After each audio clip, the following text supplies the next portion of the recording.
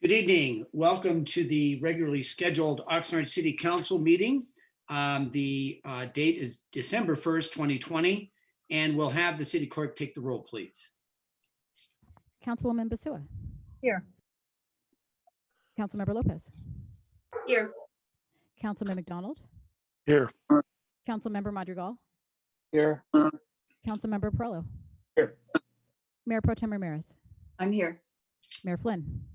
Present. Mayor, we have a quorum, and the agenda for this meeting was posted in the City Hall kiosk on Thursday, November 19th. Thank you very much. And we have a very special appointment item this evening, and that's why we're starting it just shortly after 5 p.m.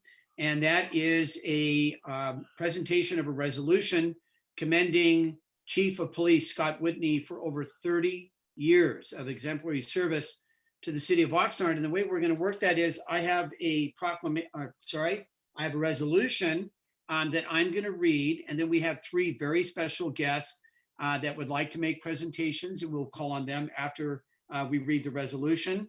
And then we have public comments, and then we'll have members of the council make their individual comments about Chief Whitney and his service. So this is a resolution of the City Council of the City of Oxnard commending Chief of Police Scott Whitney for over 30 years of exemplary service to the City of Oxnard. Whereas Scott Whitney began his law enforcement career with the City of Oxnard as a police officer trainee on March 5th, 1990. He graduated from the Police Academy on August 5th, 1990, and was promoted to senior police officer on May 6, 1995.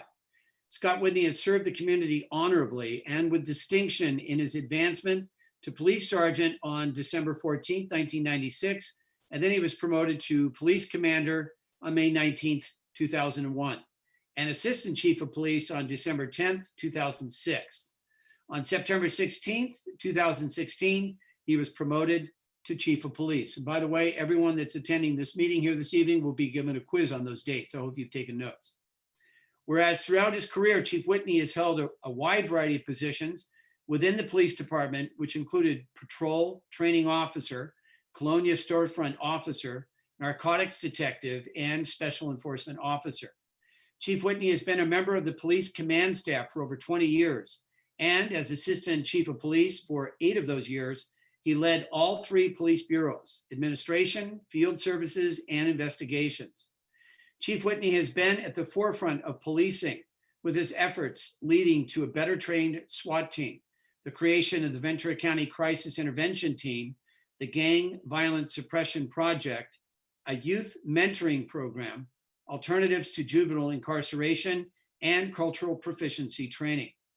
Chief Whitney has been a champion for community policing, with many innovative programs to connect with our youth, protect our vulnerable populations, be responsive to our neighborhoods, have more positive community contacts, partner with community leaders, leverage many social media platforms, and host community events at the police station. Chief Whitney saw great value in Oxnard's faith groups in contributing to a stronger city, and created an interfaith network and faith council to encourage our faith communities to join together for a better Oxnard. Under Chief Whitney's leadership, the City of Oxnard has enjoyed 4 years of declining crime, improved police community relations, and an improved culture of success within the police department. Under Chief Whitney's leadership, the Oxnard Police Department was awarded the prestigious 2018 James Wilson Award for Excellence in Community Policing. Throughout his career, Chief Whitney has earned a reputation for being an outstanding officer, a thoughtful problem solver, a respectful listener, a supportive supervisor, and a visionary leader. Whereas Chief Whitney also served as the assistant city manager for nearly 2 years, and for 6 months served as both chief of police and the interim city manager.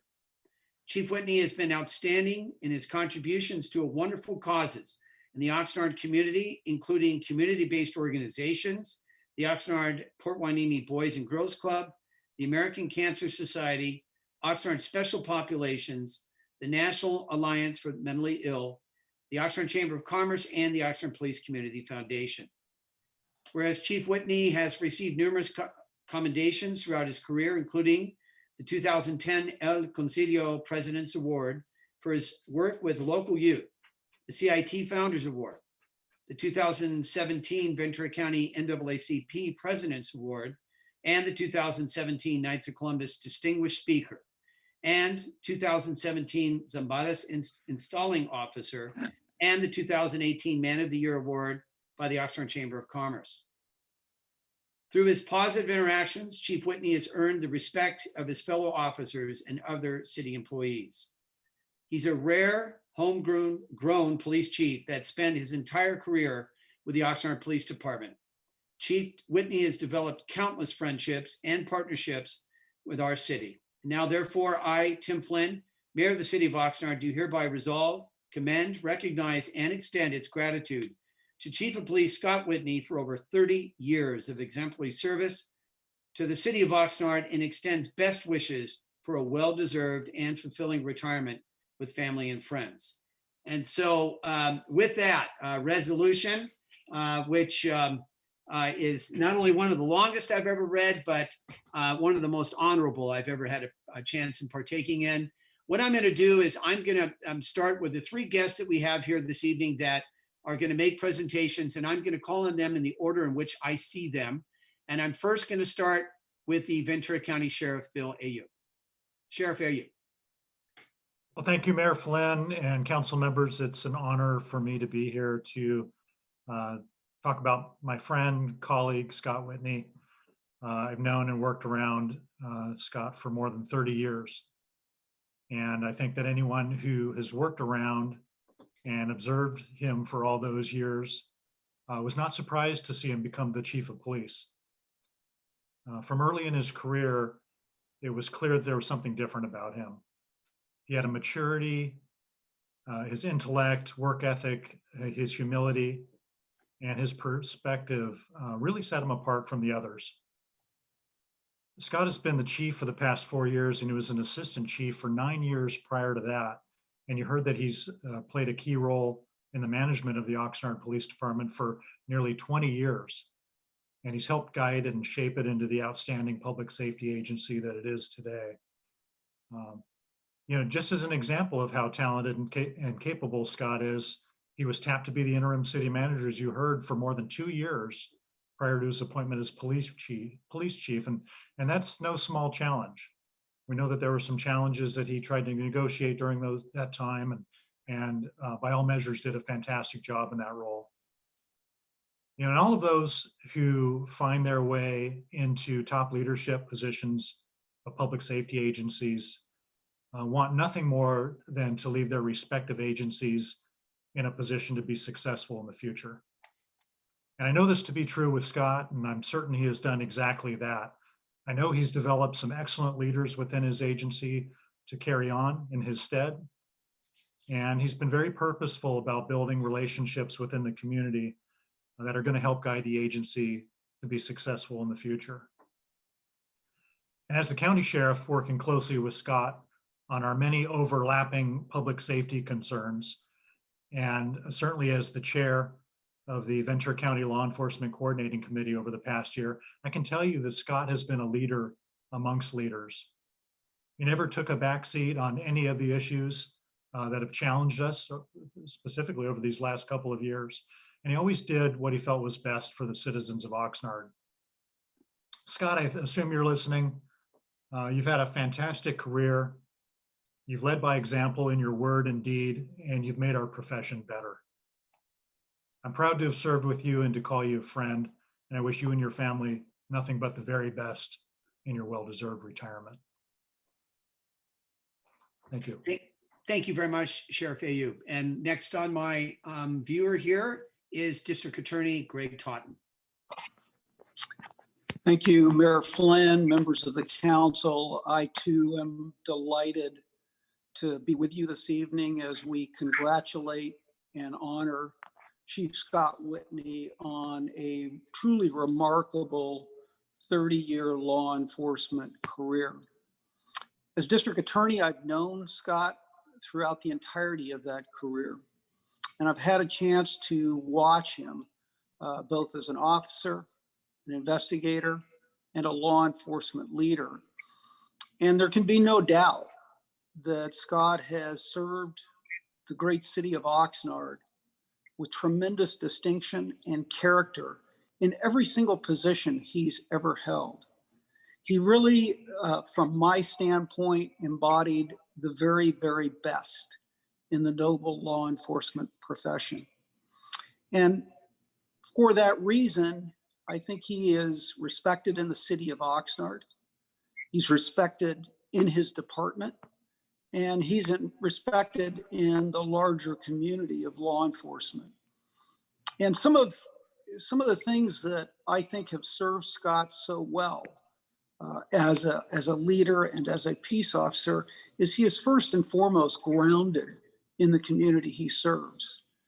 No one knows Oxnard better than Chief Whitney. He knows the people that are in positions of leadership, but he also knows the people that are in communities and in neighborhoods impacted by crime. And he has the uncanny ability to connect with those individuals in a way that matters, in a way that tells those people he respects them and he's interested in what they think about Oxnard and how to make Oxnard safer and better for everyone. Another asset that Scott has brought to his role as chief is that he is truly a progressive law enforcement leader. When you think about the challenges facing law enforcement today and throughout the tenure of Chief Whitney, this has been perhaps the most challenging time in modern history to be a leader in a law enforcement agency. And Scott has not just survived that time period, he's embraced it with innovative programs to reach out and touch our youth, with leadership and integrity and the way he leads his troops and his officers forward every day. And he's also shown that there are things we can do to improve the treatment of the mentally ill, to improve the treatment of those that are homeless in our community. And he's done that as a member of the community, first and foremost, not just as the chief of police. Because of his leadership, as the sheriff pointed out earlier, Scott has enjoyed great respect and trust among other law enforcement leaders and other law enforcement agencies. He's somebody who influences the direction that we all take in trying to serve our respective areas of responsibility and the communities that we serve. And so, Scott, I just want to thank you for your friendship and your leadership over many years. I want to congratulate you on this great day in your life, this day of retirement. And I want to commend you for a very noble career as a peace officer and as a law enforcement leader. I wish you and your wife and your family great joy and happiness in retirement. And I hope you don't stay out of the business too long. I think you're still young enough and healthy enough that there's more things for you to do. And I look forward to seeing what the future holds for you. May God bless you always, Chief Whitney. Thank you. Thank you very much to the District Attorney Greg Totten for those kind words. And we'll go next to California State Assemblywoman Jackie Irwin.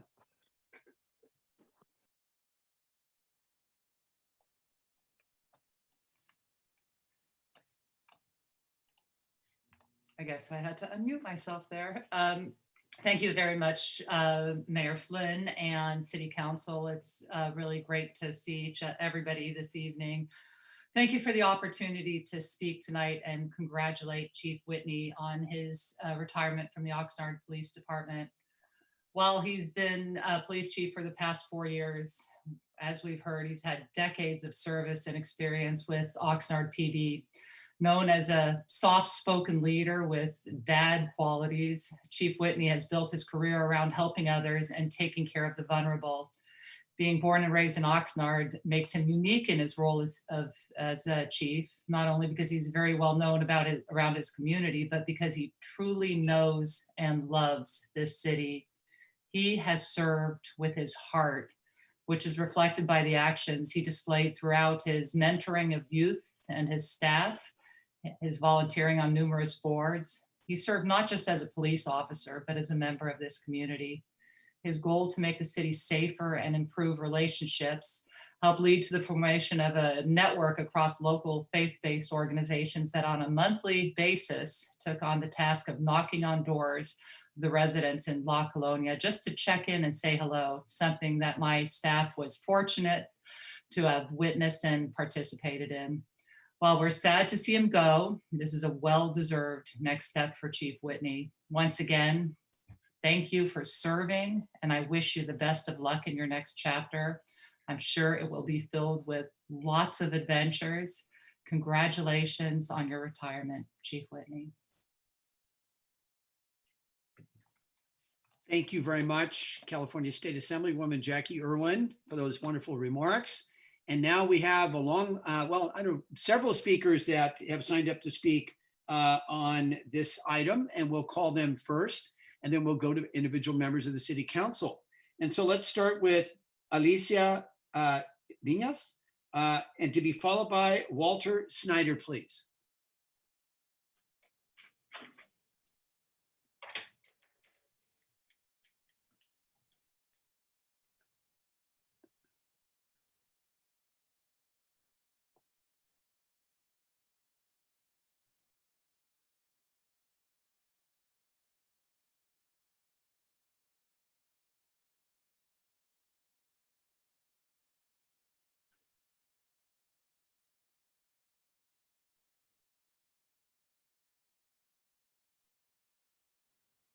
It says it's ringing, so Okay. we're just waiting for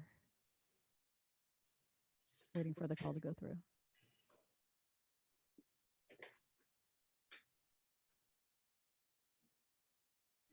Okay, it looks like it went to voicemail.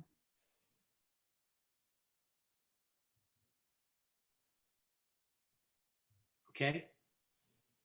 We'll go to Walter Snyder to be followed by Lucy Cartagena, please.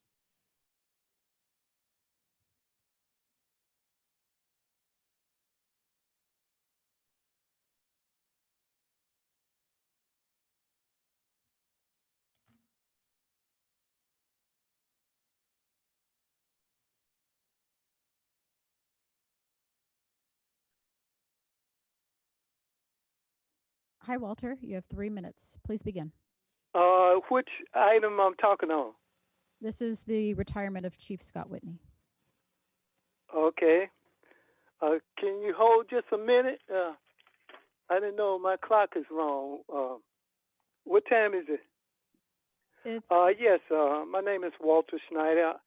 I'm going to make a comment on the Oxnard police, the experience that I had with the Oxnard police, and I try to resolve some of the problems. Basically, giving you an overview of what happened. I had a car that I parked over on Gibraltar and in front of somebody, one of the Mexican America house, and I only would park there about 3 or 4 hours. Someone, the people in the house, called one of their friends, Mexican police, Mexican American police up at Oxnard police station, and they came and towed my car away. And I've been trying to get the city and the police department to pay for illegal towing my car away, and it's a violation of due process of law. And they gave me no warning. They didn't put no notice that you need to move your car. They told me my car was abandoned, and I only put my car was put over there because someone was in my parking space where I live, and they gave me no notice. And when I tried to find out where the car was at, they said they didn't know. And I contacted the insurance company. Insurance company said that the police had towed my car away. And I filed a lot of complaints. I filed a complaint with the city. I called up there several times. I called a couple of weeks ago to try to talk with the chief, and I left a message with his secretary of Spanish, Mexican America. Secretary, no one called back. I've been calling every other month, and no one addressed my problem. The mayor been praying the police department, but I have a campaign of hate had been launched against the black here in Oxnard, especially singer. I got over $300 worth of ticket parking near Gibraltar, and they were illegal tickets. Sometimes it wasn't even on 30 the seconds. same date. I went there, tried to talk with some of the people, and then several years later, I parked on the other side of Gibraltar. Someone shot my car up with a 9mm. It went through my front windshield and went through the back windshield, and the insurance company would not pay for it. I went and called the police of Mexican America. The police there, he couldn't even write down the right type of car. He was sitting right there. He was standing right there. Couldn't even write the Time's tag up. number down. Thank you, And Mr. I Snyder. correct. Wait, I'm not through talking. Wait a minute. I'm Mr. not through Snyder, you talking. only have, Mr. Snyder, you only have 3 minutes, sir. I apologize. You can also speak during public comment. Thank you very much. Okay, the next speaker is Lucy Cartagena, to be followed by Reverend Greg Runyon, please.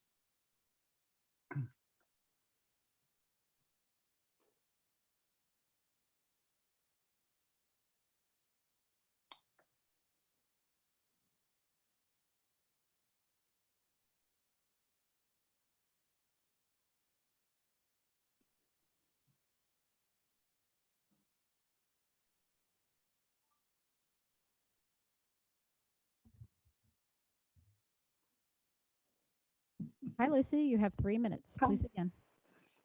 Is this public comment? It's the police chief retirement item. Oh, okay. Hi, this is Lucy Cartagena. I just wanted to wish our awesome chief a going away.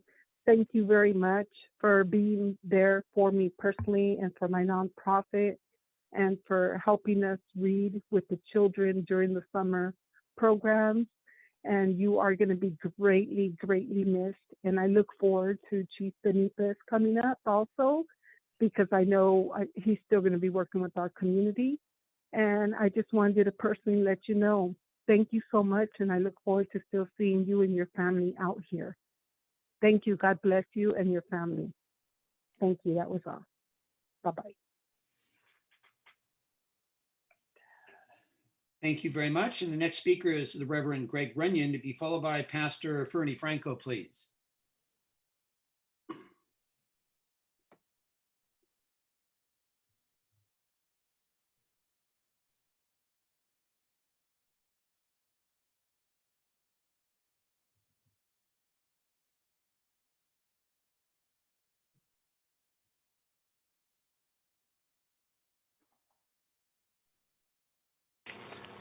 Hi, Greg. You have 3 minutes. Please begin. Hey, okay, thank you. So I just want to be very clear and say that our community has been very, very blessed to have had a police chief like Scott, but it's beyond the police chief, it's the man. You can hear just from some of the comments that were made that this can be a thankless job where people are continually reminding you about the things you haven't done, and sometimes we forget to thank people for what they have done. So I just want to thank Scott for being the man that he is, for the legacy that he's left. He's been a friend of mine, and, I think the thing that all of us have to remember about Scott is that, the only thing I would ever even question about him is that he was an Oregon Duck and not a USC Trojan, but we can talk about that another day. He is a man who's given so much to every community that he's been in, and the job that he's done has made the job that Jason, our incoming chief, will have to do, has made it that much more clear about the things that need to be done. But I also, beyond just wanting to thank Scott, and I'll get back to that just in 1 second, I also want to thank those of you that are on the council that are going to be moving on to other things in life. Mayor Flynn, we want to thank you for all that you've done and the hard work that you put in the community all these years. And Carmen, congratulations on your victory, and we know that you will continue to give back as you have. So to Carmen and Tim, I want to say thank you to you as well. So Scott, last as a police chief, there's so much more than just making arrests and filling out paperwork. It's about the qualities that you set for a community. You've been selfless.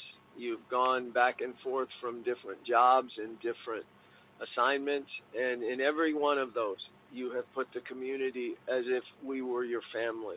And now I encourage you to enjoy your family, to give back to them as you told me. They've cashed a check now, but you know what? You're more than a check. You are going to leave them a legacy of love, and I just know that in the days to come, you are going to be a tremendous, tremendous asset to our community. But thank you, Scott, for being the man you are. Thank you for being the father you are and the husband you are. And our community will miss you as a police chief, but we're going to welcome you as a man. So thank you, Scott, and God bless. Thank you very much. The next speaker is Pastor Fernie Franco, to be followed by Peggy Rivera, please.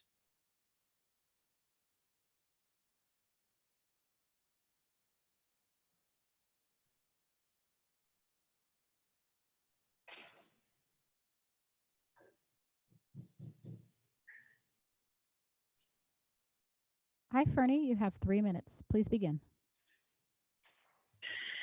Hello, and again, as everybody has been just congratulating and appreciating, I want to say that my apologies. I really haven't had a chance to hear everything. I just came in from out of town, and I just catching up here on what has been said the last few minutes. But I am aware of the time that I have. And I just want to say, to Chief, enjoy the next chapter of your life. You have given 30 years to the great people here in the city of Oxnard, and myself included. And I just want to say that you brought so much transformation to the city. And as Pastor Greg was mentioning earlier, that the man that you are, I mean, speaks volumes. I mean, you just have made an impact in this city. The day that I found out that you wanted to walk the streets,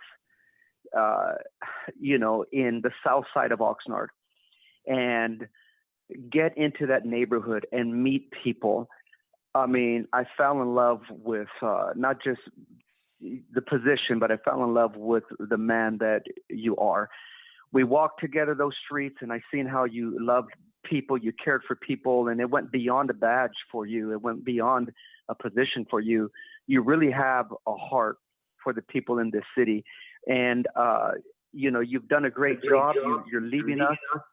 You're leaving us with Jason, who I know who has been trained well, taught well, and us church folks will call that discipleship. But you basically reproduced yourself, and you did a great job, and speaks, again, volumes of what kind of leader you are.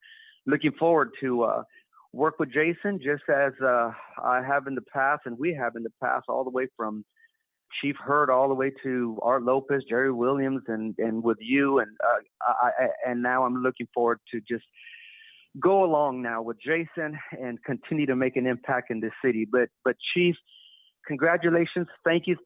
You did something that was very impressive that I hadn't seen in all these years working in this community, is how you were able to pull, and this probably was mentioned already, how you were able to pull all the different faith leaders together and bring such unity amongst all of our churches. And I know that this city will continue to be changed because of your leadership. Thank you, Chief. Congratulations.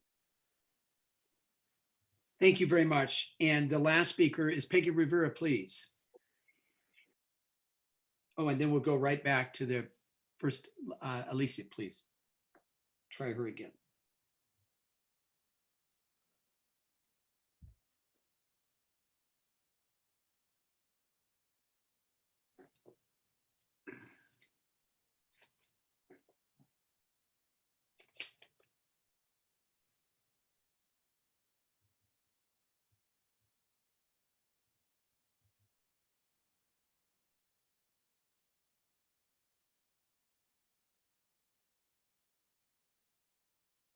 Hi, Peggy. You have 3 minutes. Please begin.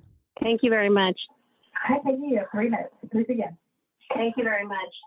Hi, Peggy. You have 3 minutes. Please begin. Can you turn down your TV in the background, please? Yes, let me turn it off.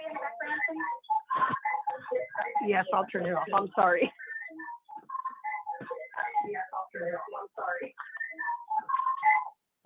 I'm sorry. I apologize. I just would like to say, it was saddened in my heart to know that Chief Whitney is leaving because he's done such a great job in our city. He's a man of integrity. He's humble, and he is truly an Oxnardian. Although I know that he leaves our city in great hands with Benitez and Fontagard, they've learned from the best. We are truly going to miss him. But all I want to say for the Hispanic community and many others that I've spoken to since his announcement of leaving is this: Scott, que Dios te bendiga. And translation is God bless you, and we wish you the very best during your retirement. So thank you very much for everything you've done for the Commission on Homelessness, for the people that are on the street. We thank you from the bottom of our heart. Thank you. Thank you very Thank much. you. Thank you very much, Peggy. And we'll go right back to Alicia, please, to see if we can get her one last time.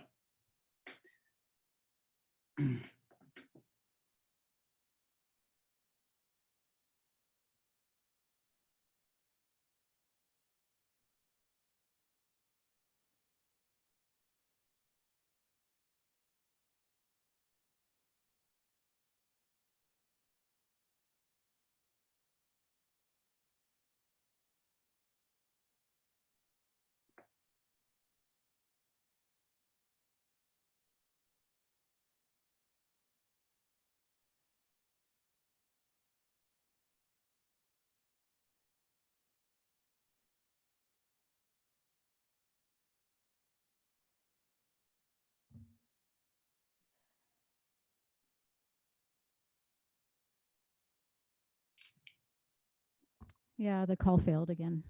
Okay. Going to voicemail. All right. Okay, very well. Now, then that concludes the speakers. And I believe next we're going to go to the city manager. Mr. Nguyen, please. Thank you, Mr. Mayor. And I also wanted to especially thank our guest speakers, the sheriff, the district attorney, and our assembly member.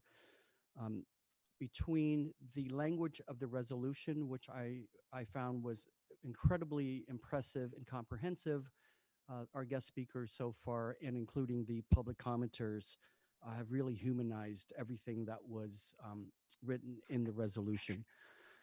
So there's not a whole lot for me to add, so I'm going to do a few items.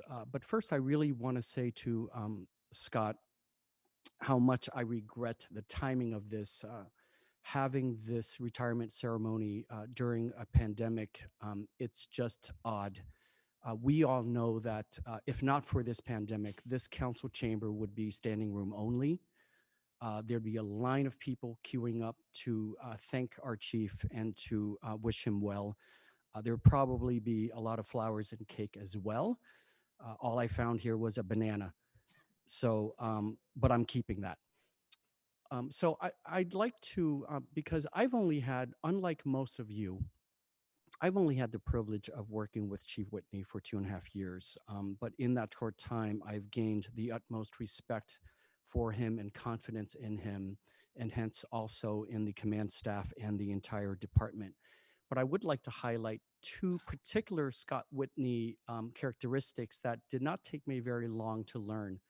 So first, we're going to have a very brief video clip. We didn't create this. It's actually more like evidence. So if I can have the clerk pull this up very quickly. So this is very brief. So the title is How to Make a Short Story Long, the Scott Whitney Way. So just listen, very brief. So that's all I have. I'm glad I was able to get it done in 20 minutes. My staff didn't think I could do it in 20 minutes. We'd be happy to answer any questions that you have. Can we get a time check? I believe it was 36 minutes. Thank you. Okay. So please note, So there he is smiling because he finished under the clock. But what happens is the clock was set to 20 minutes and it counts down. And when it reaches 0, it starts counting up. So as you can see, he went 16 minutes, 10 seconds over. But when he finishes, he claims that he finished under the time. So that's one of my favorite Scott Whitney characteristics, which is his ability to convey important messages and stories and to really make people understand what's important. The other thing I learned about Chief Whitney is when I'm having various discussions with him, I've noticed that, and I noticed this early on, when he wants to make a serious point, or rather more when he's trying to convince me of something specific, he lowers his voice. I don't know if anyone else notices that. I picked that up pretty quickly. And it's sort of like his own version of a Jedi mind trick. I'm not sure if it works on anyone else, but in the end, you just get a banana. So all I can really add to everything is it has been such a pleasure to work with such a phenomenal chief of police, whether it's here in Oxnard or anywhere else in the country. You are definitely the cream of the crop. So I'm just so thankful that you were here when I joined Oxnard, and you certainly made my first 2.5 years so much easier as city manager, because the one thing I never worried about at night was our police department. Worried about a lot of other things, but not about our police department. And that simply speaks volumes to your leadership. So, Mr. Mayor, with that, I'm going to turn it back to you. Thank you. Thank you very much. And Mr. City Manager, that was the slideshow, just to verify that, correct? No, the slideshow is from the police department, and that's about to begin. Okay, very good. We'll start with the slideshow.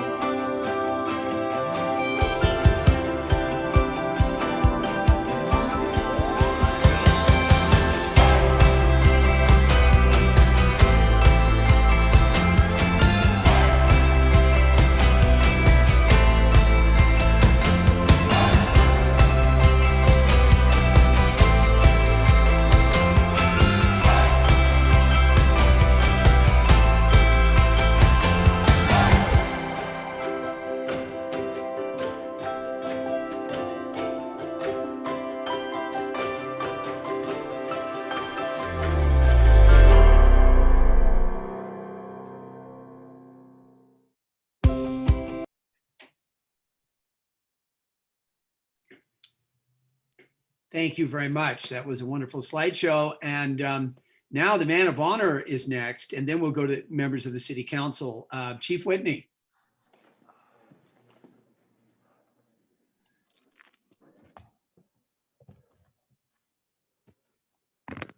Good evening, Mayor, Mayor Pro Tem, and council members. I'd like to start off, since we're sharing stories. I have an Alex story, if that's okay. Does he use this with anybody else? Can you live with it? How are you supposed to answer that? I can live with a lot of things. That's an Alex Nguyen-ism. The recognition was definitely not necessary, and it's not in my nature, not my style to kind of seek out the accolades, but I definitely appreciate it. It was a nice surprise to see the dignitaries were very fortunate to live in one of the safest counties in the country. We've had a great relationship with law enforcement in the county. I texted the assembly member, Jackie Irwin, and told her, you do not have to stay on this call. Appreciate you being on here, because I know she's very busy, but she said she wanted to hear the comment. So I think that also shows you some of her character.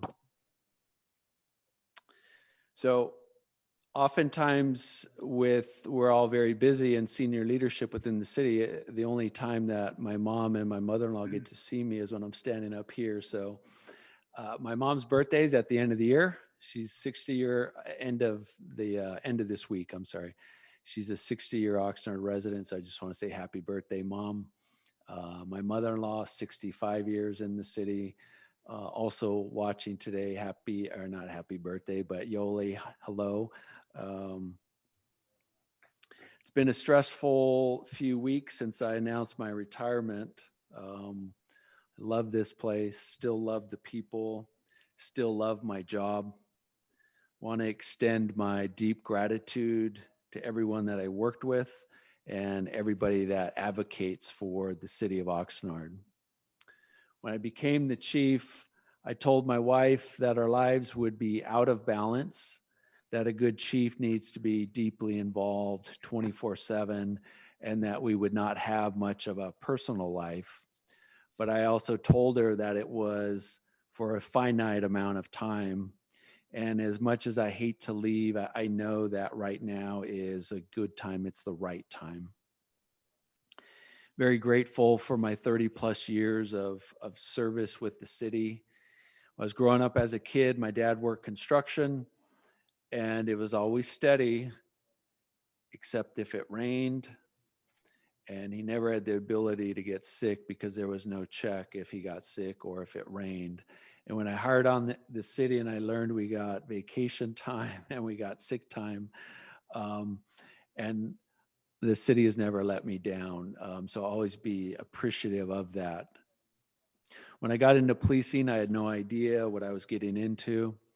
The job was much busier, more dangerous, and much more challenging than I had imagined. I learned early on that a good police officer is a problem solver.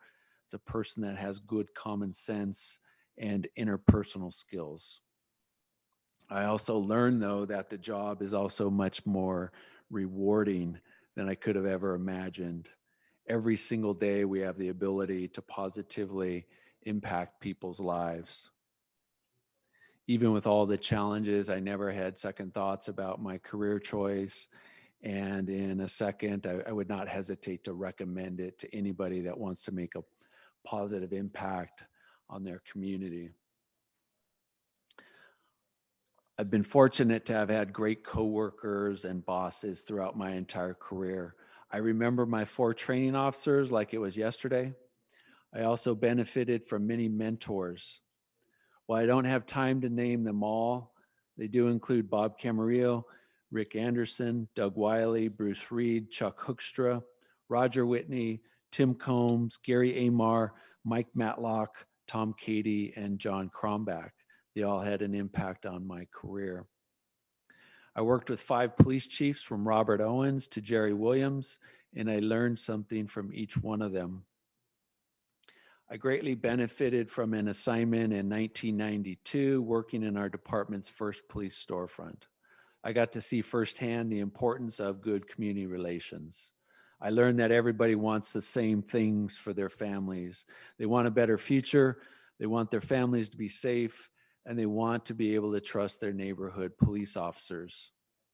I will say with great confidence that the Oxnard Police Department is an outstanding organization. That doesn't happen by accident. It does not happen overnight, and it does not happen with a single chief.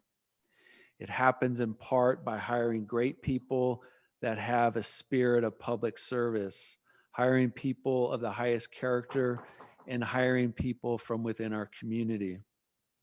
It's been my honor to work alongside these hometown heroes that display their courage on a daily basis. When my wife Lisa was killed in 1998, I wasn't sure that I was going to stay in policing. We had met in the academy, and I didn't think that the job would ever be the same for me. I benefited greatly, though, from a police chief and a department that was patient with me and that supported me. I also learned the power that a chief can have when he or she possesses and displays empathy. In 2001, I was promoted to the rank of commander. Since that time, as one of the bosses within the police department, I've done my best to advocate for persons suffering from mental illness, juvenile offenders, our immigrant populations, persons with special needs, and those that are drug dependent. I believe that police officers are in a unique position to be champions for vulnerable populations. I've worked closely with Jason and Eric since 2006. Much of our work and accomplishments were geared towards setting the right policies, the right practices, and ultimately getting the right culture. For a high-functioning police department, this is the stuff that nobody generally sees. People generally do not look under the hood if there are no problems. Working with Jason and Eric over the past 14 years has been one of my greatest fortunes. They have had an outsized impact toward professionalism within the Oxnard Police Department. In 2014, I took on the position of Assistant City Manager. What I had not fully realized before was how many dedicated and essential workers we have throughout the entire city. It was a tough time, and there were many mistakes that needed to be cleaned up. But what sometimes got overlooked was that we still had 95% of our employees working hard and doing good work for our residents every single day. In 2015, I presented the city's budget for adoption. We proposed millions of dollars of cuts, and many positions were eliminated. My experiences working in the city manager's office gave me a true appreciation for all of the tough decisions that the city council has had to make over the past 7 years. I want to thank you, Mayor Pro Tem, and all of the council members for your willingness to roll up your sleeves and do the heavy lifting that's been needed. When I worked as the interim city manager, I asked Ashley Golden to step up and take on more responsibilities. I have not seen many more people give more effort to the city of Oxnard over the last 4 years than Ashley. I worked with the city council subcommittee to select our current city manager. When you bring in somebody from the outside, the reality is you never truly know what you're going to get. Our city hit a home run with the hiring of Alex Nguyen. He's led significant and positive changes in our city, and I'm excited for Oxnard's future. In my time as a police chief, our department has been laser focused on reducing crime. I'm proud of our successes with significant reductions in violent crime and property crime. But we know that enforcement must go hand in hand with engagement. Our department has also put forth much effort on better engaging our community. We look at every contact as an opportunity for a positive connection. We look for more opportunities at non-confrontational contacts particularly with our young people. And we look for opportunities to partner with our residents to solve problems. Whether it's our schools, little leagues, car clubs, our faith organizations, or the residents from various neighborhoods, I'm going to miss the many friendships that I've made, and I'll look back fondly on the partnerships that we developed. It's been over 3 years since Officer James Langford got into the serious motorcycle accident. I will never forget how our department, our city, and law enforcement throughout the state came together to support James and his family. My greatest privilege as the chief was representing the men and the women of the Oxnard Police Department as we honored Officer Nathan Martin. Timing a chief's retirement can sometimes be tricky. I'm confident that the time is right, partly because of who I'm handing the baton off to. We all know that Jason is going to be a great chief, and the police department is going to continue to get better. Retiring from the police department is not going to be easy. For the past 20 years, I've been on call 24/7, and I'm going to miss the fast pace. But it's also going to be nice to be able to take a deep breath and slow down a bit. It'll be nice to read all the books that I've stacked up, to have time for extended family and friends, and to snowboard in the winter and learn how to surf in the summer. Most importantly, I want to thank my wife and kids. I've served in many different assignments, and I've always gotten their thumbs up before taking any of them. They were part of the effort and the commitment, and much of our family time was actually spent at community meetings and special events that they attended. In closing, it's been an honor and a privilege to serve as Oxnard's police chief. Oxnard will hold a special place in my heart, and I will always be an advocate for our city. Thank you. Thank you very much, Chief Whitney. And now that's pretty hard to follow, I think, for all members of the council. Now what I'd like to do is go to individual council members who I know are going to miss you very much and would like to say a few words about your service. And so let's go ahead and start with Councilmember Lopez. Thank you, Chief Whitney. It's certainly hard to follow with your comments and just really wrapping your entire service in our city. And I'm very thankful for the opportunity that I've had over the past 2 years serving on the city council, working with you and the rest of the police department and our city staff to serve our residents. And it's the slideshow and the pictures that we all saw, I think, are just a small glimpse of your full dedication, that you have been there for our city, for our residents, for our community in so many ways, emotionally, physically, professionally, and that is something that we will all miss very clearly and very dearly. But do welcome our incoming chief, and I wish you all the best as you head into a new phase of life. But I know you will still be around. I know you will still be involved.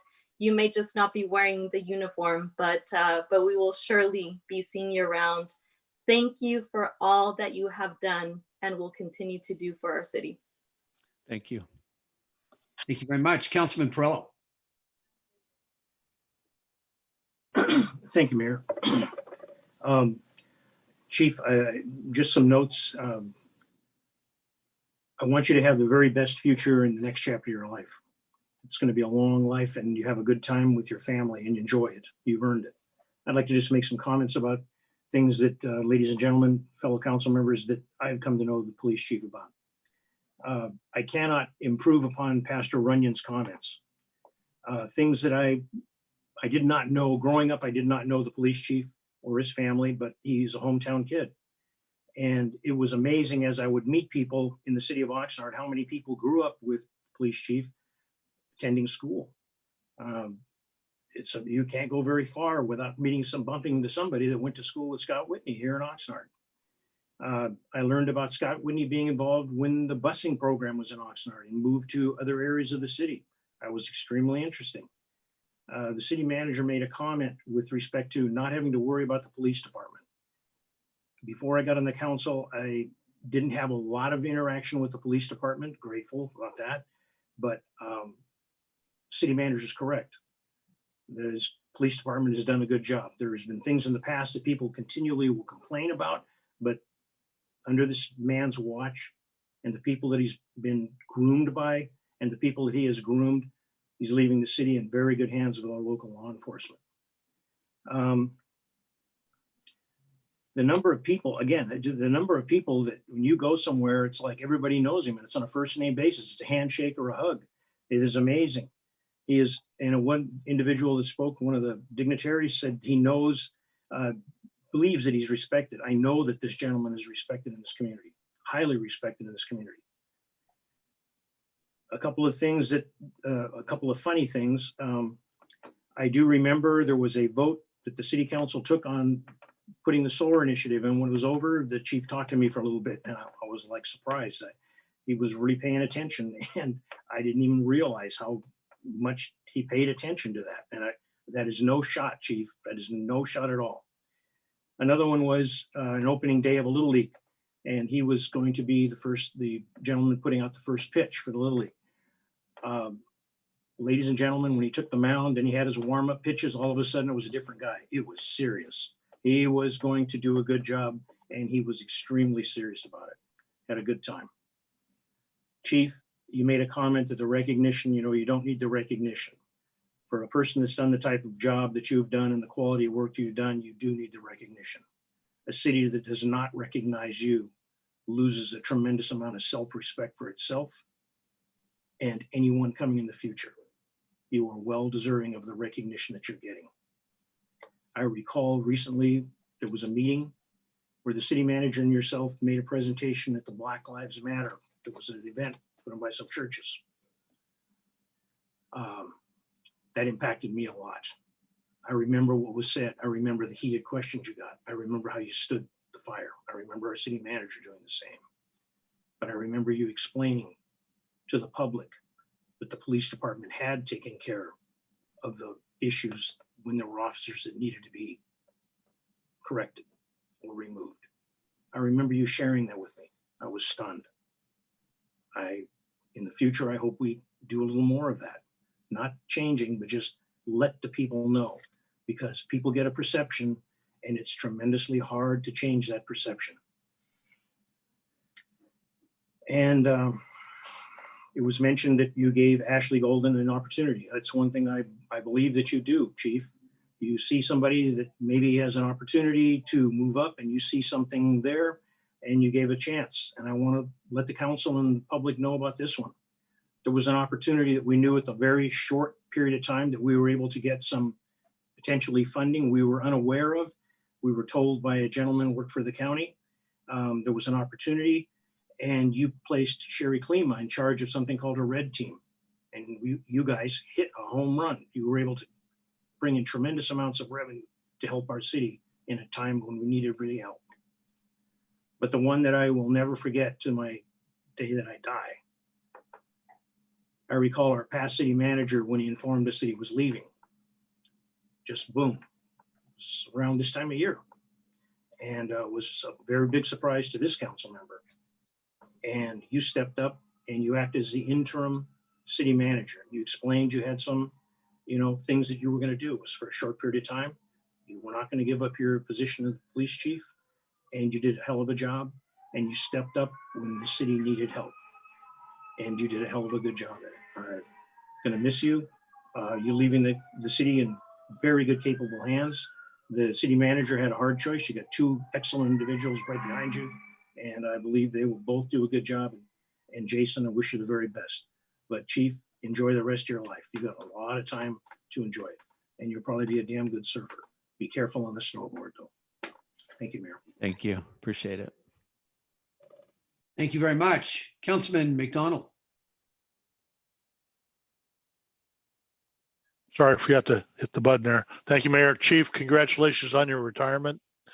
I I'm proud to say that I worked in the same department as you, worked alongside of you, and periodically we got to work in the same car, but I won't tell anybody stories about those nights. I always reminded myself while I was working with the agency about a little saying I had of remember from whence you came. And I see that in your personality, that you always remembered where you came from and you put things into focus based upon that, that you didn't rise to different levels and become a different person. You were always the same person. And I appreciate that about you. And I transitioned from working to being an elected, and I have to say that the working relationship that we had as a chief and as an elected was just the same as we had when we were both working peers side by side. And I appreciate that. And I will tell people that we may not always see eye to eye, but the big thing is what's good for your community. And we always had that focus, and you always had that focus, what's best for the community. And we're able to collaborate on a couple of things. So I'm honored that you're able to retire, that you have good health, good family. I will warn you that you're not really retiring. You're simply launching off into a new adventure. And that if your phone hasn't started ringing already, it will very quickly, of people that say, hey, how about doing this? How about doing that? Would you like to be an advisor? And sometimes I think after retirement, I don't know how I had time to do a real job with all the stuff I've gotten into. So, but God bless you. God bless your family for sharing you with us over these years. You will always be a friend. I will always like to be available to you should there ever be a time of offering advice or assistance. God bless you and your family, and thank you for all the service to your community. And I look forward to your future adventures, to hear from you periodically. And there's an Irish proverb, part of it says, may the road always rise up to meet you, and may the wind always be at your back, meaning having a safe journey into the future. So thank you, Chief, and God bless you and your family. Thank you, Councilman. Appreciate it. Thank you very much. Mayor Pro Tem. Thank you. I have been, thank you, Mayor. Scott, I've been wondering what to say because it is such a bittersweet occasion. It's sweet because you've had a wonderful 30 plus years. You're safe. You're, as far as we can tell, unharmed. And that has got to be the biggest anxiety for you and your family, to do this job and hope to come home every night. So that is a wonderful thing. And be really careful now. You just have a couple weeks to go. I really have appreciated your approach to what's going on in our city, always standing up for our city, saying you can't arrest your way out of social problems. Our law enforcement has to pick up the pieces when other things are broken, like families, like health, mental as well as physical. And the way you have stood up for a vulnerable population, particularly our immigrants, taking courageous stands. And when people around our community would say, I really don't like what you did about this, that, and the other, I would say, take it up with the chief. He supports it. And I was always so happy to do that. I really appreciated the book recommendations. I have one of your books. I tried to give it back today, but they took too long coming to the door. So I'll try that again. I'm hoping we can continue to see the Flat Whitneys around. They're very friendly, but they tell you, you better not do a 5-finger, what do they call it? A 5-finger discount. Whatever, yes. You've left, I really have appreciated how you have, along with the rest of our force, got a police force that looks like our community. That to me is absolutely thrilling.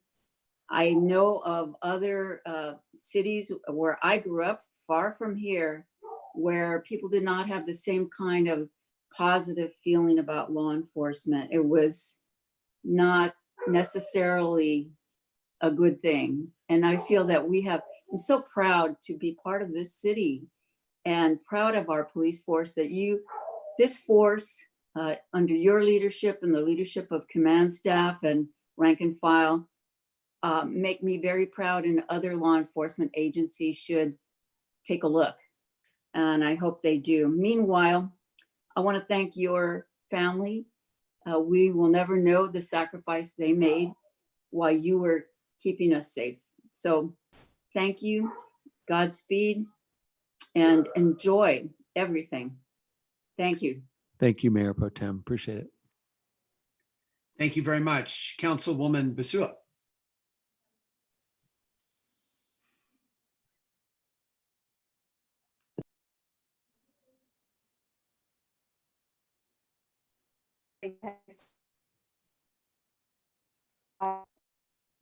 I guess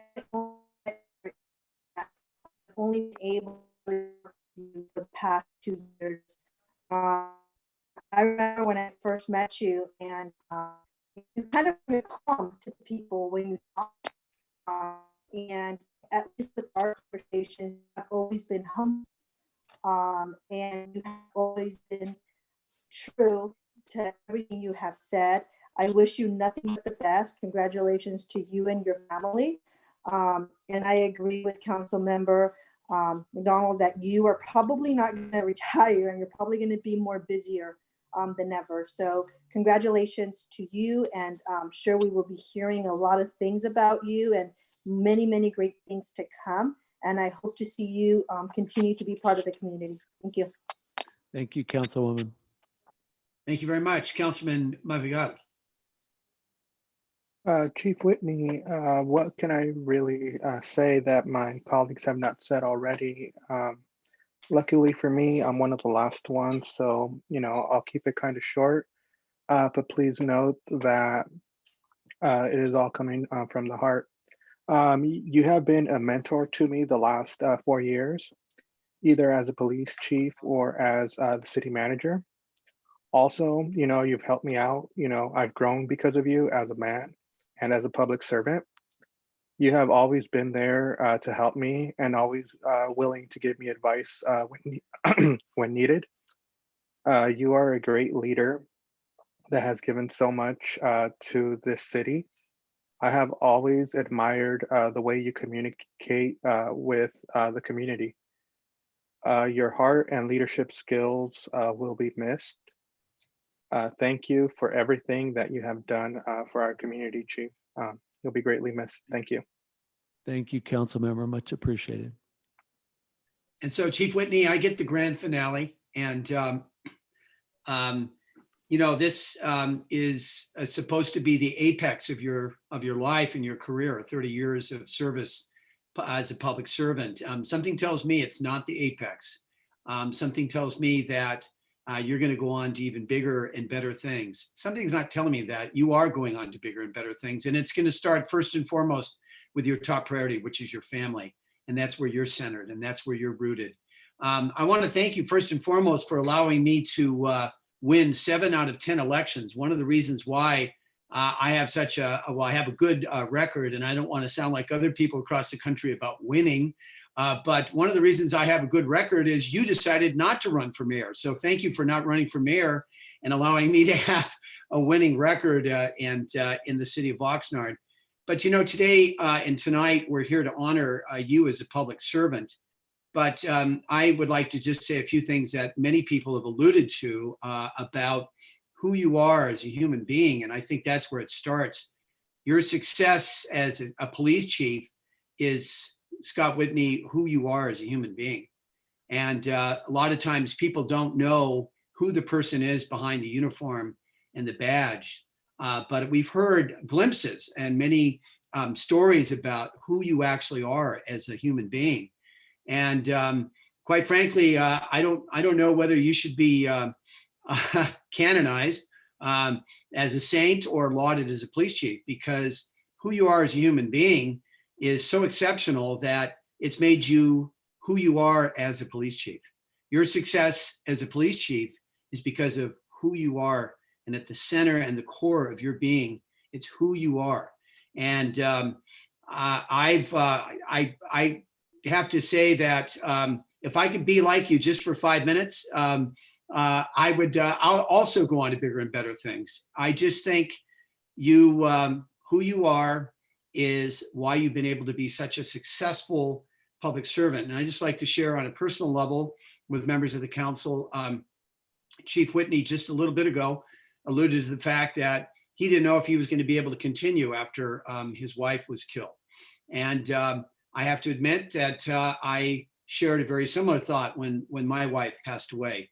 But not long after my wife passed away, it was literally within days, Chief Whitney handed me a book, and the book was The Courage to Grieve. And I kind of looked at it, and I was very thankful. Of course, I was surprised, and I had also forgotten the fact that he had also lost his wife. And then it was over the course of the next couple of days. I remember I set it on the table.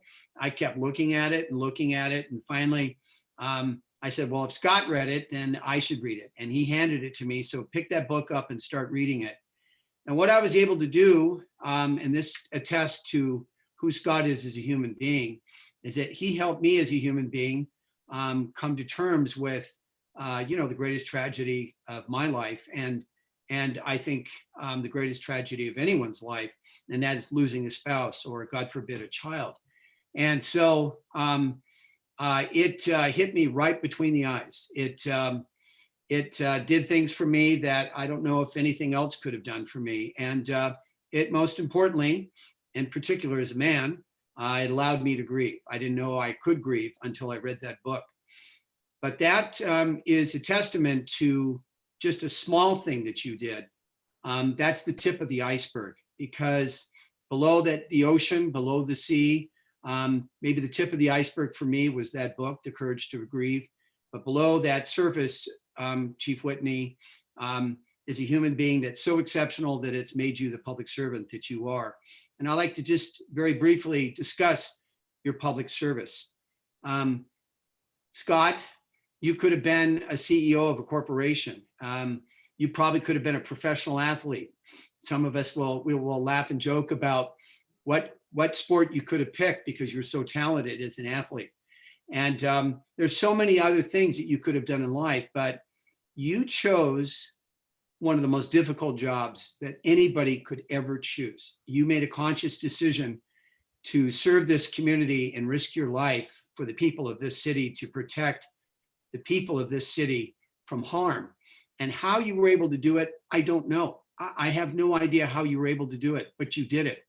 And as a public servant, many people are focused in this day of age on the negative things about police and some of the negative things that have occurred involving police. But you're a shining example of the good things that happen about police and happen about public service. And just talking about public service, it's service above self. And you even said it tonight, you more or less had to put yourself above even your own interest. Your family had to sacrifice, and you had to sacrifice time with your family to serve the people of this city. We are indebted to you for a lifetime. And you are nothing short of being great. You were just great. It's just all there is to it. I've never said this publicly to anyone. I love you, Scott.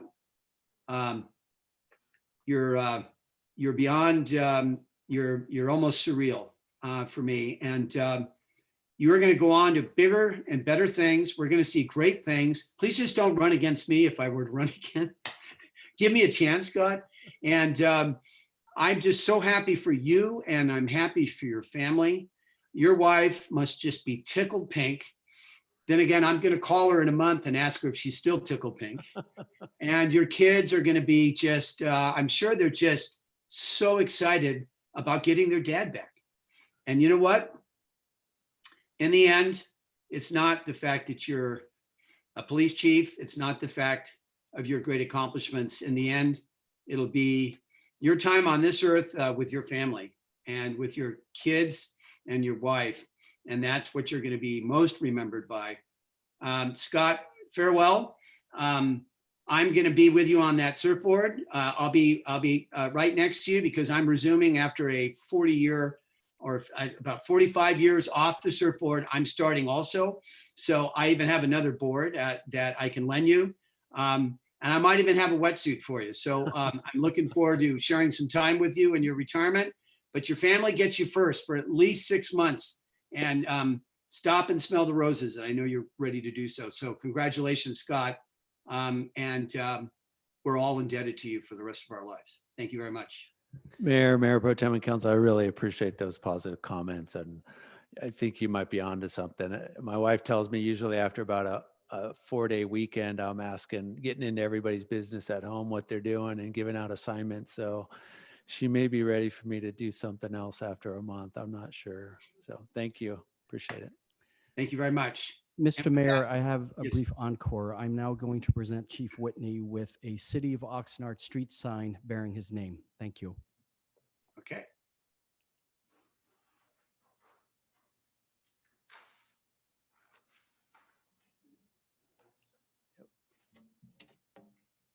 Oh my goodness. Let's give him a round of applause. I love it. Mr. City Manager, can you tell us where Whitney Way is going to be? Is that going to be in front of City Hall? It's going to be a road that never ends. All right. Did you get a good one?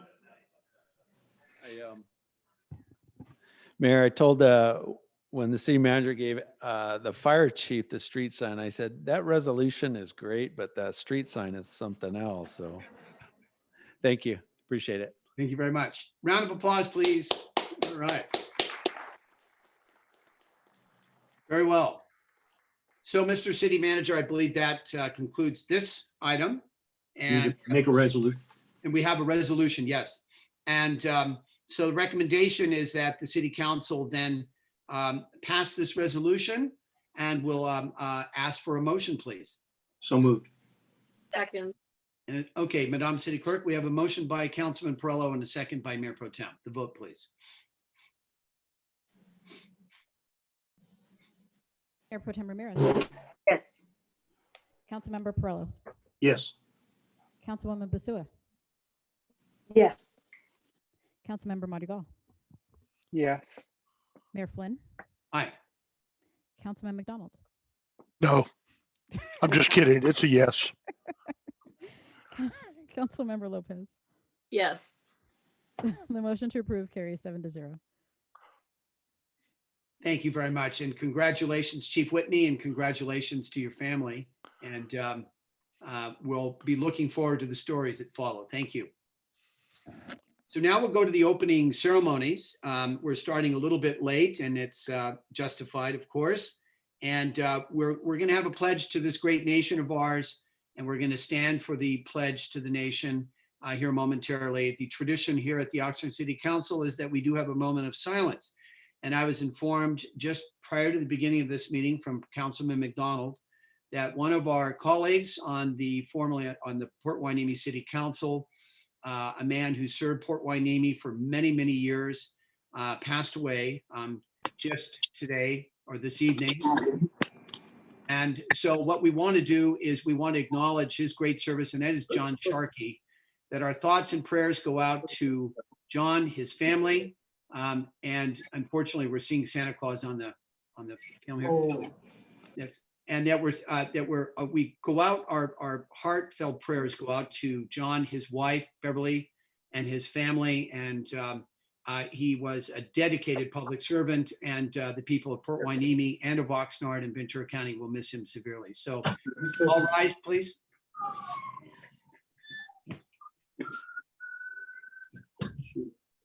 You can't take me off the image, right? Santa Claus, could you stand up and lead us in the pledge, please? Thank you. Go ahead, Santa Claus. He's on mute. Oh, he's on mute. Okay, well, at least we tried. Okay, why don't we go ahead with Council Member. I'm off mute now. Oh, okay. Santa Claus, could you lead us in the pledge, please? Yes, hands over your heart.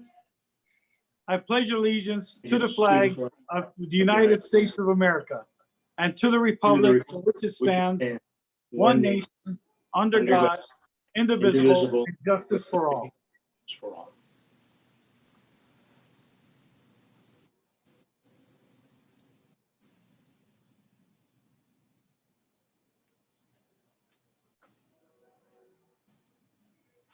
Be seated, please.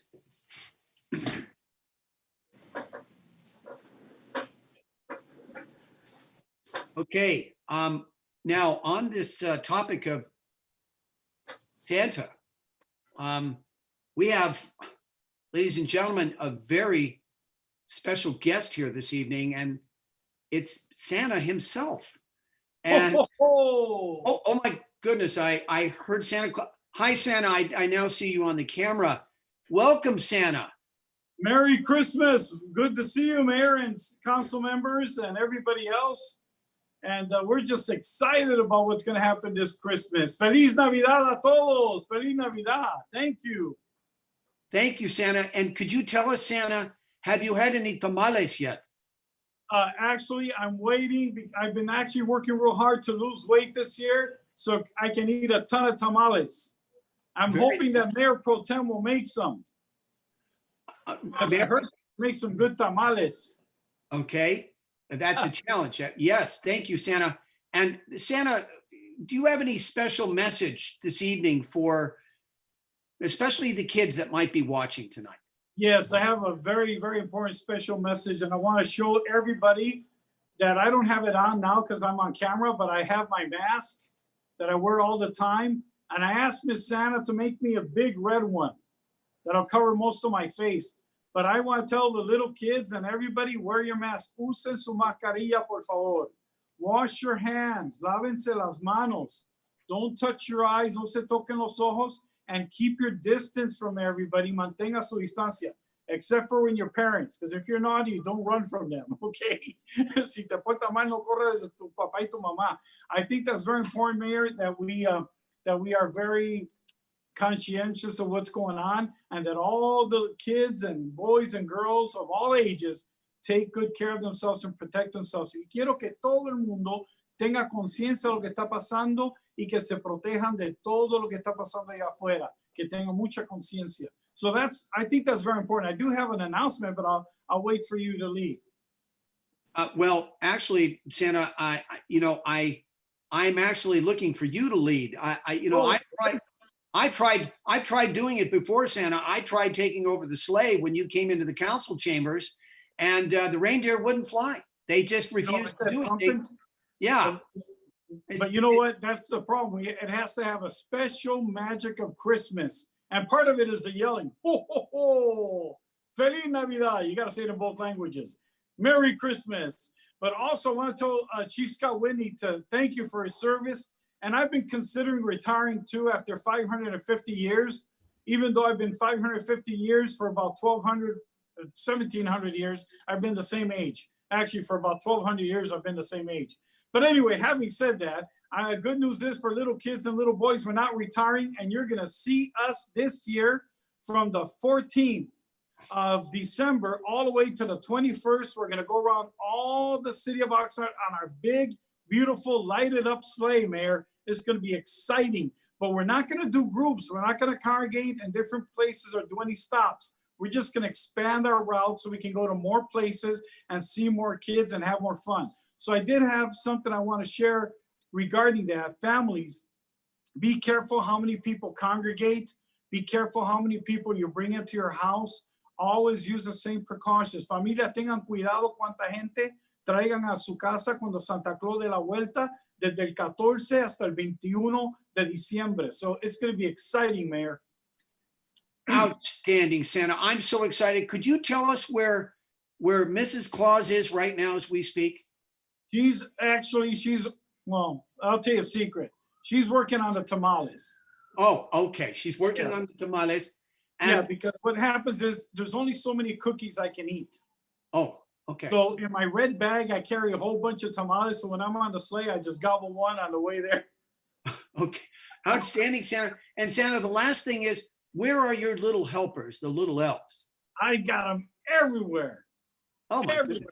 Even some of those elves on the shelves that nobody thinks they're working, they're actually working. They just work when everybody goes to sleep. They jump off their their trees are off the bed or wherever they hide them, and they start working. Their elves are everywhere, especially in the North Pole, doing a lot of work at the last minute, getting all the toys ready and all the gifts for everybody. And the reindeers are getting their hoofs all sharpened up and ready, and they're practicing. So it's just going to be an exciting time, exciting Christmas. Well, Santa, I am so thankful that you're here, that you're busy at work, that Mrs. Claus is making tamales for you, and that you're going to be limited this year on how many cookies. And you didn't forget the milk. I know that, right, Santa? No, definitely need some milk. And I'll actually, some of the comadres that are out there, you can make me a burrito con huevo, jamón, and chile. But I want chile verde. That's what I like. Just to give the comadres a little hint. Okay, so very Santa good. doesn't only eat cookies. He can eat anything else too.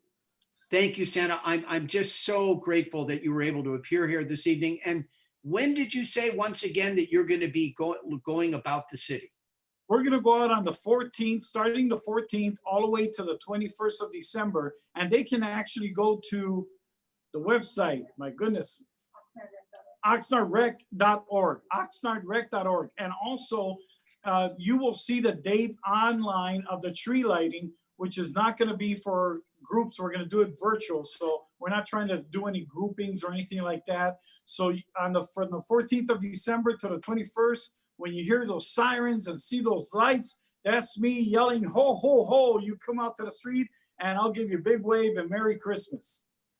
Outstanding, Santa. We're looking forward to seeing you. We're really happy that during this time where we have to be very careful, as you just said, that you're going to be coming around and you're going to make sure that you visit all the houses, all the homes, all the kids, and that you're going to be delivering, well, we're hoping a lot of presents and maybe even some tamales. And Santa, I do have one last thing I want to ask you. Do you have any advice to the children out there listening about doing their homework during this Christmas season? Absolutely. It's important because, remember, he knows when you are sleeping and he knows when you're awake. He knows when you've been bad or good, so be good for goodness sake. And that's absolutely important to do your homework because we're all watching. We all want to make sure, and plus your education is important. So in the future, you can develop a career and have even a better life, and you provide for your family and just grow up to be happy. So do your homework, obey your parents, don't do drugs, stay out of the issue with gangs and all that and violence, and love people. And I got to say this one more thing, Mayor. Remember the poor. Nunca se olviden de los pobres. Hagan sus tareas y obedezcan a sus papás. It's absolutely important that you do this homework, especially during this pandemic, Mayor, that the teachers are trusting them to fulfill their duty. And most of them are, of course, online. They're trusting them to fulfill their homework. And don't be just letting your parents do it for you. You do it yourself. Wonderful, Santa. Thank you so much. I really appreciate all of your time. And you can go back to your cookies and milk now, Santa. You got it. Thank you very much, Mayor. Love you guys. Thank you for your service to our community. And we'll see you between the 14th and the 21st. Entre el día 14 de diciembre hasta el día 21, we'll be around the streets of Oxnard. Take care. Blessings to you. God bless you, Santa. Thank you so much. Bye-bye. Thank you, Santa. And so now, given that special greeting from Santa Claus, we'll go on to the second ceremonial item here this evening, which is a presentation of a proclamation designating December 1st, 2020 as World AIDS Day.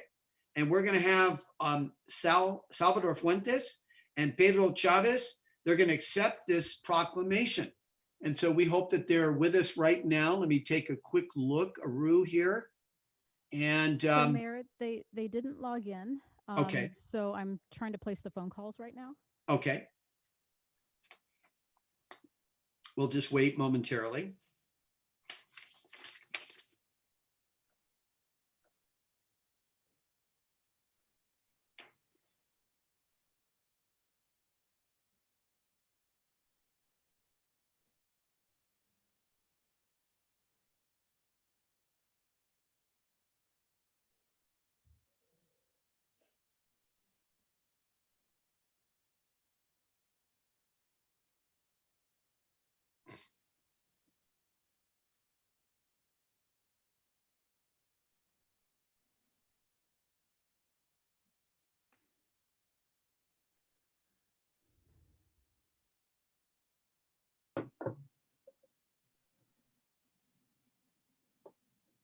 Okay, it doesn't look like Sal's picking up, so I'm going to try Pedro now.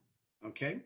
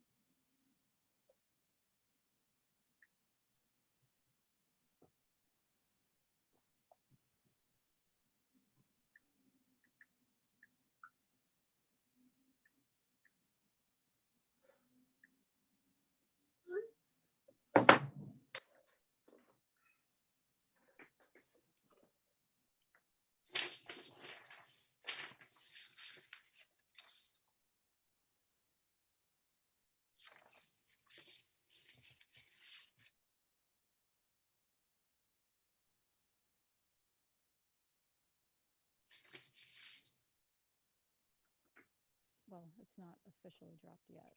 Once it says busy across that status bar, then that's when it's gone to voicemail. Okay, that call's not going through either. Okay. Okay. Mr. Mayor, if you want to do the proclamation, I'd be honored to accept it on behalf of World AIDS Day. Okay, fine. So we have a proclamation, World AIDS Day, December 1st, 2020. Whereas the global epidemic of HIV infections and AIDS requires increased communication, education, and united action to stop the spread of HIV/AIDS. And whereas December 1st of each year is World AIDS Day, a day to expand and strengthen efforts to stop the spread of HIV/AIDS. And through improved treatment, HIV/AIDS has become a long-term illness, and resources for these patients will have to continue to be made available. Whereas the only true prevention for HIV and AIDS is through education and behavioral change. And whereas the following service providers, HIV/AIDS Coalition of Ventura County, AIDS Advisory Committee to County Board of Supervisors, Quality Assurance Committee, the Center HIV/AIDS Services for Public Health, Diversity Collective of Ventura County, Planned Parenthood Tri-Counties, California Lutheran University, California State University Channel Islands, Oxnard College, Ventura, and Moorpark Colleges, Ventura County Medical Center Immunology Clinic, Ventura County Healthcare Agency, LGBT Clinic, and Gold Coast Quilt Project are at the forefront of the fight against this deadly disease. Whereas December 1st provides residents of Ventura County with the opportunity to show support for these organizations, their staff, and volunteers. Whereas the theme for the 2020 observance of ending the HIV/AIDS epidemic is resilience and impact. And now, therefore, I, Tim Flynn, Mayor of the City of Oxnard, do hereby proclaim December 1st, 2020 as World AIDS Day in the City of Oxnard and urge all residents in our community to join in appropriate activities to remember those who have lost their lives to AIDS and to provide support and comfort to those living with this disease. And Mr. City Manager, I'll present that to you and on behalf of the two gentlemen and these organizations, and thank you very much for that. Thank you, Mr. Mayor. Thank you. All right, now we'll move forward on the agenda and we'll go to page 2 of the agenda, public comments on items not on the agenda. At this time, the legislative body will consider public comments for a maximum of 30 minutes. Person may address the legislative body only on matters not appearing on the agenda and within the subject matter jurisdiction of the legislative body. Speaker requests shall be submitted and set forth on the first page of this agenda. Based on the number of speaker requests submitted, the presiding officer may impose time limits per speaker. Typically, speakers are limited to 3 minutes, but shorter times may be established as deemed necessary. The legislative body cannot enter into a detailed discussion or take any action on any items presented during public comments at this time.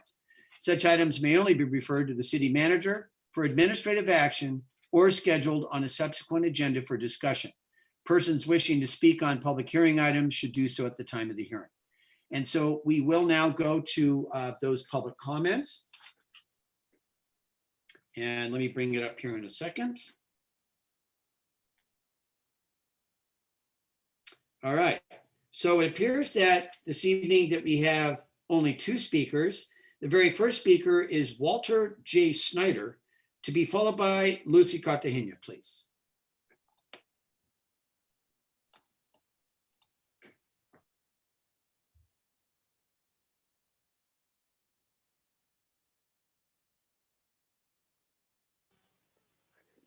Hi, Walter. You have 3 minutes for items not on the agenda. Please begin now. Yes, I'm just going to talk about the virus. And let me lower my TV down because I'm hearing the echo.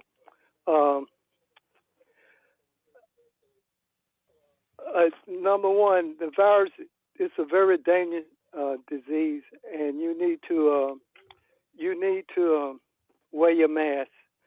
I have taken some course at Ventura College. I did a presentation at AmGym. I'm going to give you a little overview of this virus. Once it get in your body, it uses the body mechanism to create other virus. I'm give you a compare with seed that you plant in the soil.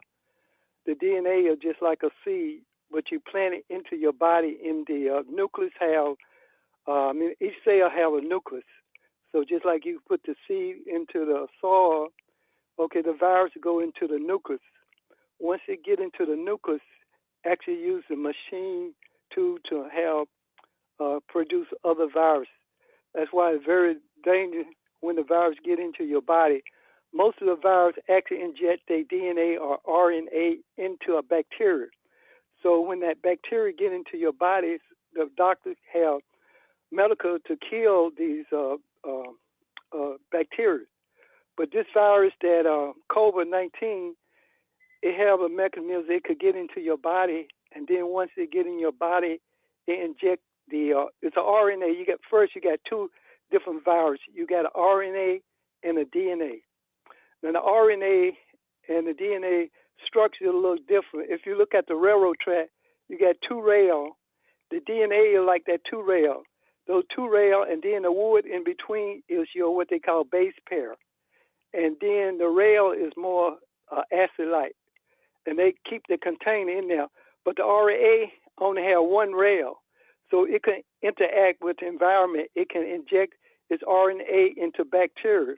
Once it injects the bacteria into a bacteria, it's easy to get into the body. So that's why they tell you to wash your hand and watch putting your hand on your face, because once that RNA get into your body, it's going to get in each cell have a nucleus. So once it's get into the nucleus, then it use the body mechanism to have baby. And just like in computer, you have zeros and ones to represent different patterns. In the body, it use chemical. You have binary code. And if you said, just like in the base pair, if you let a certain base pair equal to 0 and the other base pair to 1, you have a pattern right there. And also, once you look at the structure of that, Thank you, Mr. Snyder. The 3 minutes. Thank you very much for well, that. I'm not through talking. Let me Mr. complete Snyder, my. you have only 3 minutes. Thank you. Very well. And the next speaker, Lucy Cartagena, please.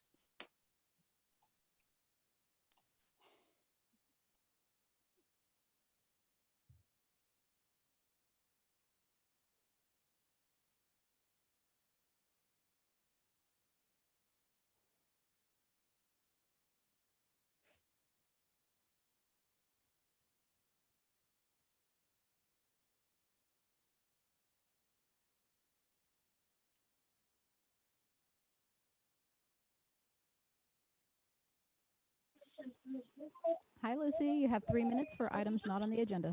Please begin now. Hello, this is Lucy Cartagena. I was calling to talk about the upcoming, hopefully, elections. First and foremost, I wanted to thank Carmen Ramirez and Tim Flynn for all their service in Oxnard, and I look forward to what they're going on to do in their future. And Tim, personally, I know I worked with him at Pacifica, always strong on education, love that. And Carmen, I worked with you personally also, and always strong and environmental. I love that, and I look forward to whatever it is you guys do out there. And also, I ran this year, and it was such an awesome experience. And I wish everybody does it because it brings us closer to the community. We get to meet people we would have never met in our lifetime, and it's such a great experience. So I really hope that everybody takes the opportunity to run if they have it. But the reason I'm bringing it up also is not only that I'm excited everybody's going on and moving on and our city's growing in a different capacity, but to make sure that we do our due diligence and are able to provide that special election for the upcoming as we transition into a different city council member for District 2. I know there's rumors in the city and the community and on social media stating that the city of Oxnard intends to go ahead and appoint a community leader, and it has never happened in the city of Oxnard historically, so I don't want it to happen now. I want to be able to still provide that atmosphere where somebody else can step up as a community leader and be able to run and experience that experience also. That's all I have to say. Thank you very much. Bye.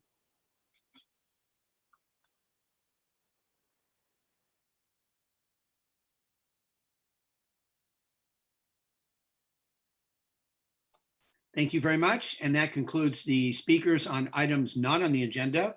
And now we'll move forward to item F, which is the report of the city manager. And the very first item is the subject COVID-19 update from the Director of Emergency Services. The recommendation is that the City Council receive and file an update from the Director of Emergency Services on the COVID-19 local emergency. Mr. Nguyen, please. Thank you, Mr. Mayor. I will be brief, and then I will invite Assistant Chief Benitez up to give us an update as well. So these are basically reminders, as we keep saying, meeting after meeting, and I understand that this, for many, sounds like a broken record, but the truth and the facts are that we are still in the midst of this pandemic, and in fact, I think it's been well documented and broadcast all over various news media that we're in yet another spike. Today is approximately 5 days after Thanksgiving Day. So for all those who traveled in mixed households, this is the day that if you're going to have symptoms, it'll start showing up. So first reminder is the state of California does have an active travel advisory. So if you've traveled outside of the state, or if you're coming in from outside the state, you are, need to quarantine for 14 days before going about wherever you're visiting or returning to in California. Next, of course, is the reminder about testing for coronavirus that's available. And there are various locations throughout the county. We have the information here on the screen, but you can find it all the time available on the city of the County of Ventura's website and also on the City of Oxnard's website. I know there was some frustration right before Thanksgiving as people rushed to test so they could go, I presumably, visit people over Thanksgiving.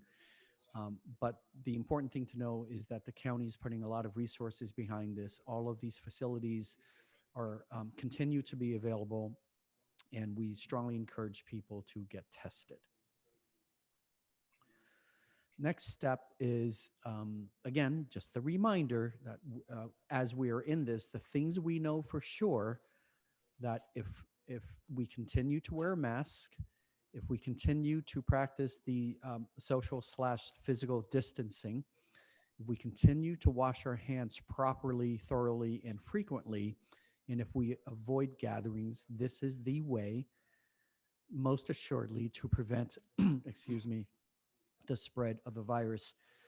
And from all the information that we have, it's very clear that there are several months ahead of us where we have to continue these practices. And you'll hear from the police chief about some of the reports we have. It's, from what I've heard, it's a little bit disheartening that not only are in some instances, people not wearing a mask and not social distancing, but they are actively gathering and throwing parties throughout some of our neighborhoods. And it's just very difficult to prevent the spread of the virus when you do that. And as some of our neighborhoods have high density of housing, these methods remain the best way to prevent the spread and the infection of this virus. So once again, please continue to wear a face covering, continue to practice social and physical distancing, continue to wash your hands frequently, thoroughly, and please avoid gatherings as much as possible. Almost everything is unnecessary as opposed to dying. And then there's also the reminder that we are currently under the state's limited stay-at-home order, what's also been called the soft curfew, so that all non-essential activities stop between 10 p.m. and 5 a.m. And with that, I'm going to ask Assistant Chief Benitez to provide an update from the police department's perspective. Thank you, Chief. Good evening, Mayor and Council. Just wanted to recap, expound on the item here about the California's limited stay-at-home in order. And just to back up a little bit, let's go back to November 16th when California, Ventura County became one of 39 counties that slid backwards into the purple tier. As of the 30th, there are 51 counties of the 58 are now in that status. The Governor Newsom issued the order for the curfew, which went into effect on November 21st and will be in effect for 30 days until the 21st of December. And since that has happened, we have actually been very fortunate in our city that the compliance rate has been very good with the curfew. And when we say this curfew is that there are still some limited activities that can take place, and we have had very few complaints within our community. This month, the police department has had a total of only 15 COVID-related calls. However, I did speak with our code compliance manager earlier today, and they have had about 53 calls during the month of November. Now, when we ask what type of calls that they're receiving, they're not receiving an inordinate amount of curfew-related calls. However, of the 53 that they've received, 33 are typically those calls where people report residents or people in the community not wearing masks when they are required to, such as when they're in a business or a public place. And a lot of those complaints are coming in actually a day late that they were reported after it has occurred. So they are doing their best to follow up on those types of places, including checking with the businesses to make sure that they are complying with the orders. So we are getting occasional infractions of this, of the order, but I can say that we're very fortunate that they have been relatively limited. So our position on the order has been very simple, and it has not changed since the beginning of the pandemic. We will continue to seek compliance through education and voluntary compliance, and we will use enforcement only as a last resort. And because of that, we've only had to issue a small handful of citations. That concludes my report.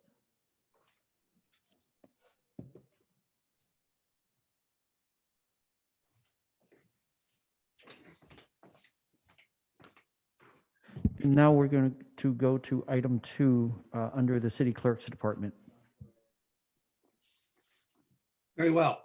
Item 2 is a preview of the new public records request software, and the recommendation is that the City Council receive an informational presentation on the new public records request portal. And we'll go to the City Clerk, Michelle Tencio. Good evening, Mr. Mayor, Madam Mayor Pro Tem, council members, staff, and public. I'm pleased to share with you tonight a preview of our upcoming new public records request software, which will be available to the public via the city's website very shortly in the coming days. So why did we need to implement the software? This chart of the numbers of requests we've received each year shows how dramatically the number has increased over the last 10 years, and particularly in the last 4 years since I've been here. My first year, 2017, we barely broke 300. This year, we've already reached 515 requests to date, and we expect to receive at least another 20 more this month. That averages out to about 43 requests a month. Some of the requests are easier than others, but my assistant city clerk, Simone, who handles these, can attest to what a huge job it is to manage all of these requests.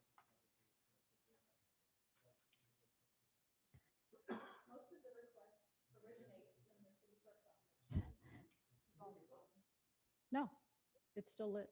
Testing? Okay. Most of the requests originate at the city clerk's office, but then they're often shipped off to other departments for fulfillment. This pie chart shares the spread of requests we've received this year. As you can see, every department is impacted, with building and engineering, legal, public safety, code and compliance, and planning bearing the brunt of it.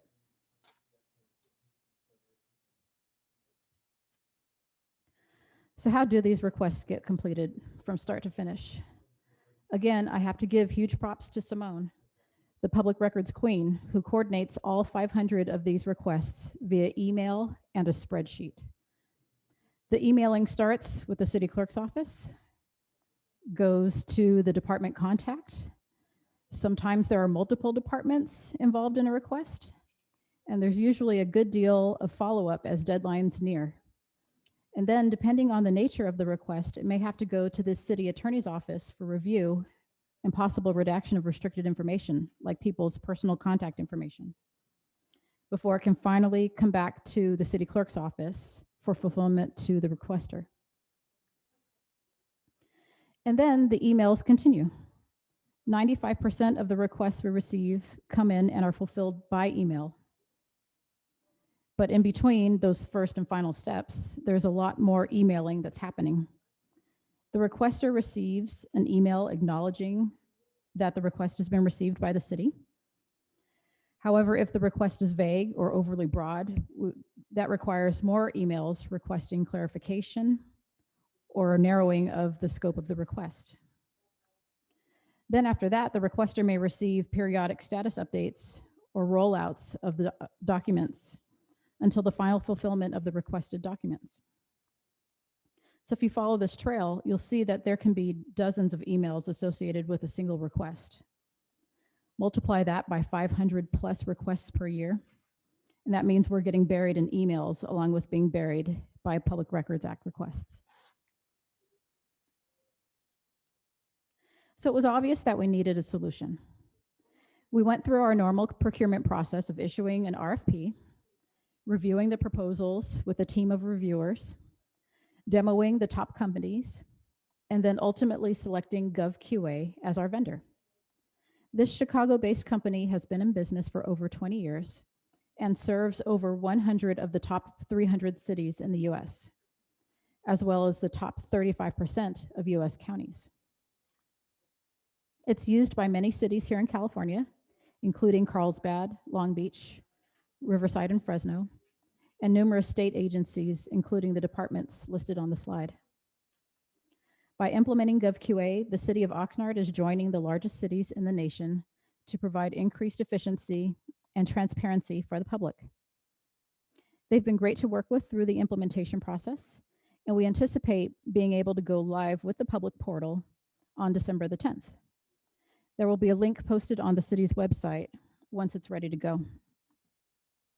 By using a robust software-based solution for managing our public records requests, it provides the benefit of keeping all aspects of the request in one place.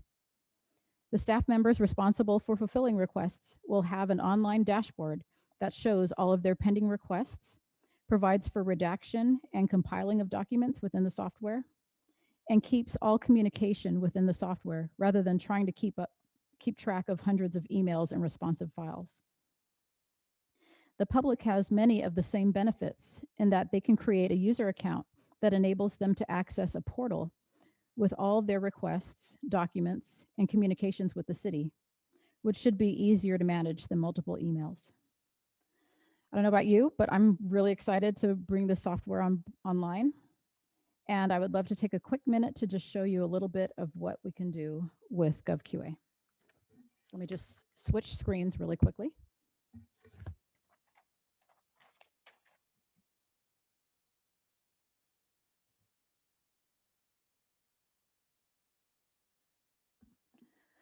Okay, so once we go live, this is going to be the public record center that the public sees.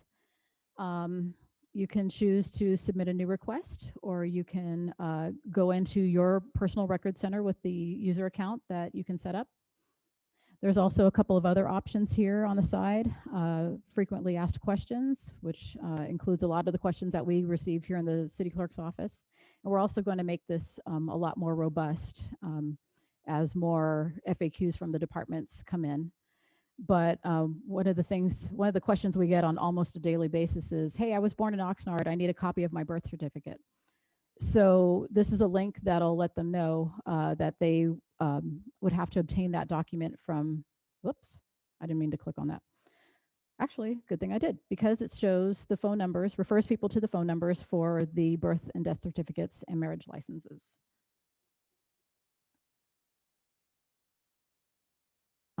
Another question we get a lot is about getting a passport, and we refer people to the C Street Post Office for that service.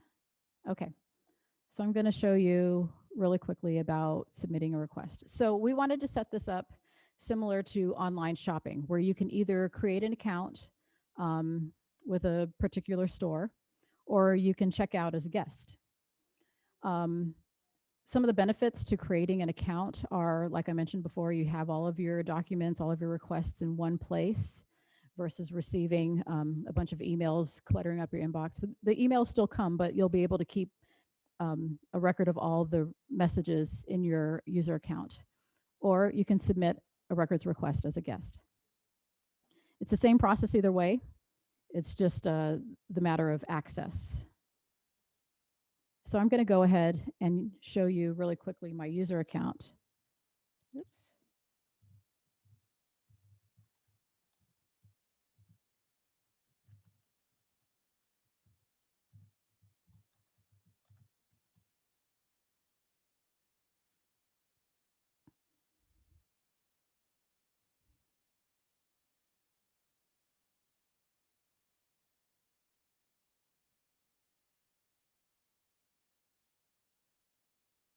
It's running a little slow this evening.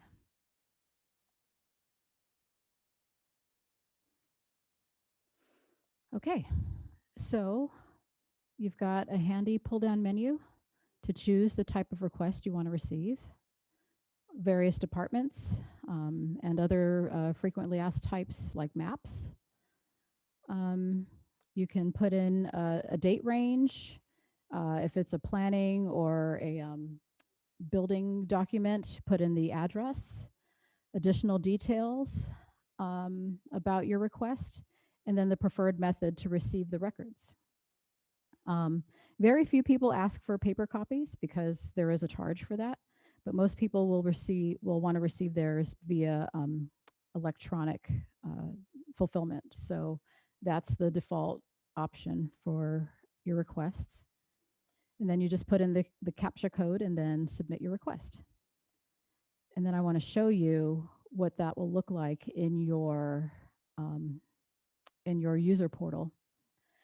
So by clicking on My Record Center, it takes you to these options here. And you can go ahead and view your pending and completed requests by clicking on View My Requests. And you can see that I've entered 2 requests. Shows the status. One of them is completed fully, and it's got documents that are attached and responsive. And then this is one that I submitted this morning, and you'll see that it's in progress. If I go ahead and click on the details,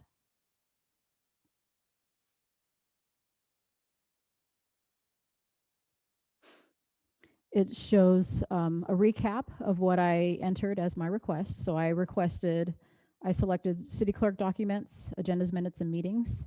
I put in a date range of January 1st, 2000 to December 31st, 2000. I said, I'd like to have all city council minutes from that date range. And then I received an email that looks just like this email here, this message down here in the message center that verifies that my request was received. And then it has some additional information. And then as more interaction happens on this request, All of those messages will line up down here. I believe it shows the newest info first. So that's just a really quick test drive of what is going to be available very soon to the public. If there's any questions, I'm happy to try to answer them. Thank you very much for that presentation. It's quite remarkable. I want to congratulate the city clerk for this progress. And I am excited that for the many people that do have public records requests, that they're going to be able to track that online. And that's going to really streamline a lot. So I don't have right now, it appears, let me just take another look. Mr. Mayor, I didn't put my hand up, but I do have a quick question. Yes, sir. Yes, Councilman McDonald. Madam Clerk, are we still going to accept other forms of requests for public records acts? Because believe it or not, there are still one or two folks out there that don't use computers or have smartphones or other access like this, and they will probably like to rely on the old methods. So is that still an option? Yes, it is. Absolutely. Okay, thank you very much. Any additional questions? Yes. Councilman Prillo. Are we able to access police records with this method of public records request? You're able to request them through this portal, and then they can be uploaded. You know, the responsive documents would be uploaded to your user account. Thank you. This looks like a big improvement, a lot of work saving ability. Thank you. Thank you. Any additional comments by members of the council? Yes, I have a very quick question. Mayor Pro Tem. Thank you. Thank you, Madam City Clerk. I just wonder if you could say, you know, sometimes people ask for records that don't exist, that basically are asking the city staff to do research on a particular item. What would be the response if you got such a request?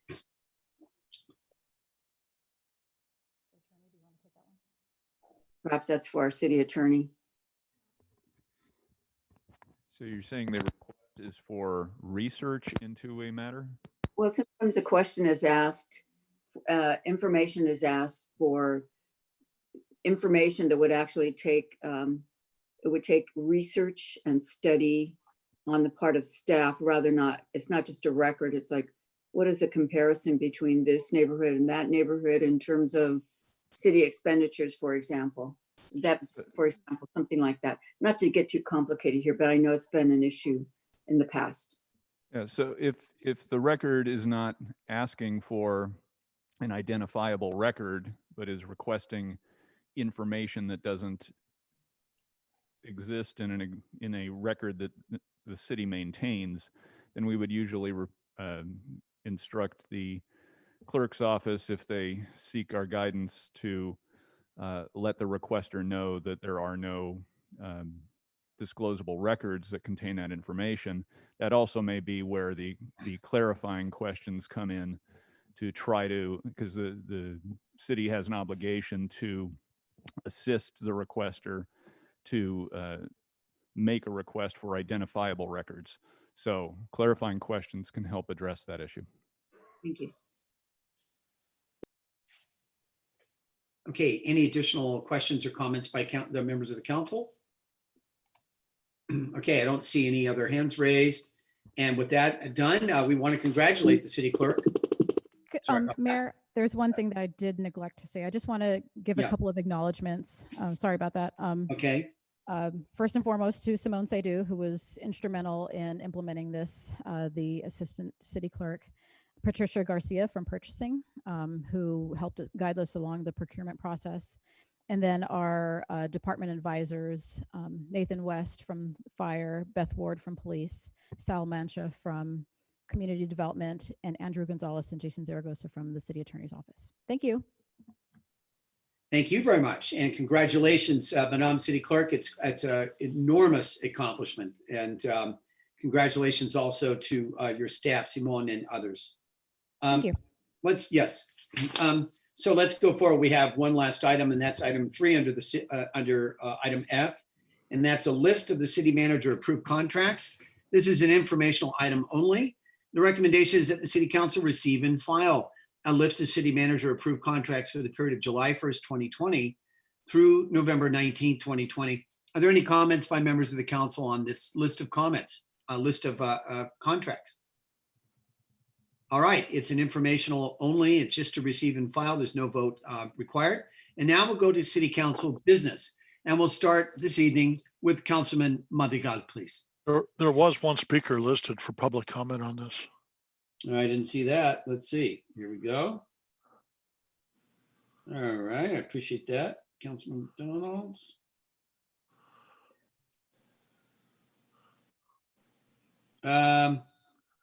Actually, I don't know if Mr. Snyder, Madam City Clerk, is that Mr. Snyder's? Yeah, it looks like he did sign up for F1. F1, I'm sorry. Okay, go ahead. Why don't we contact him? That's good.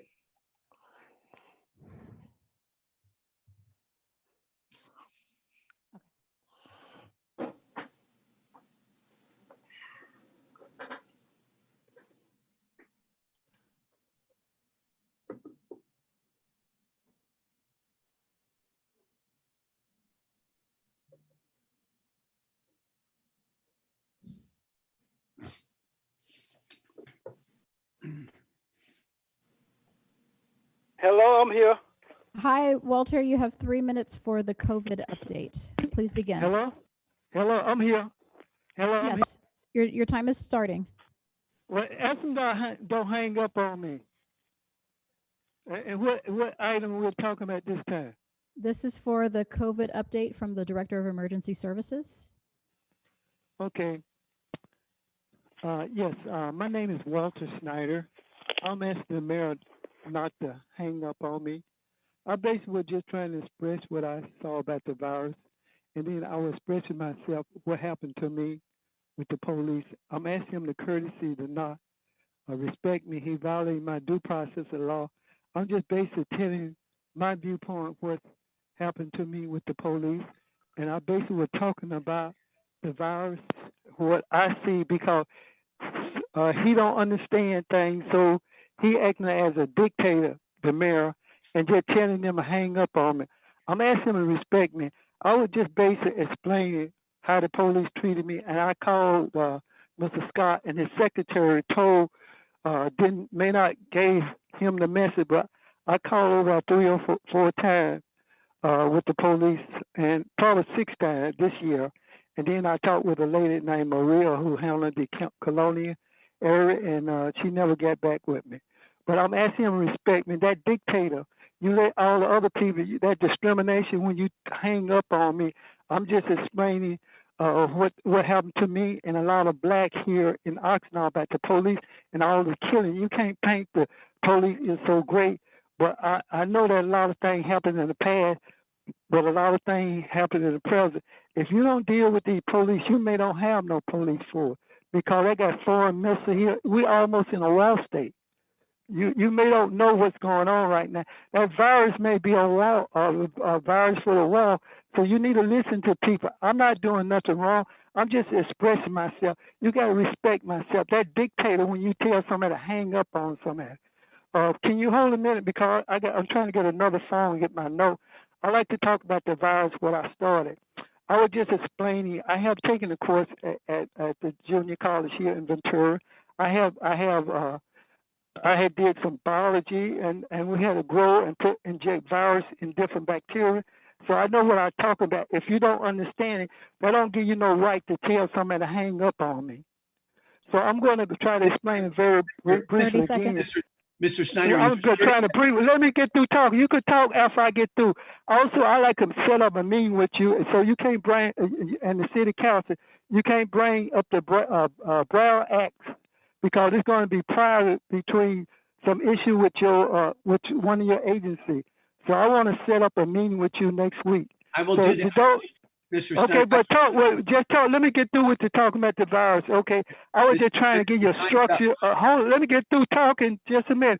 I was just trying to give you a structure of how the virus is like a railroad track. You got 2 rails. You got, and then I was talking about the base pair is the wood between that. I was just trying to explain. Let me get through. Please, sir, you could talk when I get through.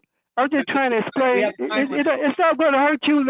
Just let me speak because it's my time.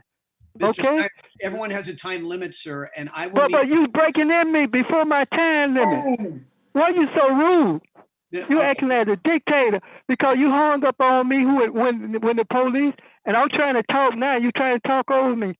Mr. Snyder, you have 3 minutes to speak and you've used your 3 minutes. So therefore, we have to move on with the meeting. Thank you very much. And are there any comments on the list of city manager approved contracts? With that, it's an informational item only. And now we will go to city council business, and we'll start with Councilman Madrigal, please. Thank you, Mayor. As always, please take care of yourselves. Please follow the rules. You know, we all have to do our part. Also, more importantly than anything else, you know, please practice what you preach. I think that's the most important rule that we've had to go through over the last 9 months. As all elected officials, we have to practice what we preach when it comes to not only our safety, but the safety of the entire community. There's been stories abound about, you know, friends, family, and acquaintances that have dealt with this issue over the last 9 months, and it's heartbreaking. And, you know, as an individual, you see that. You see how, you know, this COVID has wreaked havoc on many people in the community, and it wreaks havoc on families, and it's, you know, it's sad. You know, with that being said, you know, we reached a new high of hospitalizations due to COVID today. So, you know, things, you know, are not looking good. So, you know, now more than ever, we have to each do our part. That being said, you know, election results were finalized. Congratulations to all the winners, those who are leaving the city. I'll save my words for the next meeting. However, if I do forget to say this, I have learned so much from each one of you over the last 4 years. Even though I may not say it, I want to thank each 3 of you for always, you know, helping me out. So thank you very much. And lastly, I want to congratulate my sister, as she will continue to serve on the Oxnard School District as a trustee. And now the Oxnard School District will now have an all Latina school board. So looking forward to that. Thank you. Thank you very much. And we'll go next to Councilwoman Basua. Thank you, Mayor Flynn. I kind of want to reiterate in my colleagues' comments in regards to COVID. It is extremely important that we continue to follow, you know, the guidelines that are set forth for us. I actually today has probably been the most traffic I have inquired here in Oxnard in a long, long time. So it's kind of disheartening at the same time to know that people are and about. If it's not necessary, please do not go out. COVID is real, it is here. And if we don't take all the precautions, it's really gonna hit our families hard. With that being said, I wanna send out my condolences to the family of John Sharkey. I was lucky enough to serve, to be part of the team in the city of Port Hueneme when he was on the council. So my condolences to his family for their loss. And that's all I got. Thank you, Mayor. Thank you very much, Mayor Pro Tem. Thank you. And thank you, Councilwoman Basua, for those comments about John Sharkey, and served with him on Beacon, Beach Erosion and Nourishment for many years. Really cared about our region, not just his city. It's very sad. He really struggled to stay alive. And I know his family is really hurting tonight. So rest in peace, John. You served your community well. I'll reiterate the information about the discussion about COVID. I have relatives in Southern California that I haven't seen in 9 months, and really considered going, just driving by and saying hello from the doorway during Thanksgiving, but reconsidered on the order of what Councilman Madrigal said. You have to model the behavior you want others to do if you're an elected official. But the other thing is, Los Angeles has shattered their daily COVID record. And what that means is the healthcare system is becoming stretched to a very dangerous limit. So our healthcare workers are getting burned out. I do know healthcare workers in our community, and they're tired, they're burned out, they're worried about their families when they have to treat COVID patients, and they do willingly. They're worried that we in the general community are not taking their sacrifice into consideration. Also, the other people sacrificing are essential workers like grocery workers, our farm workers, many of whom do not live in homes that they can safely isolate and keep the COVID away from their families. So let's be, those of us who can, please, let's be considerate of others. I have some things to say next time, which will be my last meeting after 10 years. And I won't go into all of that now, but I do want to say some of the best people live and work in Oxnard, work for the city of Oxnard. I'm so grateful to all of my colleagues for getting us through the difficult times we've had in the last 10 years and more recently. I want to thank the mayor for running an honorable campaign. We're friends. We started out friends. I think we're staying friends. I wish him all the best. I know he's a very optimistic person, and I really admire that. And we still have a lot of challenges ahead. And I want you all to know I am there for this community, for our greater Oxnard community. I would not live anywhere else. And like a friend of mine says, I'll be here till they're throwing dirt on my face.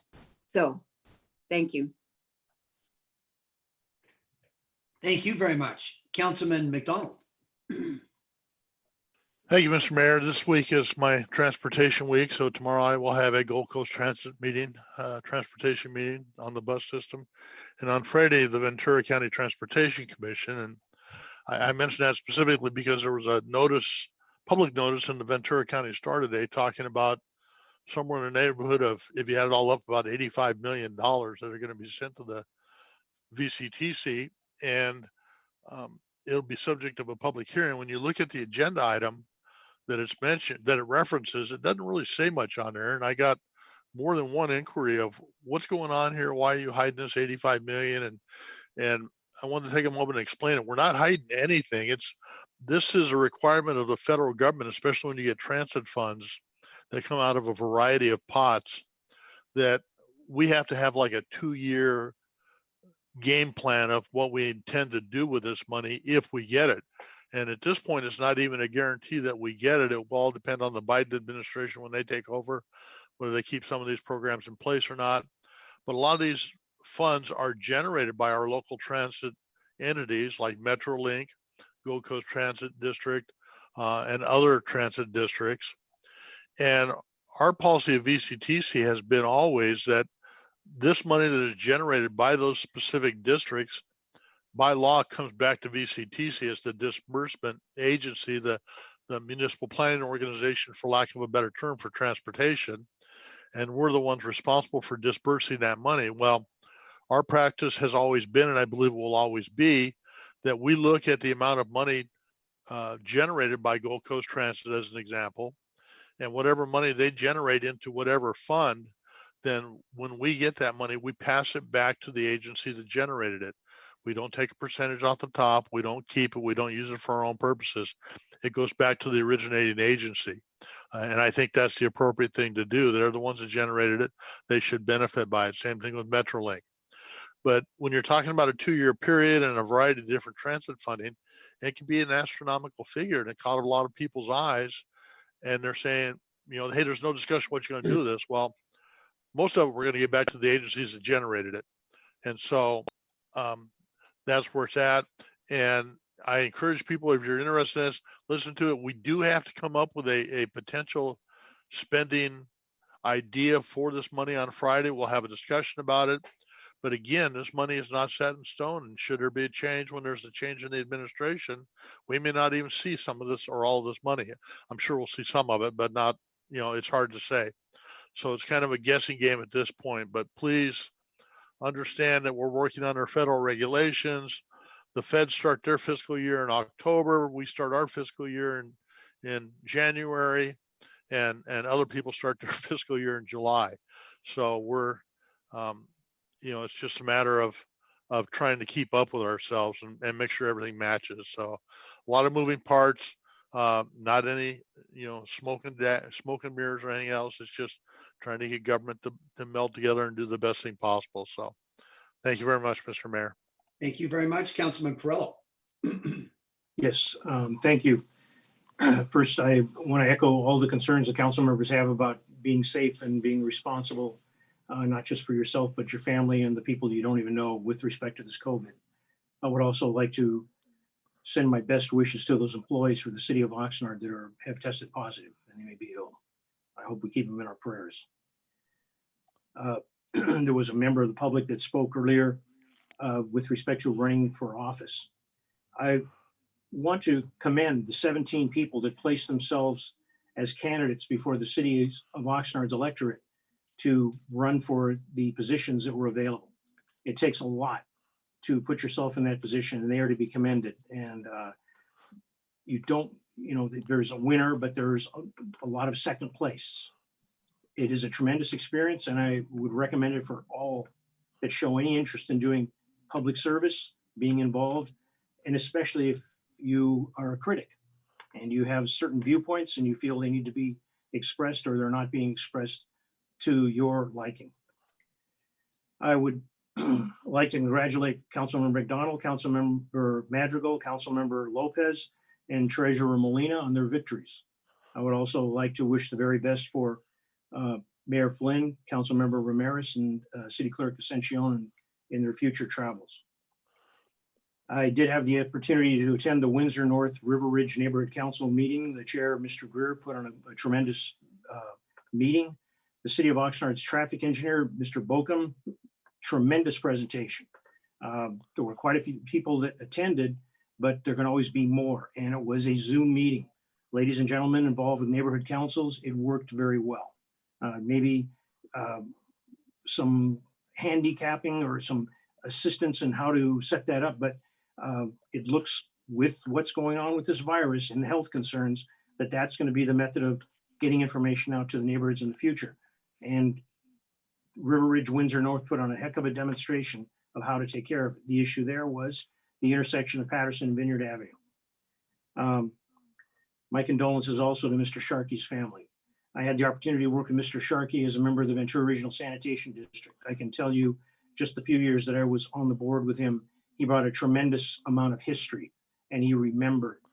And that's an important thing. Somebody who can remember and bring that information to the table, because there's always a turnover and you need somebody that's got some historical memory.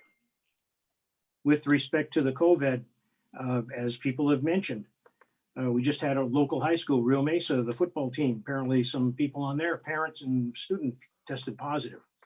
So this is serious, ladies and gentlemen. And I can tell you, driving through the city, whether it's a weekday or a weekend, I see teams, whether they're organized teams or not. And I don't see mass, I don't see social distancing.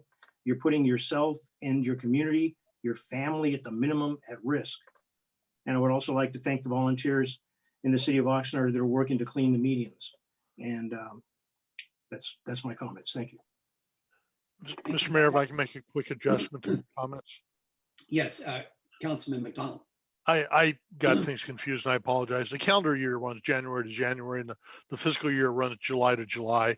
And, if you're in the federal government, the fiscal year runs October to October. So I want to make sure that people understand that. I got it backwards and I apologize for any confusion. That's okay. Councilmember Lopez. Thank you, Mayor. I too will follow along with the rest of my colleagues to just really urge all our residents, all our friends out there to think twice before you decide to gather, before you attend, anything outside of your home. It's very clear. I mean, in my neighborhood, I do hear it on the weekends. I've heard it in the past, and you hear gatherings and parties, and I don't know what the size is, but you hear the loud music, and it's on all of us to be responsible and discourage that from anyone that we know. So I do want to share that. And as we came to an end of the Thanksgiving weekend, I want to thank everyone out there who either donated, volunteered, helped out at the various adjusted community gatherings or community events to provide turkeys and giveaways to so many families in need. And that was just a very generous time to see that even in this time, there are so many families who are in need. So thank you to Oxnard PAL and the many other organizations who have been giving to so many families. And I've been volunteering every Monday at a food distribution. And this week we saw a lower turnout, and I think that was partly because of the number of food donations that were given out in the past week. That I'm guessing people had a lot of leftovers. But that doesn't mean that the need is not there. So thank you to everyone who continues to help out in the community and volunteer and give back when you can. Thank you. Thank you very much. And moving on with the agenda, I just want to thank my colleagues. A lot of nice things were said tonight, and I hope that can be or begin to be replicated across this great nation of ours. More positive, especially as we enter the holiday season, appreciating each other, focusing on the fact that as Americans, if we stand together, we're going to move forward. If we're divided, it's problematic. Mayor Pro Tem ran an excellent campaign for county supervisor, and I hope I'm always going to be her friend, and that we have a great relationship, and that will continue. And I want to congratulate my colleagues on the council for winning re-election. It really takes a lot of effort, these political campaigns, and one would think as many campaigns as I've been involved with, I would be finished with them, but it just keeps getting better and better, it appears. But I want to also acknowledge the efforts of the city manager and the staff to let the public know that we have their best interest in mind. And, I've tried to do the best I can to adhere to the very standards that the other council members are talking about. There are times where I've slipped and then I'm real hard on myself and beat up on myself. But I'll continue, like all of us, to try harder. And it's especially difficult during the holiday season. We all know that. We are social human beings. We want to be with our family members, with the people that we love. This is not fun. It's not a fun way to do it, but hopefully there are other ways that we can compensate for that. Maybe online parties, online celebrations, things of this nature. And maybe that is an opportunity to actually see our family members and the people that we want to see, maybe even more often now that the internet and these programs like Zoom and others have offered that possibility. So congratulations to everyone. And it is, I only see hope, and I see a lot of great things happening. So great meeting, and I'm looking forward to getting on with it. And Mayor, may I say one more thing, Mayor? Yes. I apologize. I want to thank the voters of Oxnard for passing Measure E. It's going to make a tremendous difference. And I want to thank all those that were involved. I want to thank every individual that was involved and every individual that voted for it. Thank you. Thank you, Mayor. Thank you very much. And let's move forward on the agenda. And now we're going to the information consent agenda on page 3. And we'll just note the time, 7:38 p.m. And we're going to ask members of the council if they would like to poll. I won't ask each and every member of the council. Why don't we just, we'll start just symbolically here in our head here from with Council Member Lopez. Then just if anyone has something to say, then we will just go on to the speakers on these items. So does anyone like any one of the items pulled for discussion? Councilman Perrello. Number 3, and simply just a clarification, there are people that are thinking we're giving away money in the city of Oxnard. And just a real quick explanation of why number 3 is on the agenda. Okay. Any other items pulled for discussion? Very well. Councilman Perrello, could you clarify your request and then we can get an answer from the staff, please? Yes. Item 3, we're going to be the $138,736,000 bad debts aged between 11 and 14 years. This has been done for a long time. Think back 11 to 14 years.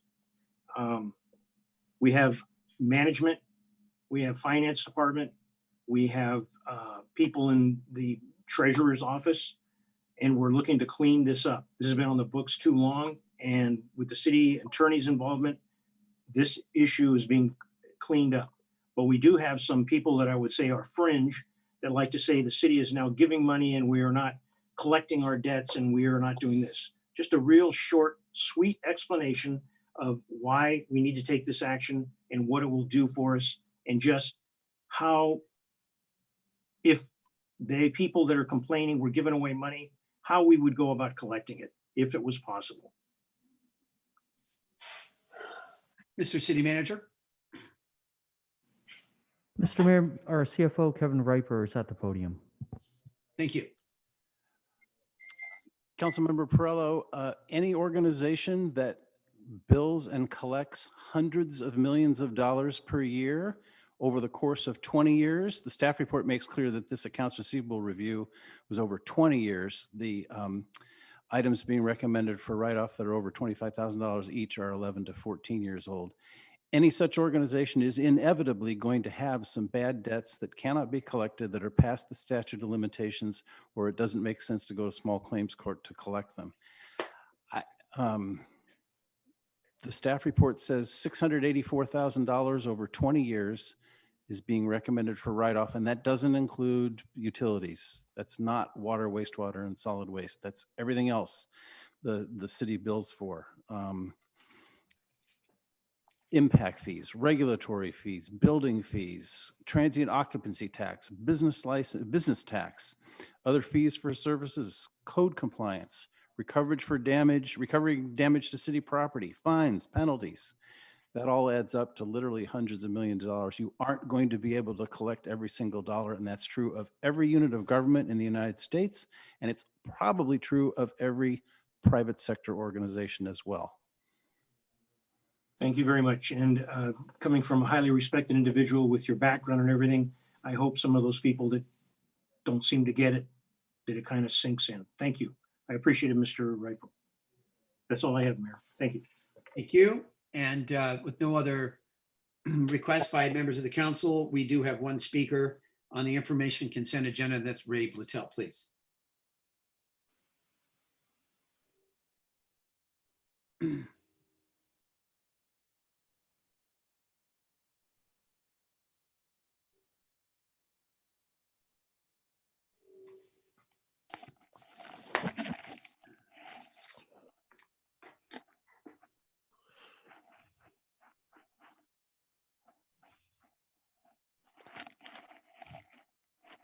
Hi, Ray, you have 3 minutes to speak on the info consent agenda. Please begin now. Which item is this? Info consent agenda? Yeah, no, like J, what is it, J? It's items J1 through J5. Okay, this is for J4. Okay, proceed. Thank you. Thank you. Mayor and council members, Oxnard is apparently being reimbursed approximately $1.4 million from the county's COVID-19 relief fund. According to the agenda report generated by city staff, allowable reimbursements include labor costs related to substantially dedicated to public health and public safety.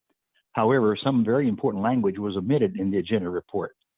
According to the sub-award agreement for the Ventura County COVID-19 Cities Assistance Program, Article 1, Purpose of Agreement, Paragraph 1, it specifically states payroll costs for public safety employees whose services are substantially dedicated to mitigating or responding to the COVID-19 public health emergency. And I'm going to repeat that. Substantially dedicated to mitigating or responding to the COVID-19 public health emergency.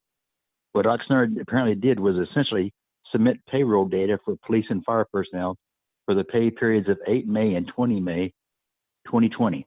This can be found in Exhibit 3.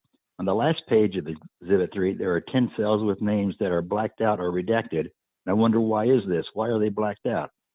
And again, regarding Exhibit 3, for the pay period 8 May, there were 181 police officers and 46 fire personnel listed. For the pay period 22 May, there were 155 police officers and again 46 fire personnel listed.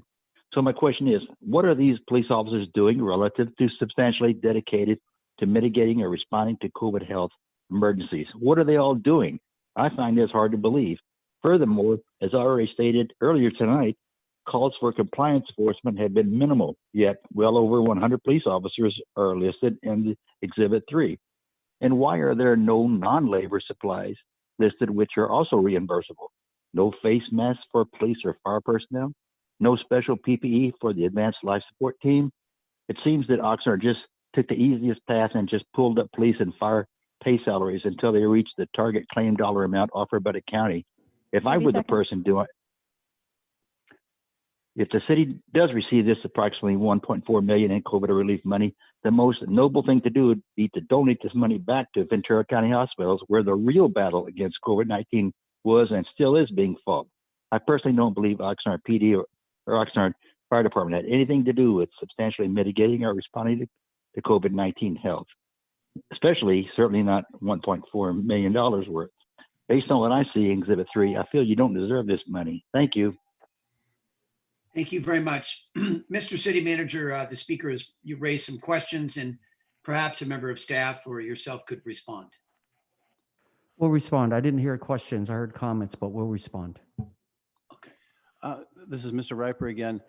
Federal regulations say that by definition, police and sworn fire personnel are substantially dedicated to responding to the global pandemic and the health emergency. Furthermore, the County of Ventura suggested to all of the finance officers that the easiest way for them to process the paperwork and to present it to auditors who may come from the state or from the federal government was to submit payroll data for sworn public safety employees. So that's what we did.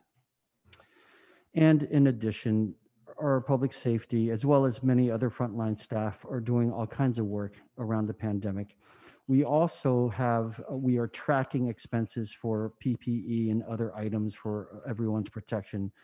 The bill for everything is much larger than what we're getting reimbursed here. And we're still holding out hope with this new presidential administration that there'll be some more relief coming after the new year. Thank you. Mayor, may I make a comment?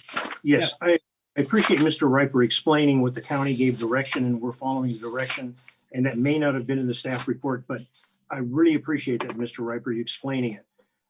And the gentleman's question about the names that were blocked out.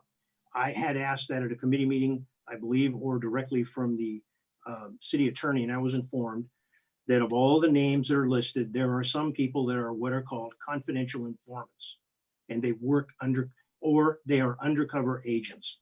We do not share that data with the public. That's why names are blocked out. And if the attorney can correct me if I misstated that, please do, because that is very important to not put people's lives in jeopardy by sharing information potentially with the wrong people. Thank you, Mayor. Thank you, Councilmember Perillo. I believe that the term that the police use to refer to those positions are confidential, sensitive assignments. Thank you very much. Thank you. Thank you very much. What's the pleasure of the council on the information consent agenda, please? Move approval. Second. Okay, Madam City Clerk, we have a motion by Councilman McDonald and a second by Councilman Perillo. The vote, please. Mayor Flynn. Aye. Mayor Pro Tem Ramirez. Aye. Councilmember Perillo. Yes. Councilmember Lopez. Yes. Councilmember Madrigal. Aye. Councilwoman Basua. Aye. Councilman McDonald. Aye. The motion to approve carries 7-0. Thank you very much. And now we'll go to page 4 of the agenda. And it is the first and only public hearing of the evening. And it's under the Community Development Department. The subject, amendment to Chapter 11, Article 17 of the Oxnard City Code pertaining to commercial cannabis regulations, repeal of Chapter 11, Article 15 of OCC pertaining to medical cannabis delivery, and repeal of Chapter 7, Article 16 of the OCC pertaining to cannabis and medical cannabis activities. The recommendation, 1, introduce an ordinance by title only, waiving future reading or further reading. A, repeals and readopts Chapter 11, Article 17 of the Oxnard City Code, Oxnard City Code sections 11 through 450 to 11 through 496 regarding commercial cannabis regulations. B, repeals Chapter 11, Article 15 of the Oxnard City Code sections 11-390 to 11-403 regarding medical cannabis delivery. And C, repeals Chapter 7, Article 16 of the Oxnard City Code section 7-280 through 7-285 regarding cannabis and medical cannabis activities.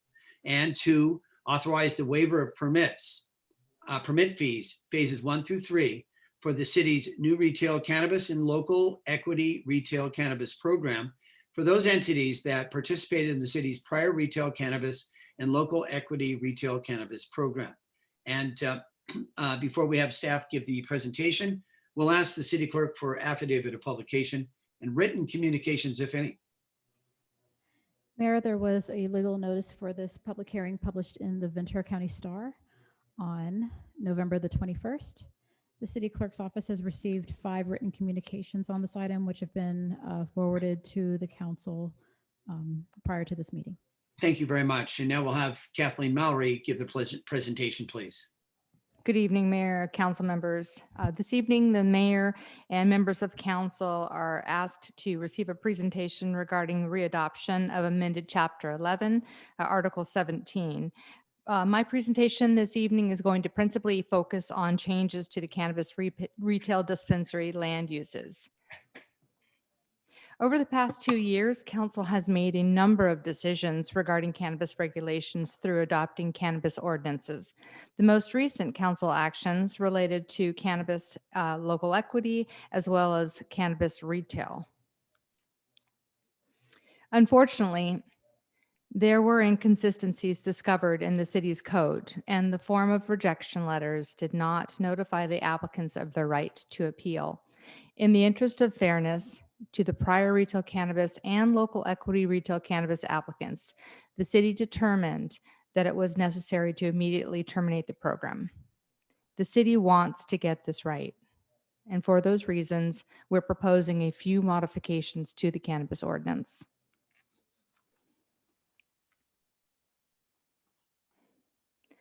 Because the City Council adopted ordinances over the last 2 years, there have been some errors in the regulations.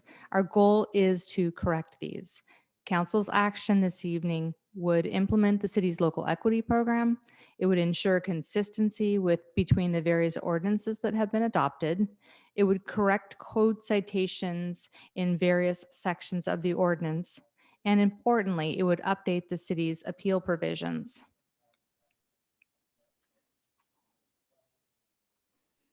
A few more specifics related to the ordinance modifications that staff's proposing to be repealed. One includes the elimination of the medical cannabis delivery ordinance, since the state has determined that we can't regulate this. And that occurred after we adopted the first ordinance. The complete removal of chapters in the ordinance are also proposed to be eliminated or repealed, where cannabis and medical cannabis activities were prohibited in the city. That is obvious because the council has taken action to allow cannabis.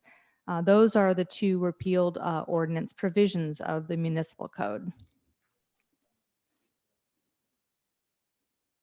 After the agenda and the report was posted in compliance with the Sunshine Ordinance, we found a way to be more business friendly and also to be consistent with our current process that we implement through land use approvals. Additionally, we found another way to expedite cannabis operators' permits once they're selected. Therefore, we would like to introduce to council a slight change to one section of the ordinance in your packet. We're recommending a slight adjustment to section 11457D of the ordinance to clarify the process once a cannabis business permit has been issued and all land use approvals obtained.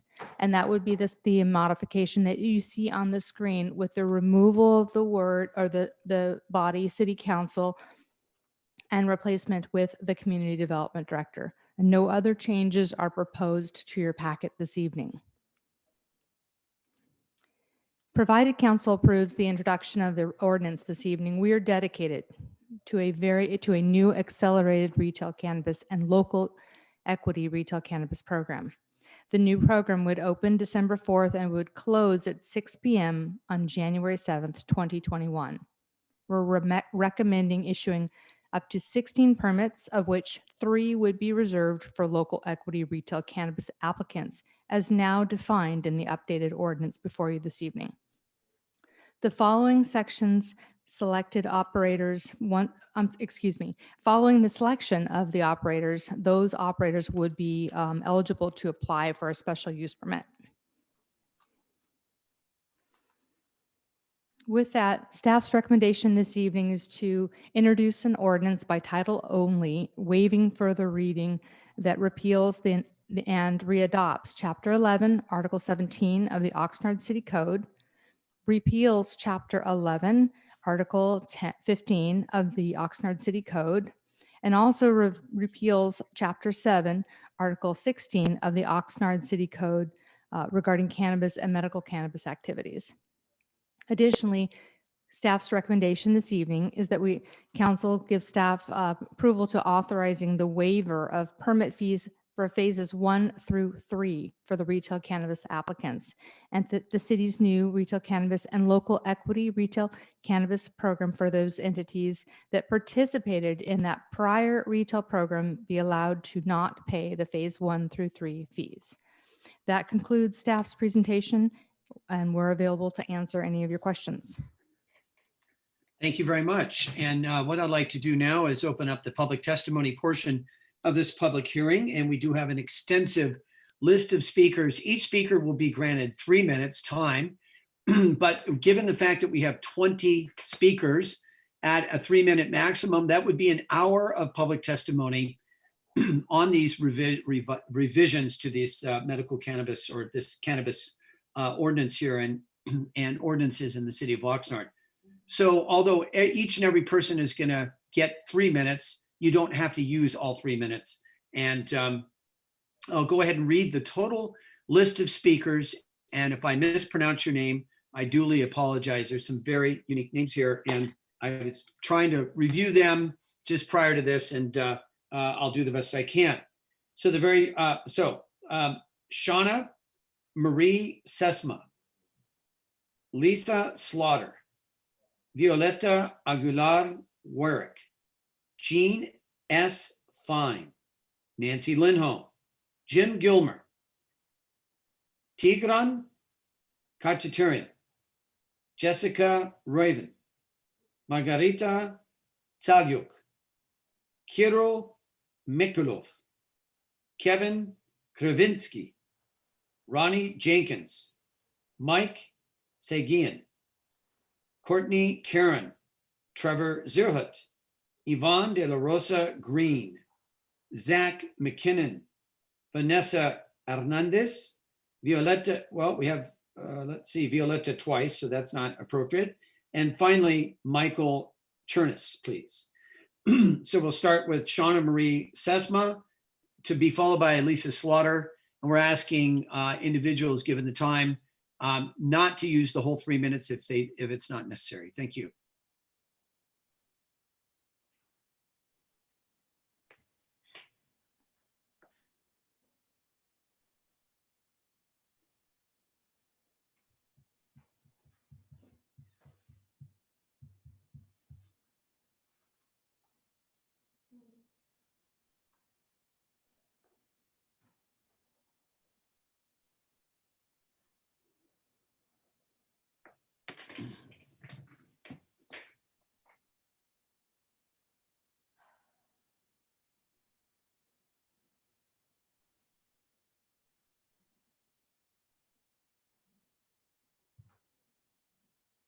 Okay, it went to voicemail. Okay. So again, the next speaker is, let's see here, Lisa Slaughter, please.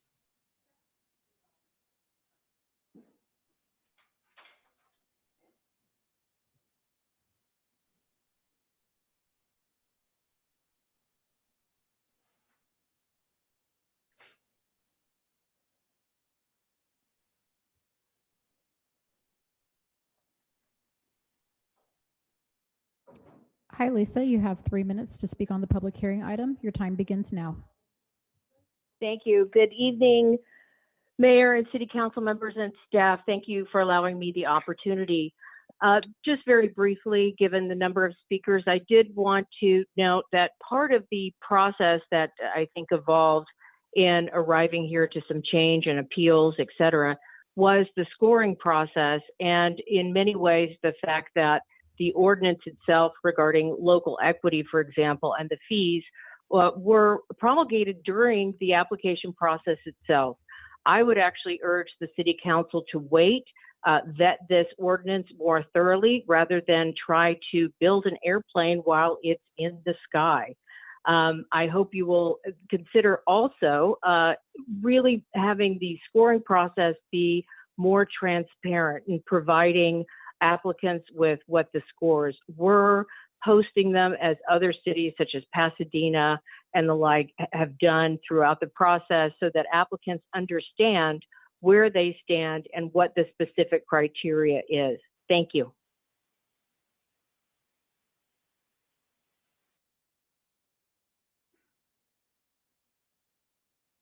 Thank you very much. And we'll go to the next speaker now, Violeta Aguilar-Wirik, to be followed by Jean S. Fine, please.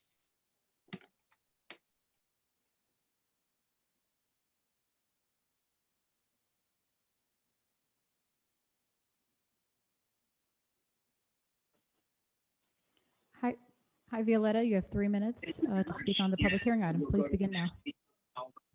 Violeta Aguilar-Wirik, to be followed by Please Jean turn S. on your Fine, TV in the background. Hi, this is Violeta Aguilar-Wirik, and I am Director of Political and Community Outreach for Catalyst Cannabis. We are one of the operators that file an appeal. That filed an appeal for the application and the process. And we would like to, first of all, applaud the City Council for taking this very bold step in starting the application process and the entire application process all over. It is a very bold move. And we, from our perspective as an operator, we take pride in all of the stores and the community outreach that we do, in the jobs that we bring in. These are union jobs, and we really do view this as an opportunity from our perspective for a true public-private partnership with the City of Oxnard. And so we, as far as the process, all we ask is for transparency for the city to actually take the steps for to score everyone fairly, to be transparent, and to give everyone a fair chance to come into the City of Oxnard and to operate a good business that's going to be a good long-term relationship between the city and the cannabis community. Thank you. Thank you very much. And the next speaker, Jean F. Fine, to be followed by Nancy Lindholm, please.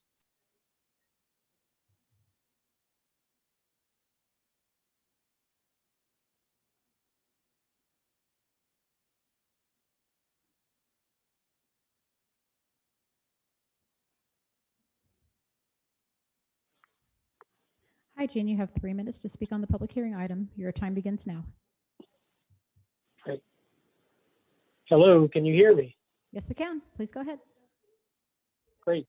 Hi, my name is Gene Fine. I'm an Oxnard resident.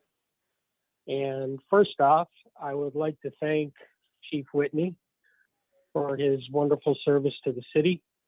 And it is shown every day through the incredible police department that we have here. Also would like to thank the stamina of the City Council for hanging in there for so long during this meeting.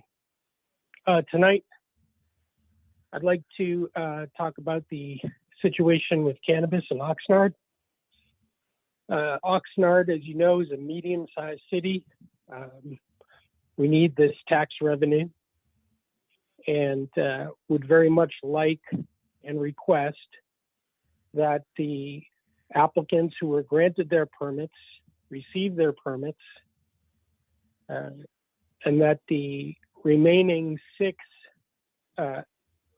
license slots that have been made available go to those applicants who reapply, including the 4 who wanted to appeal. I have a very specific take on this. Port Hueneme is quite ahead of us right now, and we really need to get the businesses operating, because when you do issue licenses, it still takes time to open, and we need to get these people going right away. Also, applicants who are local are going to be harmed by this delay, and it is patently unfair to the applicants who were granted licenses to have those licenses revoked, especially because there was a meeting held by the city where no notice was given, which is a violation and inappropriate. And under the circumstances, for fairness, those applications, those original 10 permits should be granted, and the 6 remaining permits should go up for evaluation by the city. I have a specific issue with Catalyst Cannabis because they are an outside company. According to the Ventura County Star, they've filed litigation in at least 6 other municipalities. And I feel like they have bullied the process. It's totally inappropriate. And quite frankly, we don't need companies like that in this city. We don't need to have that kind of business here, because the second anything doesn't go their way, their solution is litigation. So I respectfully request that the council please grant the 10 licenses. Sir, your time's up. And that the other 6 licenses go up. Thank you, sir. Thank you very much. The next speaker is Nancy Lindholm, to be followed by Jim Gilmer, please.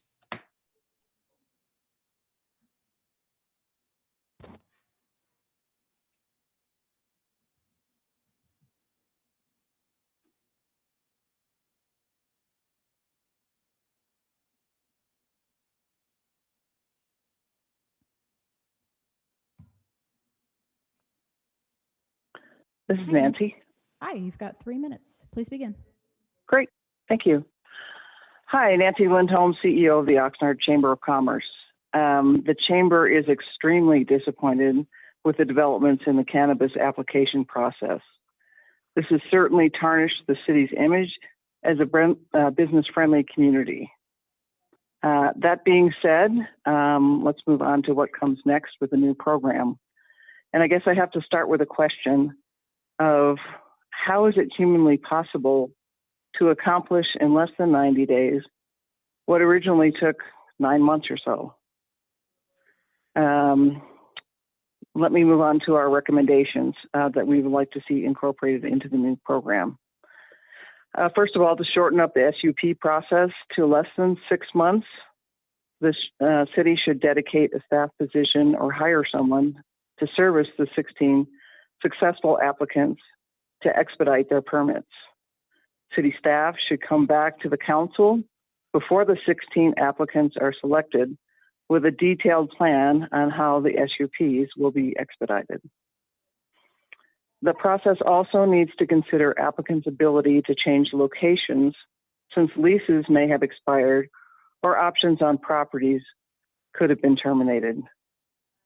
We certainly hope the city will go to great lengths to assure that the new program moves forward at light speed without any more legal stumbles. Thank you.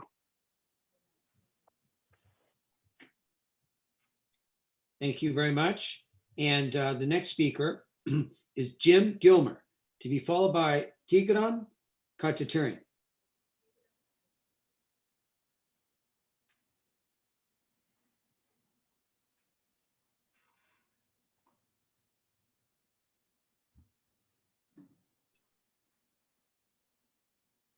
Hi, Hello. Jim. Oh, hi, you've got 3 minutes to speak on the public hearing item.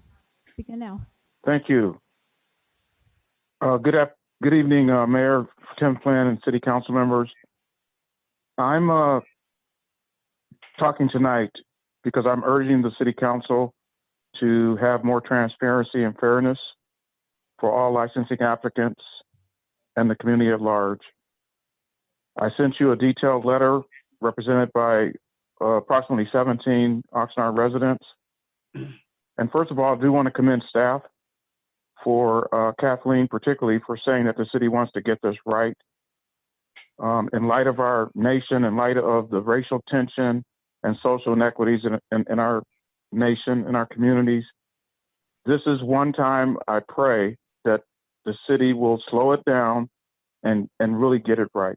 I submitted to you recommendation number 1 to have transparent scoring and ranking processes.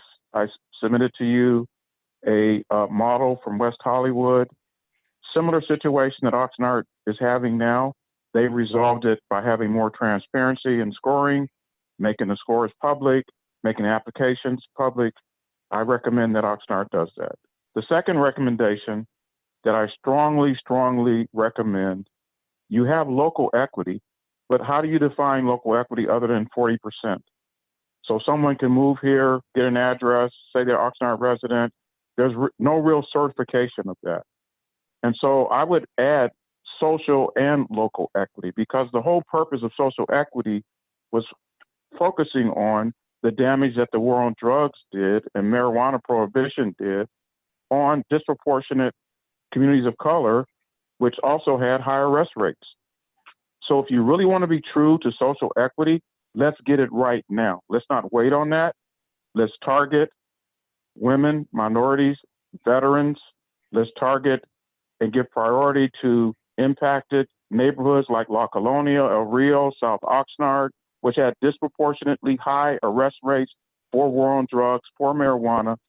And the last thing I would want to recommend is we must have consistent panel members that have no conflicts of interest, directly or indirectly, that has to be disclosed. And you also have to have a uniform group of panel members doing all scoring. We can't have different people sit on these panels. This is too competitive a process. Please get it right. We have a lot of racial tension in this nation. This is the one time the city council can do business different for the communities of color in Oxnard. Please do that. Thank you. Thank you very much. And the next speaker is Tigran Khataturian, to be followed by Jessica Raven, please.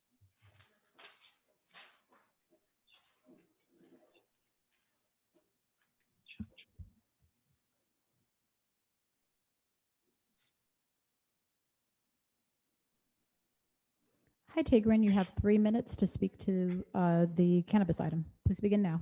Thank you.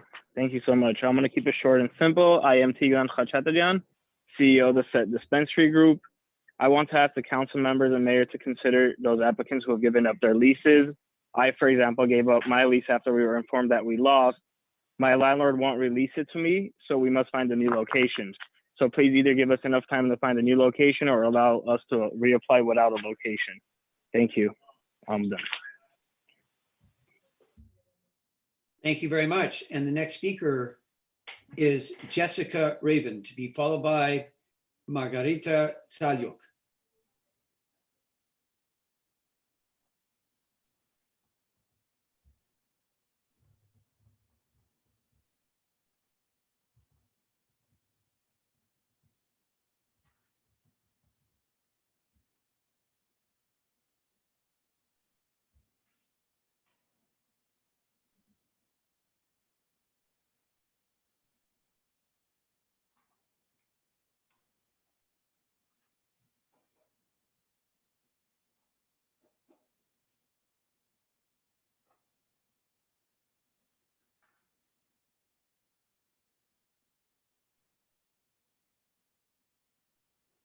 It went to voicemail. Okay. Let's go ahead then and go to Margarita Tsadiuk, to be followed by Kirill Merkulov.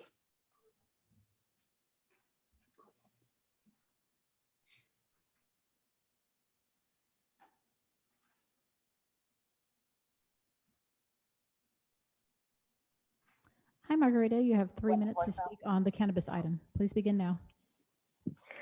Let's go ahead then and Hello? go to Margarita. Yes, could you turn your sound down in the Yeah. background?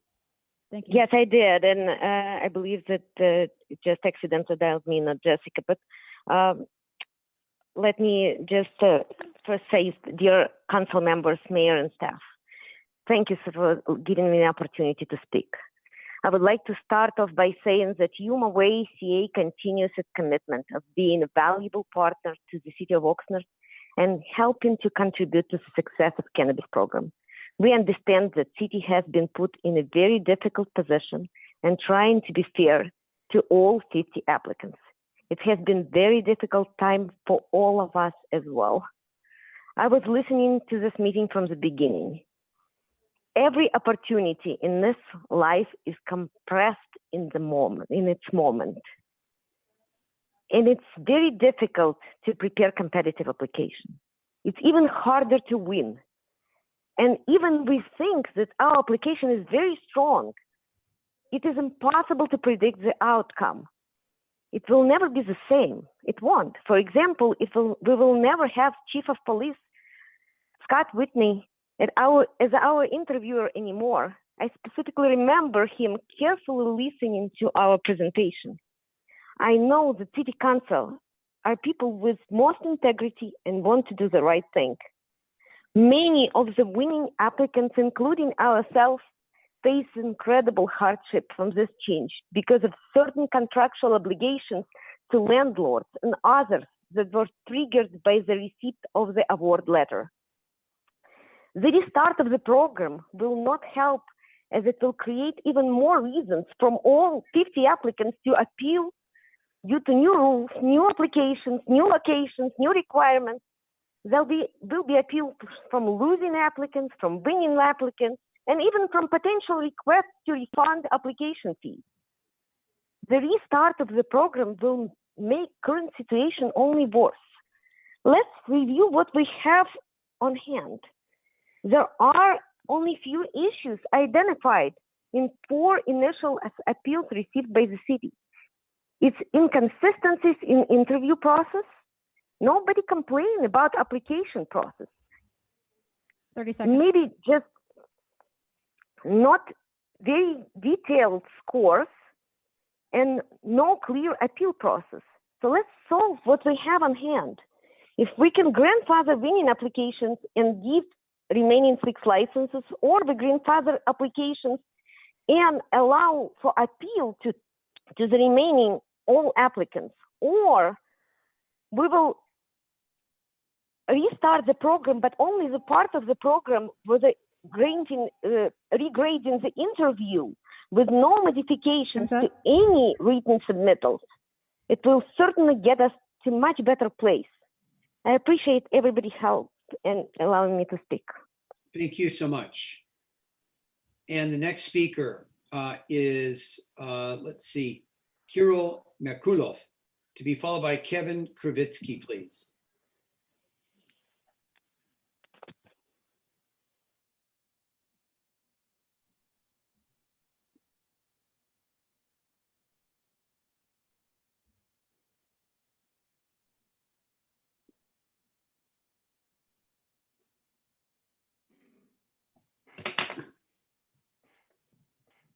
Hi, Kirill. You have 3 minutes to speak on the cannabis item. Your time begins now. Hello, Honorable Mr. Mayor, Ms. Protem, and council members. My name is Kirill Merkulov with Yuma Way, and I thank you for this opportunity to be heard. First off, here at Yuma, we're ready for Chief Whitney on the business side of things should surfing or any other water sports prove too boring for retirement.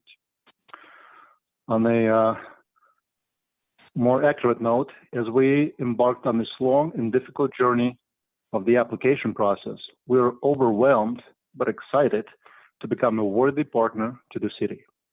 Our full team worked tirelessly, having to find, secure, and commit to long-term property obligations while making enormous investments in the application preparation, research, and write-up, hiring experts and engaging consultants.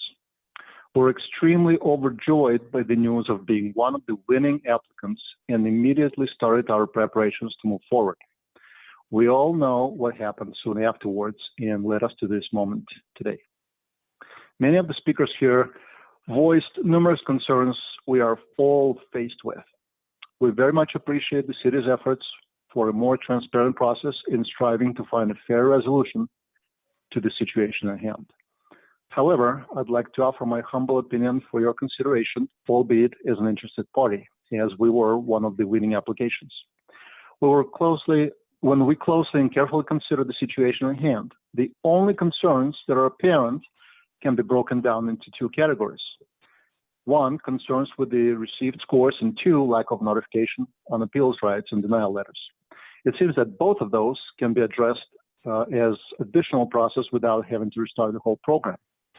This will most certainly drastically reduce even the possibility for potential litigation, while earlier opening and revenue stream from the approved licensees will greatly benefit the city and, more importantly, its citizens. In the worst case scenario, should any litigation arise, the revenue stream will not be stopped by it. In light of recent events, I understand that the city is faced with an extremely difficult decision on how to proceed. To avoid the unnecessary potential hardships, I respectfully request that the Honorable Mr. Mayor and the City Council members consider an alternative course of action which would allow for the current winning applicants to proceed to licensure as soon as possible. I thank you so much for your time and consideration. Thank you very much. The next speaker is Kevin Kravisky, to be followed by Ronnie Jenkins, please.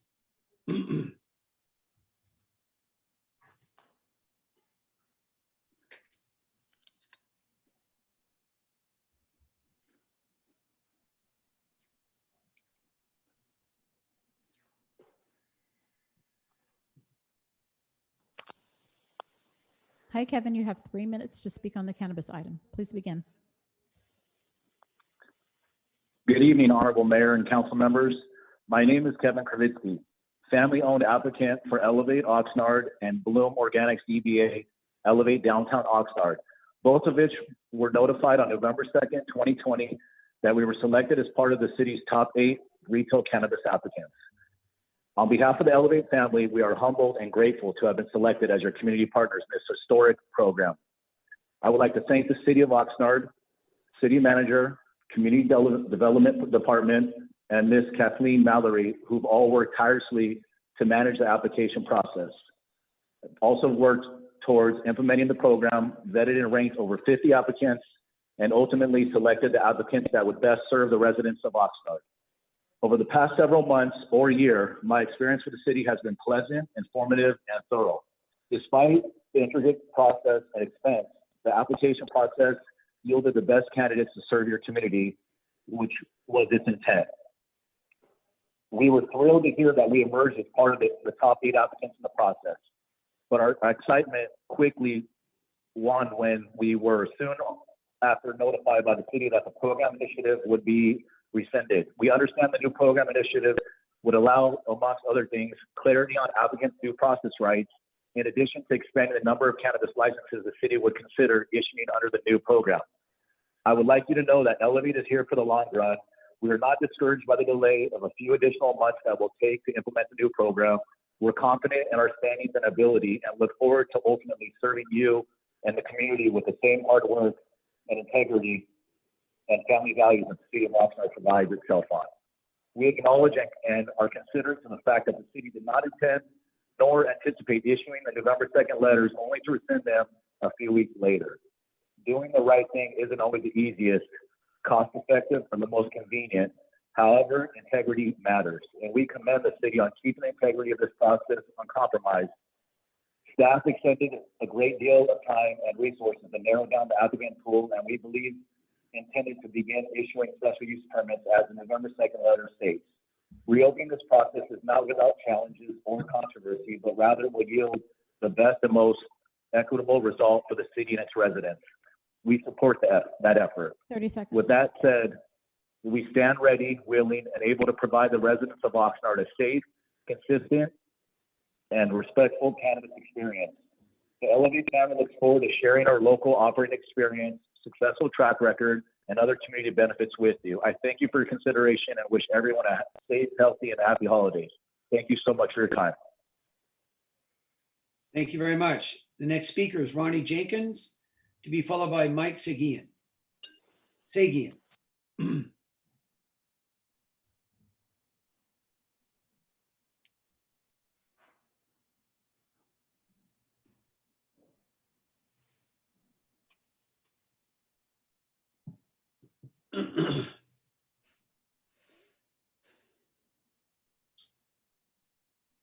Hi, Ronnie. You have 3 minutes to speak on the cannabis item. Your time begins now.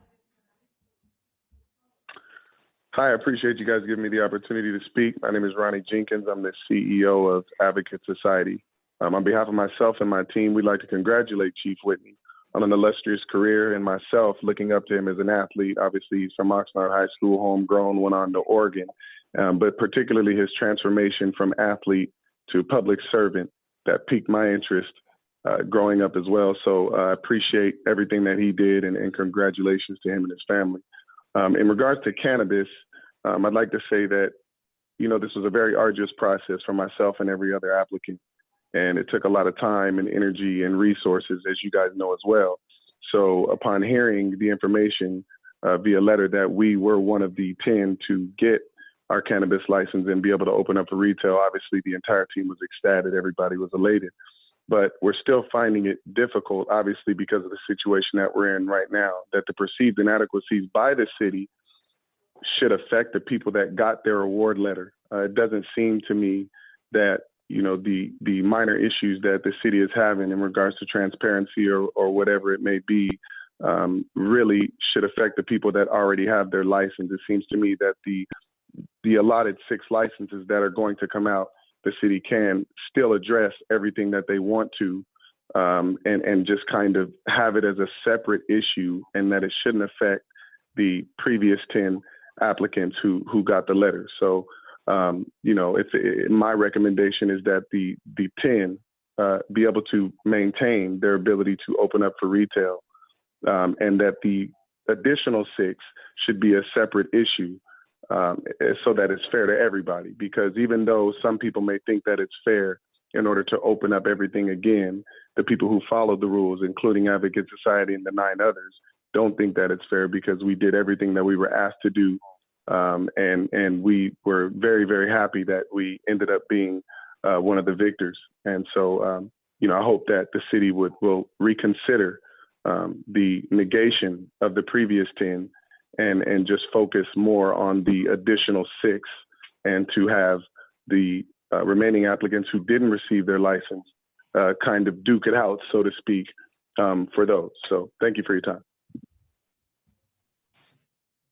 Thank you very much. And the next speaker will be Mike Sagian, to be followed by Courtney Karen, please.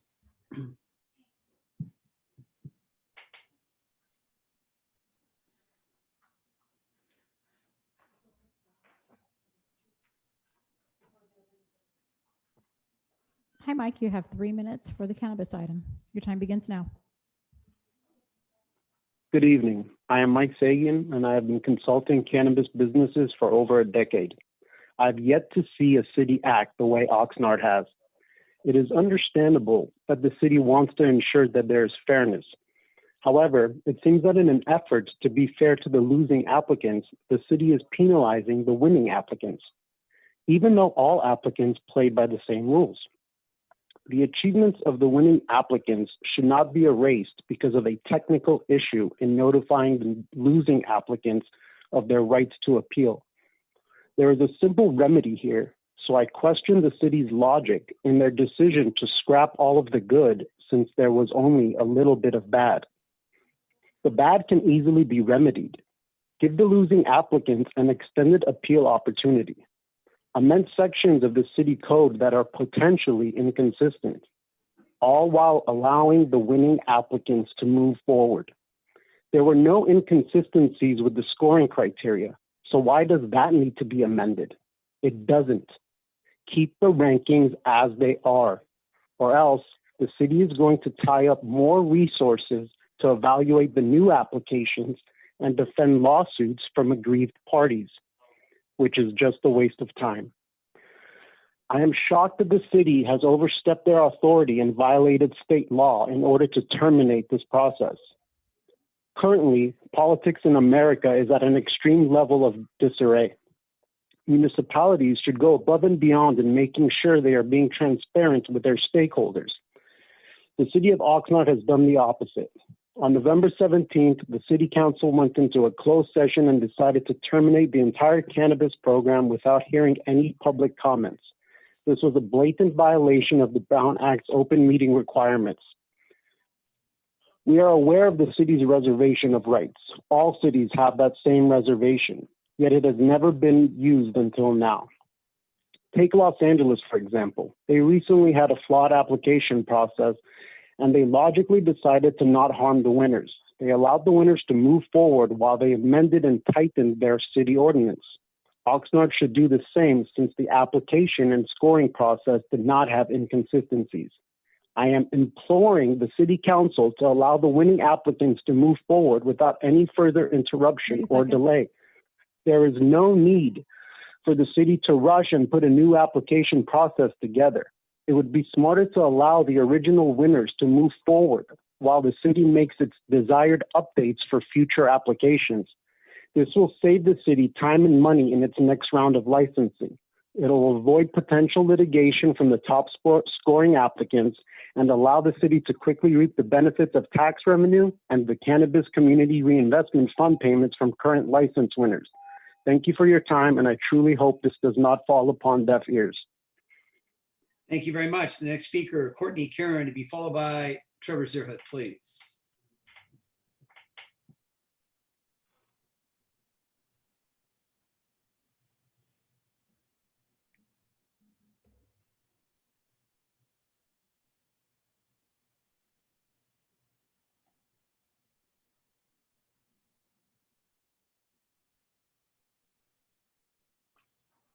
Hi, Courtney. You have 3 Hello. minutes to item. Your time begins now. Good evening, Mayor, City Council members, and staff. I'm Courtney of Adamant Law Group. I'm lucky enough to work with each of these organizations in multiple jurisdictions, where most have been selected as a top applicant previously. Preparing these applications takes me and my clients a significant amount of time and cost to prepare. To suggest that we should redo this process is truly unfair and maddening. This will not only cost each of these organizations more money in real estate fees, but also legal fees and consulting fees. It will also cost us time away from our children and other family members as the holidays approach. As a mother of a 1- and 4-year-old, I think I'm most disappointed about this. It was the city's position that this was the only fair way the process would be fair to all 50 applicants, but this is in no way fair to the top 8 selected nor the 2 local equity applicants selected. There were paths of least resistance available, yet the city took the nuclear option.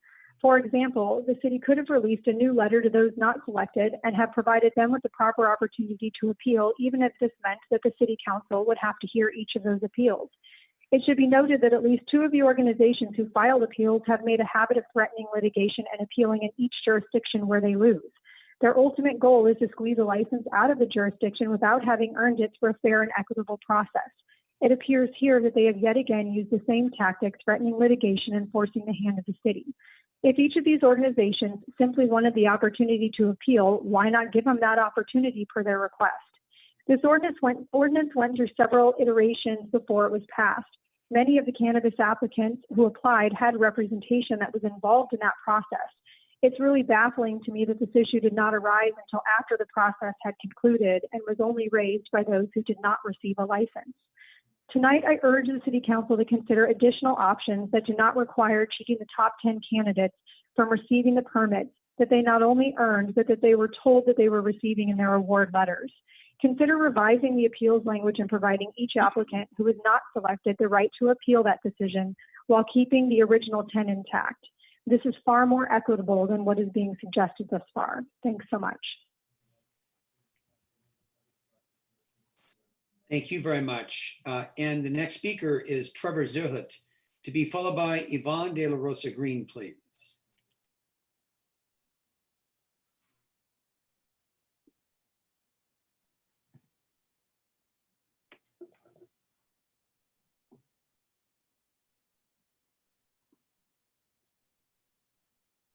Hi, Trevor. You have 3 minutes to speak on the cannabis item. Your time begins now. Thank you. Good evening. My name is Trevor Zierhut. I'm doing work with a retail cannabis applicant, Catalyst Cannabis, and I'm an Oxnard resident. By the way, Catalyst was mentioned in a great article in Sunday's DC Star. I'd recommend you check that out. I'd like to give some input as a resident on changes made to the revamped process our city is undertaking to responsibly engage in an application process for retail cannabis. Transparent processes and consistency with objective, verifiable, and reviewable metrics can be difficult, tedious, and trying to undertake for our already overworked staff, but is the only way to ensure that sometimes fraught process is done responsibly with full accountability to the public. Process is boring, but so important. I appreciate objective scoring that shows the public exactly why one applicant might be chosen over another. Anytime a decision is based on subjective feelings or impressions of staff, there's potential for bias, something we're all guilty of and subject to from time to time.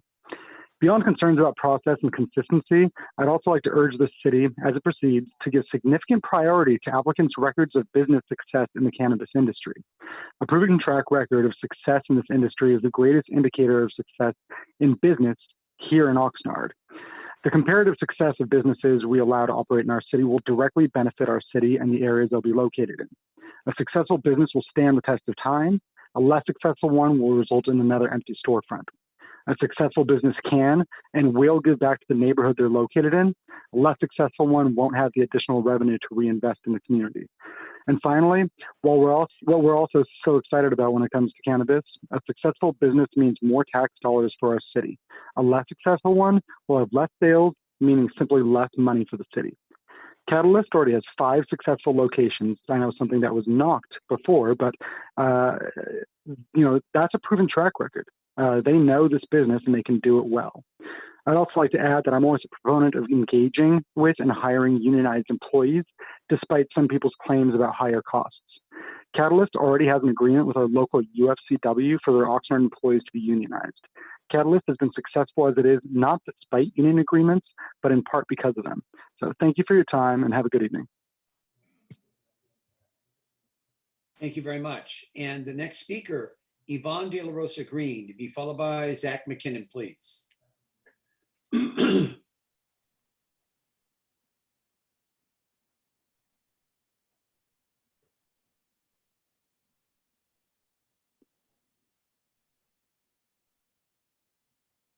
Yvonne, you have 3 minutes to speak on the cannabis item. Your time begins now.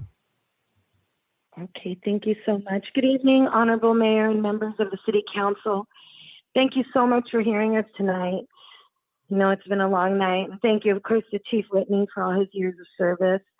My name is Yvonne De La Rosa Green, and I'm one of the winners of the 2 local equity licenses. And I'm calling because I want to put a face, or a voice as it were, and a human story to this situation.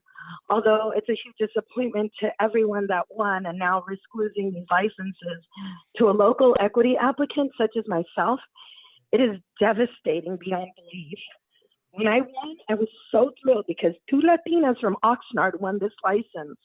I trusted our city and I trusted this process, and now we're having our licenses taken away from no fault of our own. I'm not funded by a corporation. I do not have wealthy investors involved. I have only myself, my savings, my working family support who believed in me and a lot of blood, sweat, and tears, to have won this license. And the costs that continue, even with no reapplication fees, are such a financial hardship. And there's no guarantee that we would win again if we reapplied. The rent continues on an empty building. Costs keep increasing. Corporations, they'll clearly survive. But as a local equity applicant, I won't be able to hang on. The staff report suggests that terminating the current program is in the interest of fairness. But that couldn't be farther from the truth. In fact, it's the most unfair solution, especially to those of us who won. We worked so hard. We followed all the rules. We paid all of our fees, and we were good and honest players. I got into this industry to help people like my mother who survived cancer thanks to cannabis. You know, corporations are going to open up and move on to the next town. But for myself and the other equity applicants, this was our one chance to make our dreams come true. You know, please don't let a few bad players and serial litigious groups in this industry bully and destroy what the city and us locals have worked so hard for. There's a way to make all of this right and righteous. The Honorable Mayor and City Council could allow the 10 license winners to move forward with their SUP and open our stores for our community. And the city can amend their ordinance to protect themselves and give a pass to the losing applicants. 30 seconds.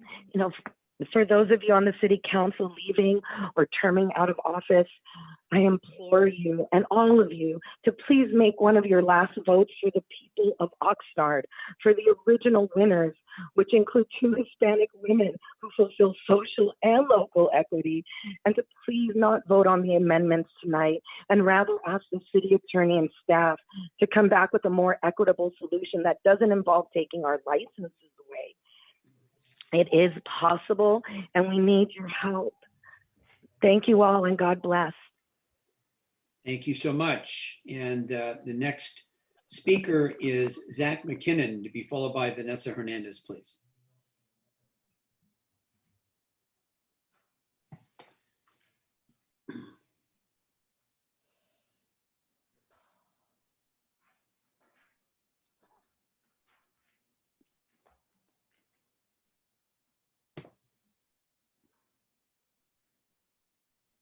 Hi, Zach. You have 3 This is minutes. Zach. Yes. Hi there. For the cannabis item. Go ahead. Awesome. My name's Zach. I actually do work for Catalyst Cannabis as the community organizer for our community outreach department. And I, up until 3 months ago when I got this position, have worked various positions throughout the cannabis industry, illegally and legally, for about 8 years now. And I've seen so many different management styles, job types, work environments.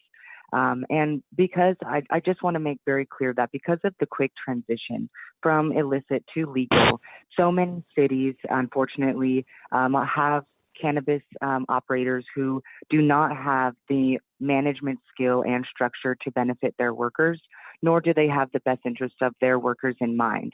I'm proud to say that after the 8 years I've spent finding my path in cannabis, and after surviving cancer with the help of cannabis 8 years ago when I got into this industry, I finally have found a operator who I can stand personally behind and say that we do only push against things that are not benefiting workers and their communities at large. It's very important to me to see that there are transparent and fair legal operation and licensing procedures. And scoring really should be based on the community and worker benefits. We personally at Catalyst have gone above and beyond most of the requirements of legal of our legalized dispensaries, including having a joint management and labor committee and an entire cannabis community outreach department. But we also work hand in hand with the union to protect our workers and ensure that they have jobs that benefit our local, consumers and customers even are constantly hired with us. So also I just want to see collective bargaining agreement somewhere in the licensing, because it's very important to see people who already have established relationships like this. Local hiring and social equity is also extremely important. Catalyst personally, I know my bosses have personally invested in social equity applicants just to see them flourish that are outside of even our business. And I just want to see that social equity is taken seriously as something that can protect and help jobs in our, the local communities. And even if that means outsiders coming and bringing union jobs that we know are going to benefit and make money for for those citizens locally, that is also something that should be considered, because ultimately, what is going to be the best for your community if an established business is saying they're going to come in and bring union jobs? I commend you guys, and thank you so much for listening and hearing all of us and redoing this process to make it fair and transparent for everybody. I really appreciate your time. Take care. Thank you very much. And the final speaker, we're going to go back to one of the original ones it was called, but Michael Chernus, please. Did we skip Vanessa? I'm sorry. Yes. I'm sorry, Vanessa Hernandez.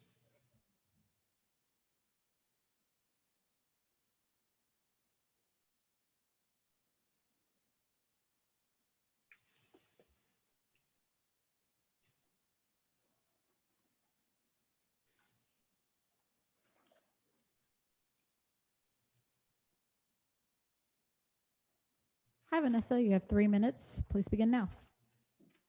Great, thank you. Good evening, Mayor, Mayor Pro Tem, council members. Thank you for allowing us to share tonight. I'm Vanessa Hernandez, CEO of FGH Retail Services, winning local equity applicant for cannabis retail license and a lifelong resident of Oxnard. In fact, I'm a third-generation Oxnardian like several of my fellow FGH owners. I'm a Latina, and our management team consists of all Latinos. While we empathize with the city, we also felt the need to bring additional information, as there are two sides to every story. We understand that it's your duty to become experts quickly in complex topics and then make decisions. We appreciate City Council, City Manager, the Planning Department and staff in doing their very best in trying to be fair. I'm here to offer additional perspective before decisions are finalized. Much of what I'm saying is in the letter I sent last night, but we felt it was necessary to share how terminating this program affects us, your local, legitimate Oxnard residents.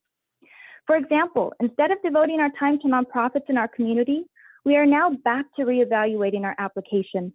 When we received our congratulations letter, we immediately reached out to our nonprofit organizations, excited to begin the great work we promised.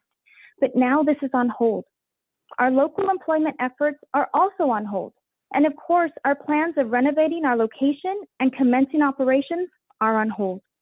Please keep in mind that this has been almost a 2-year journey, as this process started in June 2018. We believe the great work done by the City Council Planning Department has been open, fair, and transparent from day one. The late nights and numerous meetings should not be in vain, nor should all the hard work and money we spent in good faith in the application process. To suggest that one minor issue would eliminate all of the hard work and our taxpayer dollars in supporting their efforts is difficult to accept. Tonight, we as FGH are asking that you continue to be fair and grandfather the 10 that received their congratulations letter. We abided by the rules set forth by City Council and the Planning Department.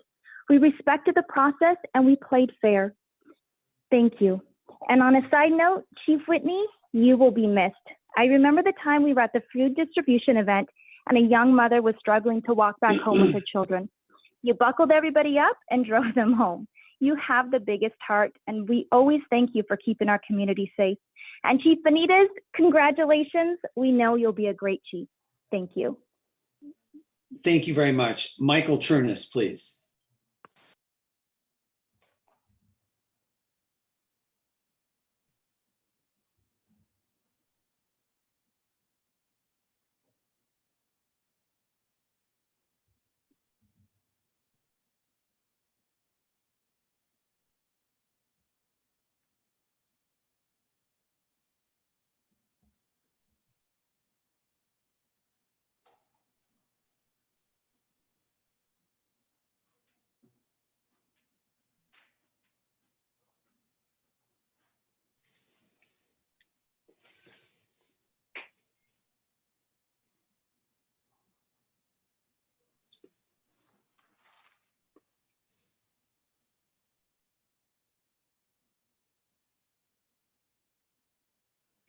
Went to voicemail.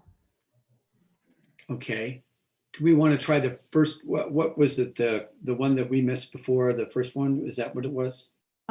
Jessica had emailed me and said to try again. Okay.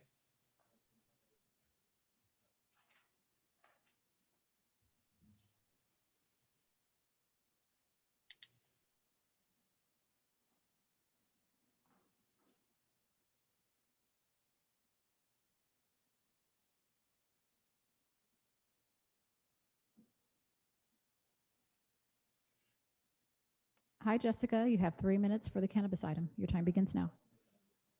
Thank you. From tonight's City Council meeting, if there's one thing that's clear, it's that the City of Oxnard acts like one big family. I can sense that the council members and staff are individuals who genuinely care about each other and genuinely care about the people of the city. Our company, Yuma Way, felt welcomed by Oxnard from the beginning with quick response for planners and a city council who's shown thoughtfulness and care throughout the legislative process, and who above all, really try to get it right.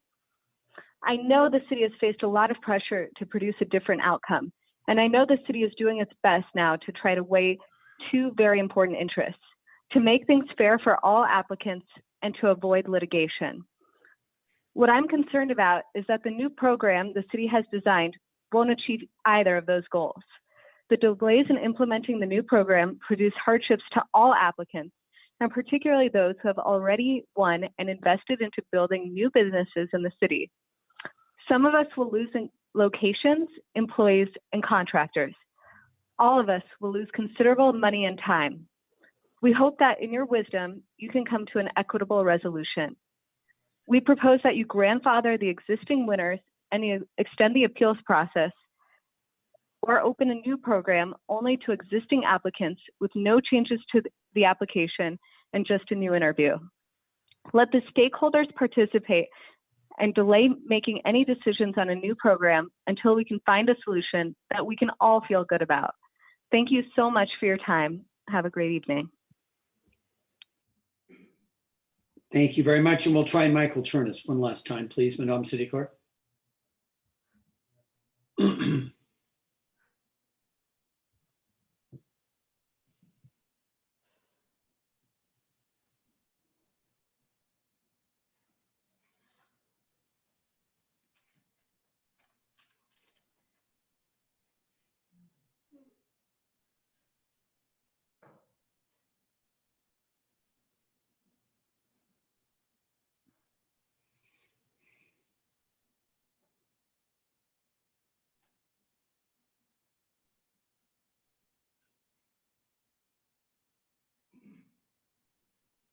Hello.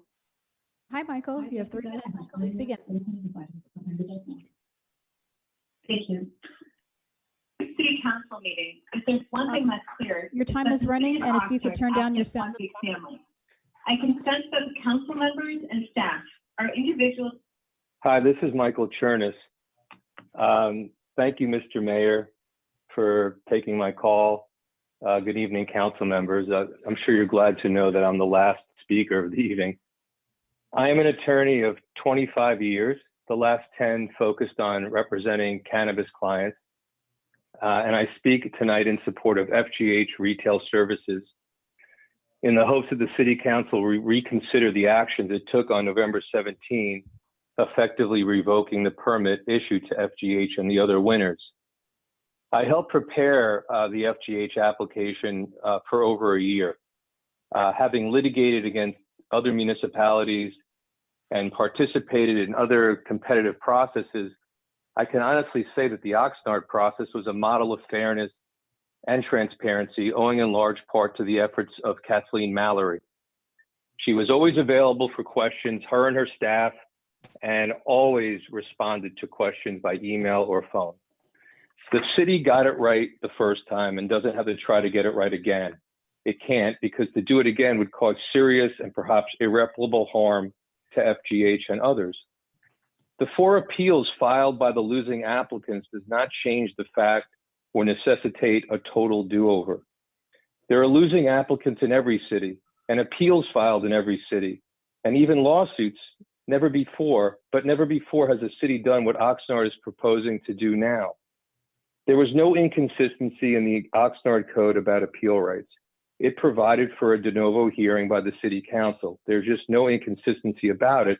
However, the code does not elaborate on what the de novo hearing procedure is or should be, and that can be spelled out by the City Council in an amended ordinance that strikes a balance between a reasonable review and also not burdening the City Council with 40 hearings.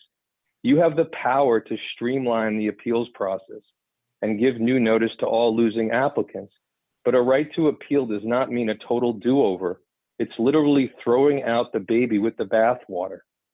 For example, in the recent election, with all of the challenges that were made and all the appeals about poll observers not being given sufficient access, there's no call for a new election.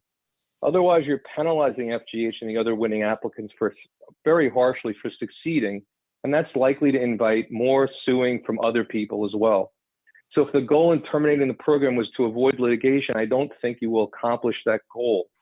At the very least, please ensure that the new process is fair to the winners and does not change so that everyone has to spend even more time and money redoing their application. And no applicant should be allowed to change their ownership percentage from what it was before. Thank you very much for your time and good evening. Thank you very much. And Madam City Clerk, that concludes the speakers. Is that correct? That's correct, Mayor. Okay, I'd like to ask for a motion to close the public testimony portion of this public hearing. All in favor? Aye. All opposed? Okay, the public testimony portion of this public hearing is now over. And I don't know if members of the council have either questions of the staff or any comments to make. I don't see a raised hand.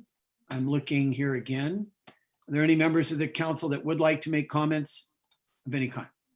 Mayor, Yes, Mayor Pro Tem. only this, that some of the issues raised, I think, correct if I'm wrong, Ms. Golder, Ms. Mallory, could be addressed without having a change in the ordinance.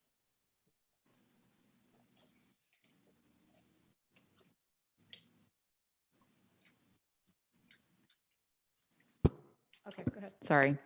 Yes, that is correct. Many of the items that were raised tonight about transparency and scoring and ranking, as well as changing locations, can definitely be addressed within the application guidelines and would not necessitate any changes to the ordinance before you this evening. Thank you. Any further questions by members of the council? Yes. Mayor, I just have a comment. Okay, why don't we start with Councilman McDonald and then go to Councilman Perillo? I can defer to Councilmember Perella. I think you spoke first. All right, Councilman Perillo? Do we need to take a roll call on closing this public hearing?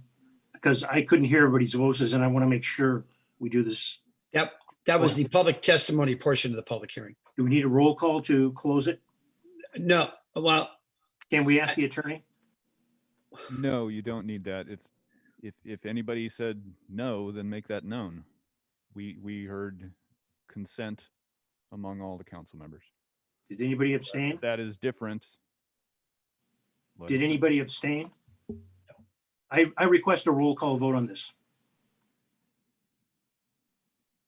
All right, Madam City Clerk, we have a request for a roll call vote to end the public testimony portion of the public hearing. And why don't we just go ahead and do the roll call vote in honor of our distinguished colleague. Thank you.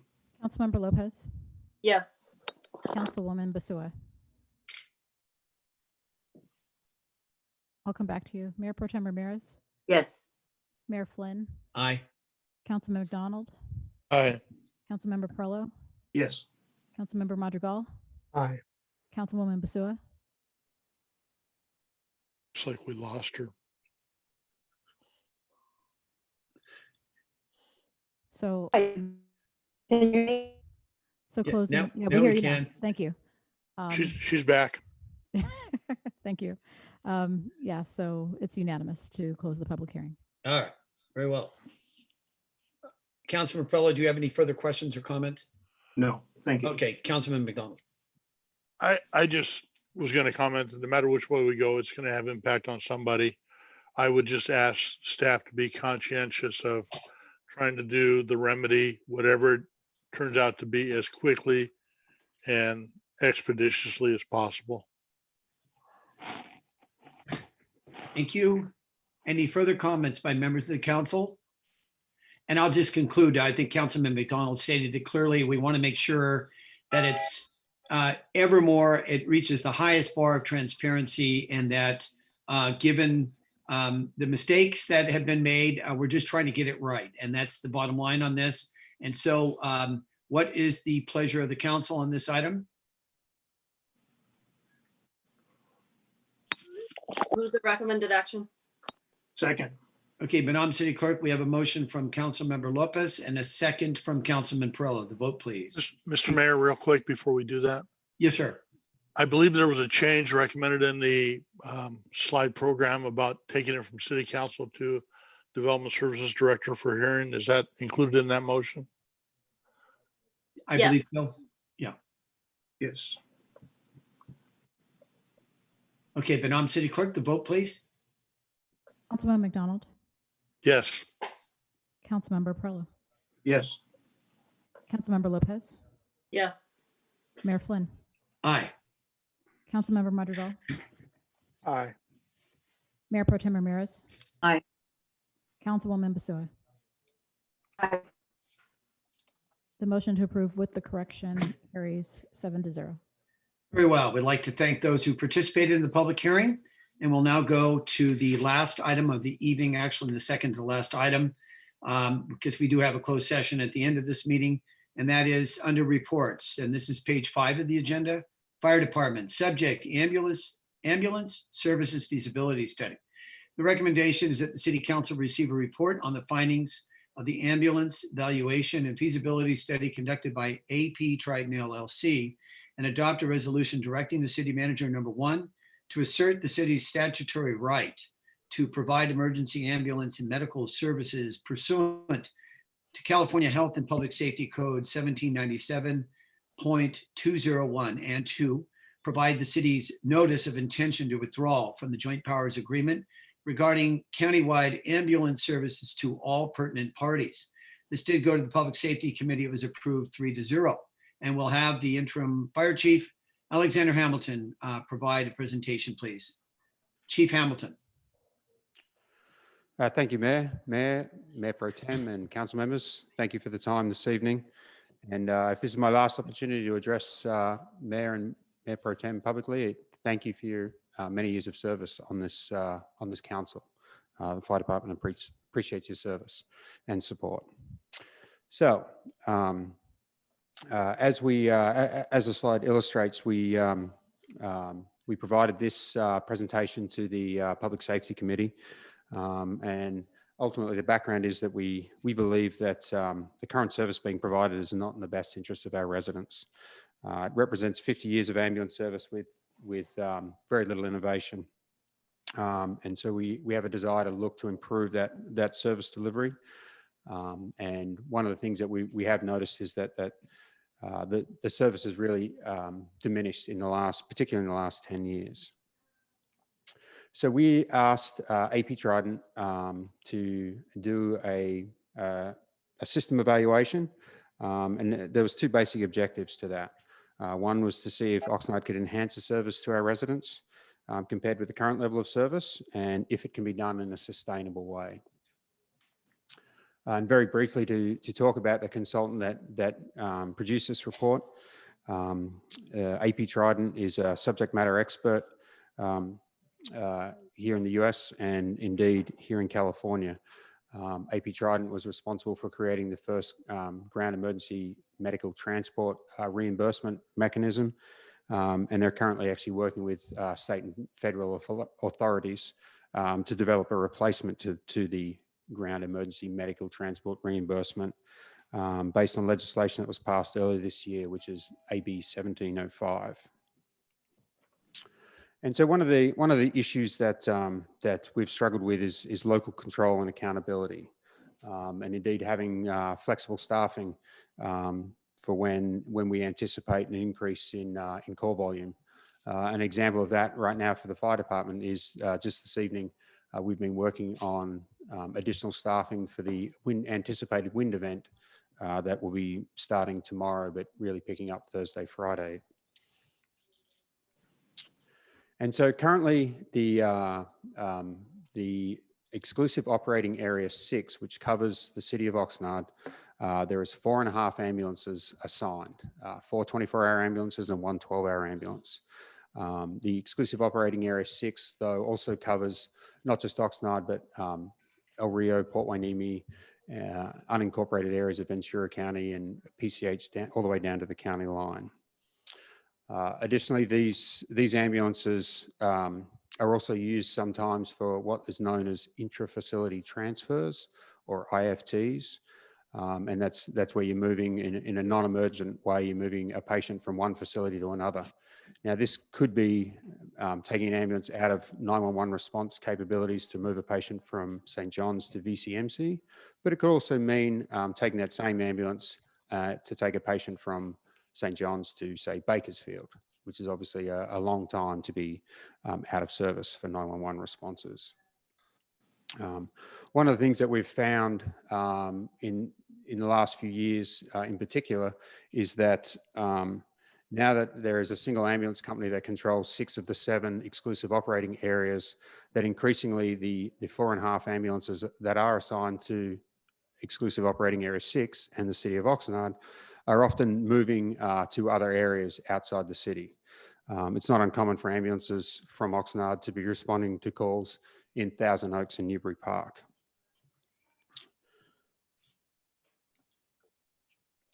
And so one of the things the study actually recognized was that the city of Oxnard, with 4 24-hour ambulances and with some amount of surge capacity, whether that be 1 or 2 12-hour ambulances, would be adequate to service the city of Oxnard if it was used solely for 911 responses and not those auxiliary areas or auxiliary duties. And so one of the things that, one of the other goals that we have in moving forward with this resolution is to really improve the healthcare equity here in Oxnard. And so we believe we can do a better job of serving those, serving the medically underserved and helping those,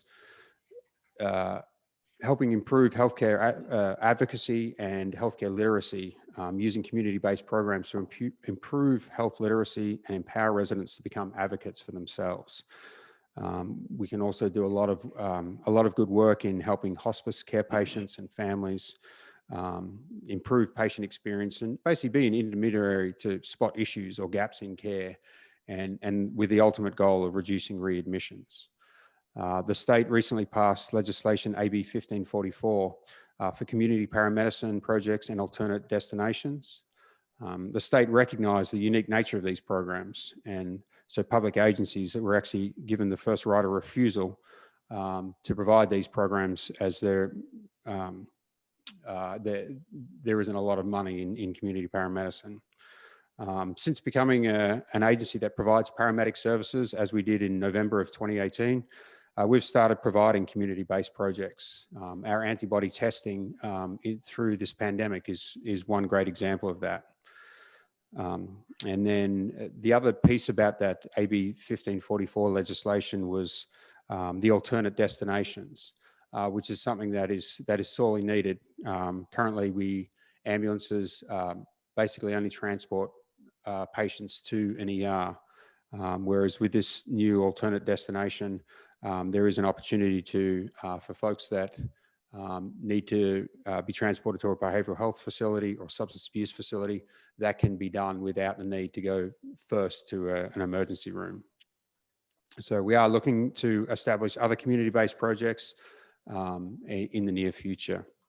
One of the things that we have built since the pandemic began was a telemedicine program. This is a telemedicine program based on the point of dispatch, meaning that if a patient were to call 911 and if they were to meet a criteria of a lower acuity incident, we could actually facilitate, fire personnel could facilitate essentially a consult between the patient in their home and a doctor at St. John's Hospital. And this program wouldn't be tied to any in-network, out-of-network issues. And this program we built based on the experience we saw New York City having with a huge number of cases that they were dealing with, and the goal of that program was to reduce the number of transports to the emergency room if they were lower acuity issues. And so we haven't yet placed this telemedicine program into service. Thankfully, thus far we have not had that level of surge. However, the current increases in COVID cases, we may well need to place this telemedicine program in service. If we did place it into service, there would be a cost recovery component, obviously with a compassionate billing policy. And the only other thing I wanted to say there is it's potentially a much higher level of service to our residents and being done from the comfort of their own home. So again, we are doing what we can to focus on the needs of our community. Another thing that we'd like to improve on through enhancing our services is improve access to first responder advanced life support services. So our goal, the goal we'd like to set is to have a paramedic on scene in less than 5 minutes. Every study shows responses under 5 minutes improves the outcome of the patient regardless of the destination hospital. This is, a lot of this would depend on unit hour costs, and I'll talk a little bit more about that in a second. But this is difficult to do with ambulances alone, to have a paramedic on scene that quickly, and so it's a program that would need a combination of ambulances and paramedic squads. So, but some of the other things that we'd like to see improvements with is life-saving equipment. An example would be the mechanical CPR devices that are currently available. Right now, when we have a CPR call, our units or our personnel are staying on scene, in some cases up to 40 minutes doing CPR. And particularly in this time of COVID, our personnel get very sweaty doing CPR for that length of time. And so that's when we have personal protective equipment breaches, and that's when we've had exposures on calls. And so those mechanical CPR devices allow for quality CPR compressions without our personnel having breaches in their personal protective equipment. It also would provide an opportunity for innovation, and an example of a neighbouring fire department that's using such an innovation would be LA County Fire Department. They currently actually have a stroke unit ambulance that is staffed with a doctor, a physician assistant, and a paramedic to provide care to potential stroke victims. So something I alluded to just a minute ago was the unit hour cost of ambulances.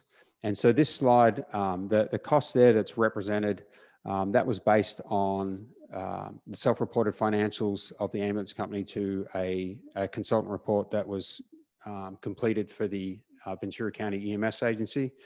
And so this number may well change as if the city decided to go out to a competitive bid for an ambulance contract based on unit hour cost.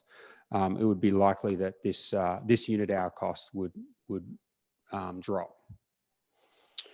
So, but basically the unit hour cost would be the determining factor in how many resources we could put on the road. There is a finite amount of revenue to use, and so obviously the lower the unit hour cost, the more potential there is for additional resources. And so this next slide illustrates this would be the cost if we were to staff ambulances with firefighter paramedics. There are definitely pros and cons with this idea of staffing ambulances with firefighter paramedics. Personally, I'm not sure it's the best and highest use of firefighter paramedics, and so, but it would be something to consider. One of the issues with that is that there would be additional training. Obviously, the firefighters would have to keep up with their firefighting skills in addition to their paramedic skills. So that would be one of the issues. And the AP Trident report discusses more of those issues in greater detail. Another thing that we had AP Trident take a look at was the cost, the unit hour cost if we were to staff ambulances with single function paramedics and EMTs. This would mean essentially they would be, the example in this slide would mean they would be city employees. They would not be firefighters. They would only work on ambulances. But you can see there it continues to bring down the cost of the unit hour cost. So, and there are plenty of opportunities for us to improve offer meaningful jobs for our local residents, and then be able to provide that ambulance service at a much lower cost. So this is something that that we would like to consider, but one of many options we'd like to consider. But it would help with local recruitment and the potential to be a feeder program for the fire department. But it also has a real potential for people that wanted a career in the EMS field, that they could have a career in the EMS field. So one of the issues that was highlighted by the AP Trident report was the issue of local control. And so this statement here is something that I think speaks to that. And I'm just going to read this statement out. The interesting aspect of this arrangement is that when the provider is not in compliance with service requirements such as delayed response, the ambulance provider is fined. These monies are then paid to the county, not the city, although it was the city that experienced a compromise in service they deserve.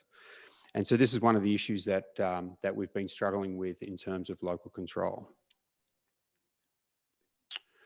And so one of the things that, one of the benefits that we see by asserting local control over our system, we can design it to meet the needs of our community. As I mentioned, it has the potential to be a great recruitment tool for our residents who are interested in a career in public safety. I'll tell you that we recently established a college internship program at the fire department to encourage more of our local residents to apply to become firefighters. And the year that we established that program, sadly, there wasn't a single Oxnard High School graduate in an Oxnard College Fire Technology program. And so I think that speaks to some of the work that we need to do to show our residents that a career in public safety, either fire or EMS, is a very viable and rewarding career. So ultimately, the AP Trident report or study showed that the system is self-sustaining. They used conservative reimbursement rates that have been vetted. They actually estimated reimbursement approximately $200 below the state average. And we believe there is also an opportunity through this issuance of local control to provide innovations for non-emergency responses or those intra-facility transfers that I'd mentioned earlier. Part of the reason that the study showed that the Oxnard has the ability to create a sustainable system and improve the service delivery is based on the payer mix here. And as you can see there, the level of commercial insurance is relatively high, and that's one of the reasons why it is sustainable. But ultimately, there are that payer mix overall does provide for a sustainable revenue source to provide some of those innovations. And so this slide here talks to the revenues, the estimated revenues that would be created or that currently exist. And so this would allow, and again, this is a conservative reimbursement model, but does allow for significant reinvestment into our EMS system and ultimately into service to our residents. And so this last slide, it's these numbers are based on it's certainly the total yearly cost to provide the high level of service, that $4.6 million number. That's actually based on firefighter paramedics staffing ambulances. Obviously, if we had a lower unit cost, if we used single function paramedics and EMTs, or if we went out to competitive bid for an ambulance company that provided a low unit hour cost,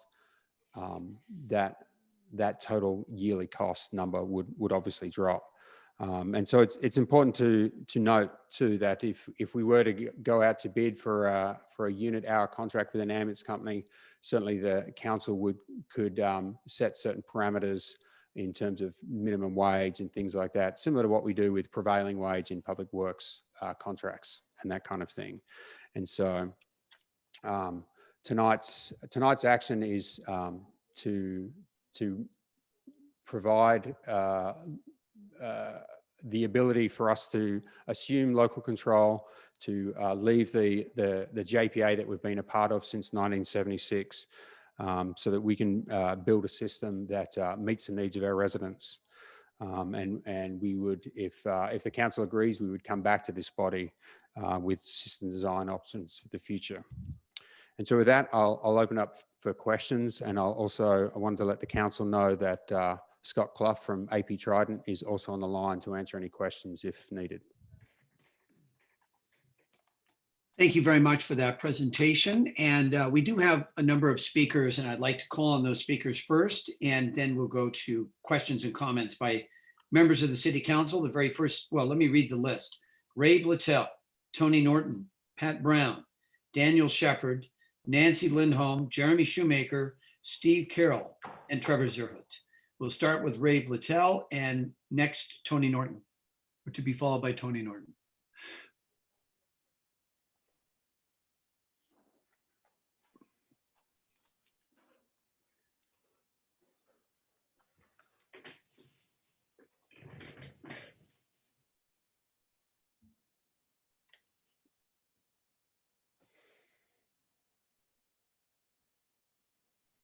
Hello. Hi, Ray. You have 3 minutes for the ambulance services item. Please begin.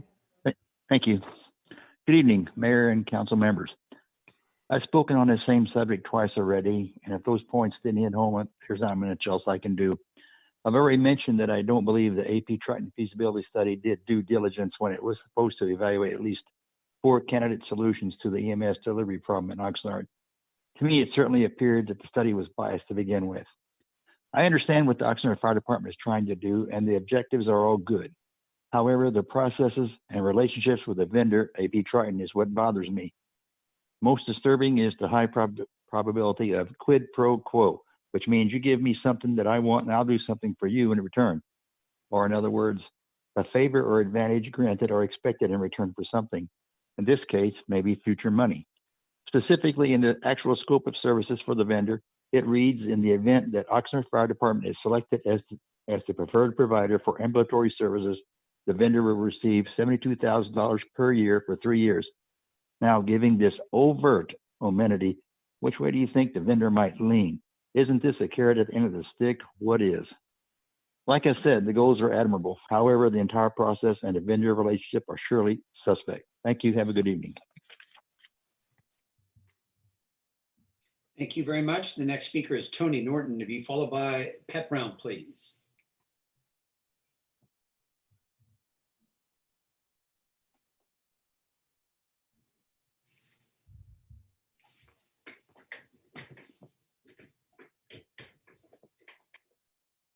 Hello. Hi, Tony. You have 3 minutes to speak on the ambulance services item. Please begin now.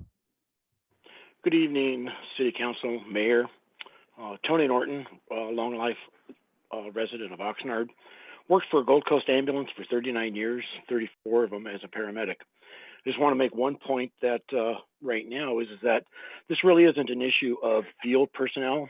The paramedics and EMTs that currently are working there doing such a fantastic job under very difficult situations. So back in April 2010, AMR and Gold Coast, or I'm sorry, AMR purchased Gold Coast. At the time when this came out, one of the representatives from AMR at the time said that nothing was going to change.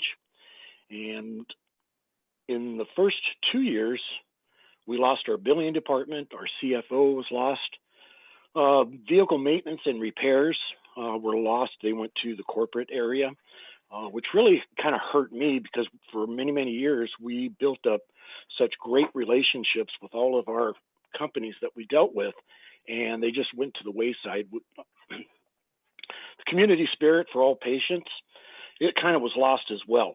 What happened was that when a patient came in to purchase the bill, or I'm sorry, to pay for the bill, or to do something for the ambulance services, our personnel, office staff, our president, Ken Cook at the time, we all always tried to make the best situation of a difficult time this patient was having, whether it was with the bill, whether it was help filling out the paperwork, whatever those things were.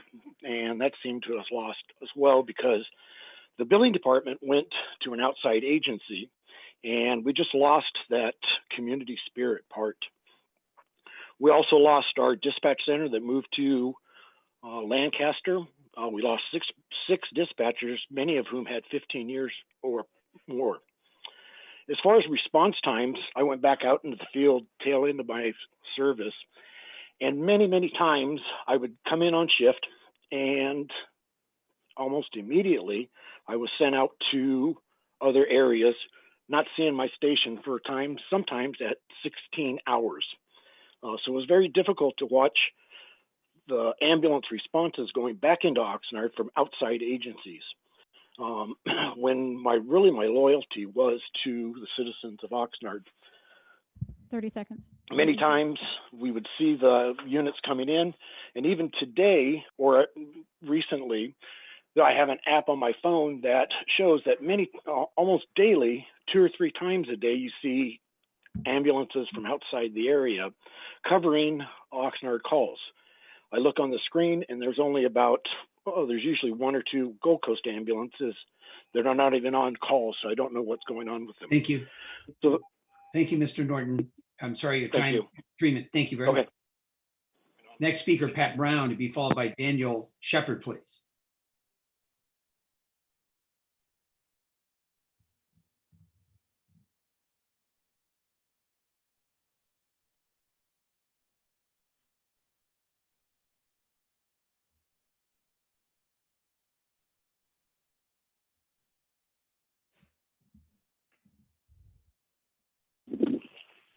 Hi, Pat. You have 3 minutes. Please begin. Okay. I've been involved with the Ready and Resilient group, which is the made up of the neighborhood chairs and the fire department. We're getting together about once a month until the COVID thing took over and we had to stop it. But it was very informative, and the fellows really know what they're doing.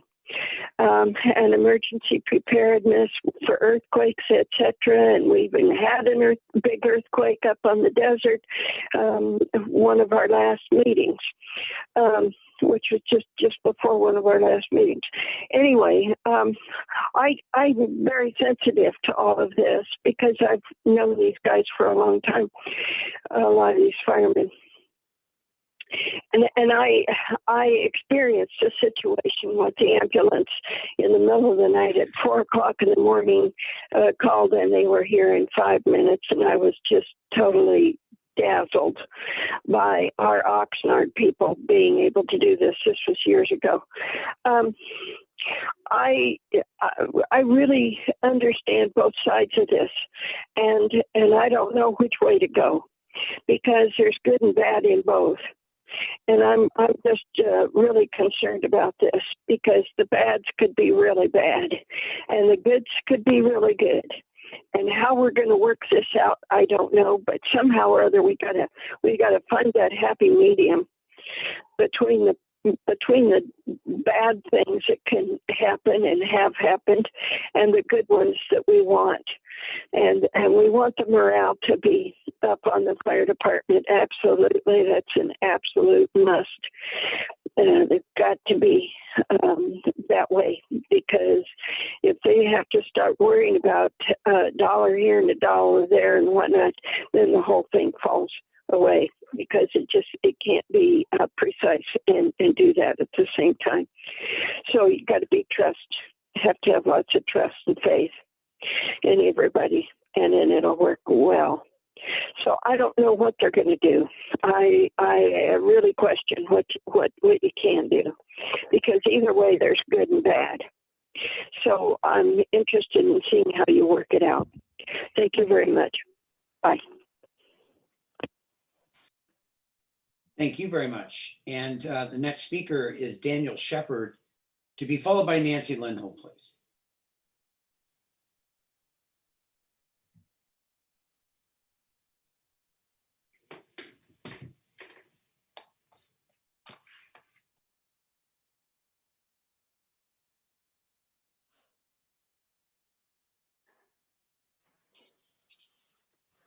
Hi, Daniel. You have 3 minutes on the ambulance item. Please begin now. Hey, Thank you. Good evening, Mr. Mayor, Mayor Pro Tem, members of council. My name is Danny Shepard. I'm an emergency physician, and I'm the medical director for the Ventura County EMS agency. Basically, I'm the one who's responsible for the medical care your residents receive when they call 911.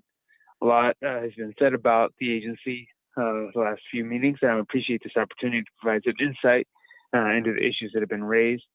You know, we at VCMS love our job. We take it very seriously.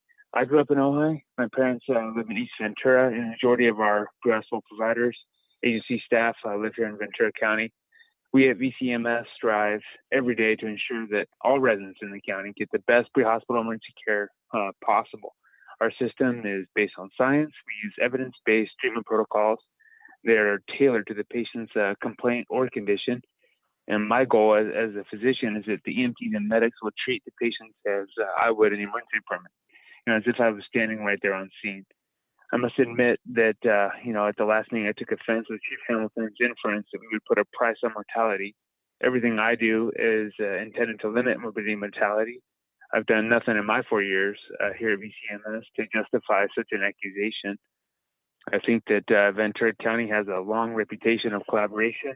The cardiac arrest survival rates mentioned at the last meeting aren't specific to Oxnard. They're a community success, a county success. Our county employs a pit crew CPR approach, which requires our providers to work together as a team to provide that high quality care. This is just one of the success stories. More recently, we implemented a modification of the stroke system that increases the availability of a specialized stroke treatment to the residents of Oxnard, with St. John's as our designated center for that treatment. And even today, we launched a software platform designed specifically to improve the care of pediatric patients. So the VCEMS paid for that software to be deployed countywide. And our AMS personnel are not greedy corporate shills. These are frontline healthcare providers. They've taught thousands of residents how to do CPR, you know, stop a hemorrhage using the Stop the Bleed course. And they're the ones currently risking their health and safety performing COVID tests throughout the county. They're also the ones in those small patient compartments in the ambulance transporting these symptomatic COVID patients to and from, or to and between, I should say, hospitals. One of the Gold Coast administrators went to New York City during their search to help provide care. 30 seconds.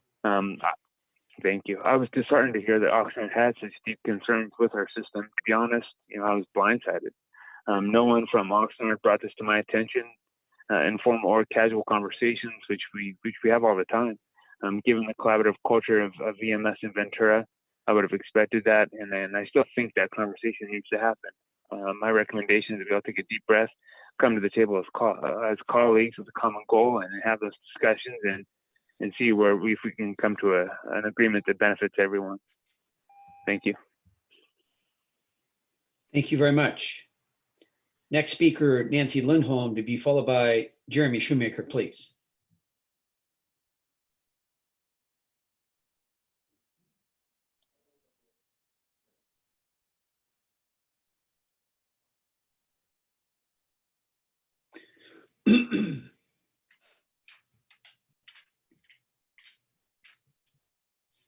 Hi, Nancy. You have Hi, 3 it's minutes for Nancy. the ambulance item. Hi. Please begin. Great, thank you. Hi, again, Nancy Lindholm, CEO of the Oxnard Chamber of Commerce. I have to say that we're very disappointed in the lack of notification of the study and the process to change Oxnard ambulance services, and believe it's moving forward too quickly without much public inputs. We ask that the council postpone any action on this item until the chamber and business community have an opportunity to research the validity of the data in the study regarding response times and the cost for providing services. Thank you for your consideration. Thank you very much. And the next speaker is Jeremy Shoemaker, to be followed by Steve Carroll, please.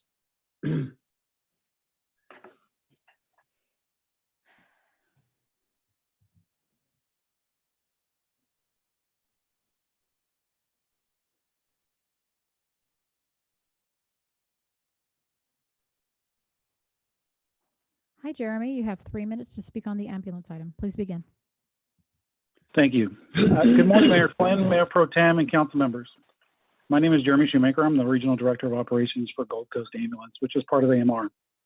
Let me start by saying that we're honored to serve the city of Oxnard, where we've been an integral partner in the EMS system for many years. We understand that you want to ensure that the residents of Oxnard receive excellent ambulance service. We think that the best, most economical method continues to be the use of Gold Coast.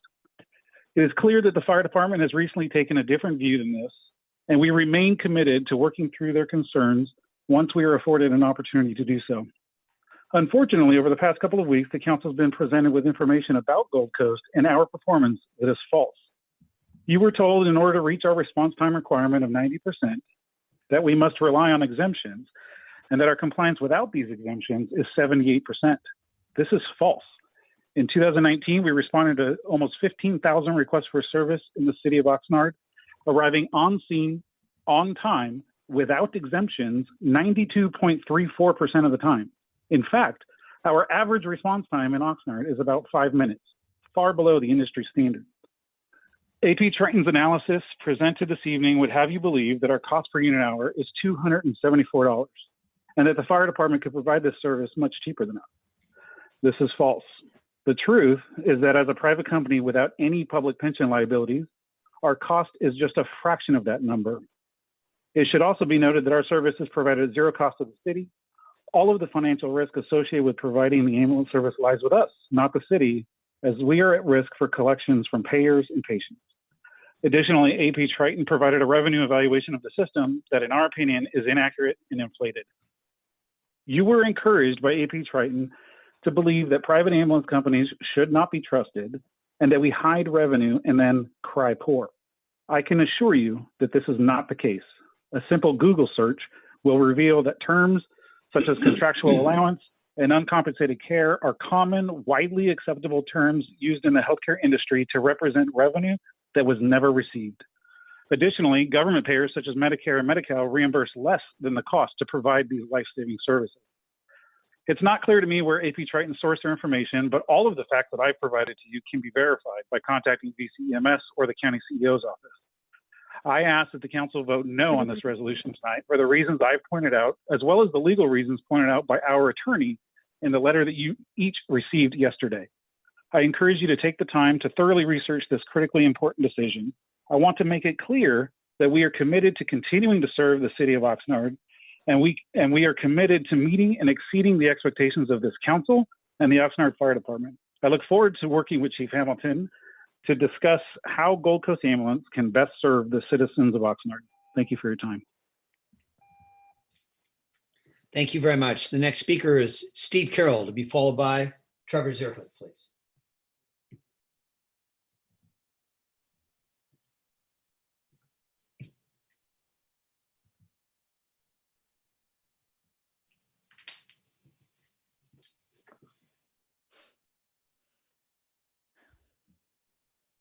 Hi, Steve. You have 3 minutes for the ambulance item. Please begin. Hi, good evening, Mayor Flynn, members of the council, Mr. Wynn. I'm Steve Carroll, the Emergency Medical Services Administrator for the County of Ventura. The Ventura County EMS Agency is responsible for medical control and oversight of the emergency medical services provided in Ventura County. Our EMS system is composed of a variety of public and private professionals who work together to provide quality and proficient emergency medical care to our residents and visitors. While we disagree with the proposed recommendations, tonight I would like to address the misrepresentations made at your December 17th City Council meeting in a presentation that preceded tonight's agenda item. The presentation from Interim Fire Chief Alex Hamilton characterized our agency as biased against Oxnard and non-responsive to the city's concerns related to EMS and ambulances. This is not accurate and does not reflect our routine interactions with our stakeholders. In fact, I personally worked with the previous fire chief, Darwin Bass, to establish the Oxnard Fire Department paramedic program in November of 2018 after he came to us with the concerns. The Oxnard paramedic program was specifically designed to augment the advanced life support services provided to the South Oxnard areas. Unfortunately, in recent times, the Oxnard Fire Department paramedic program has not consistently provided coverage in South areas as it has been agreed upon. In another example of our collaborative efforts supporting Oxnard, our agency worked with the Oxnard Police Department and all law enforcement agencies in the county to train and equip our local law enforcement personnel with naloxone, also known as Narcan, which is used to treat suspected narcotic overdoses. Every law enforcement officer now carries Narcan, which is used to save lives while we continue to struggle with an out-of-control opioid abuse epidemic. I would like to also clarify the misrepresentation of the ambulance response times. As Jeremy Schumacher mentioned, Gold Coast Ambulance has exceeded their 90% compliance in the city of Oxnard, and the 78% that Chief Hamilton presented is inaccurate. It is 92.34% without the use of exemptions. It's 96% with exemptions. Our ambulance system is high performing and quite busy, and with obviously not without opportunity for improvement. And we certainly are interested in working with our stakeholders to improve service to our EMS patients. The issues represented in the proposals presented at the December 17th meeting and those in the report and resolution tonight have not been brought to our agency's attention prior to us seeing the recording of the last City Council meeting after the fact. We remain committed to ensuring the best possible emergency medical care is available to everyone in Ventura County, and we would welcome the opportunity to work with the City of Oxnard to address any of these concerns. Thank you. Thank you very much. And the last speaker is Trevor Zerhood, please. Prior to us seeing the recording.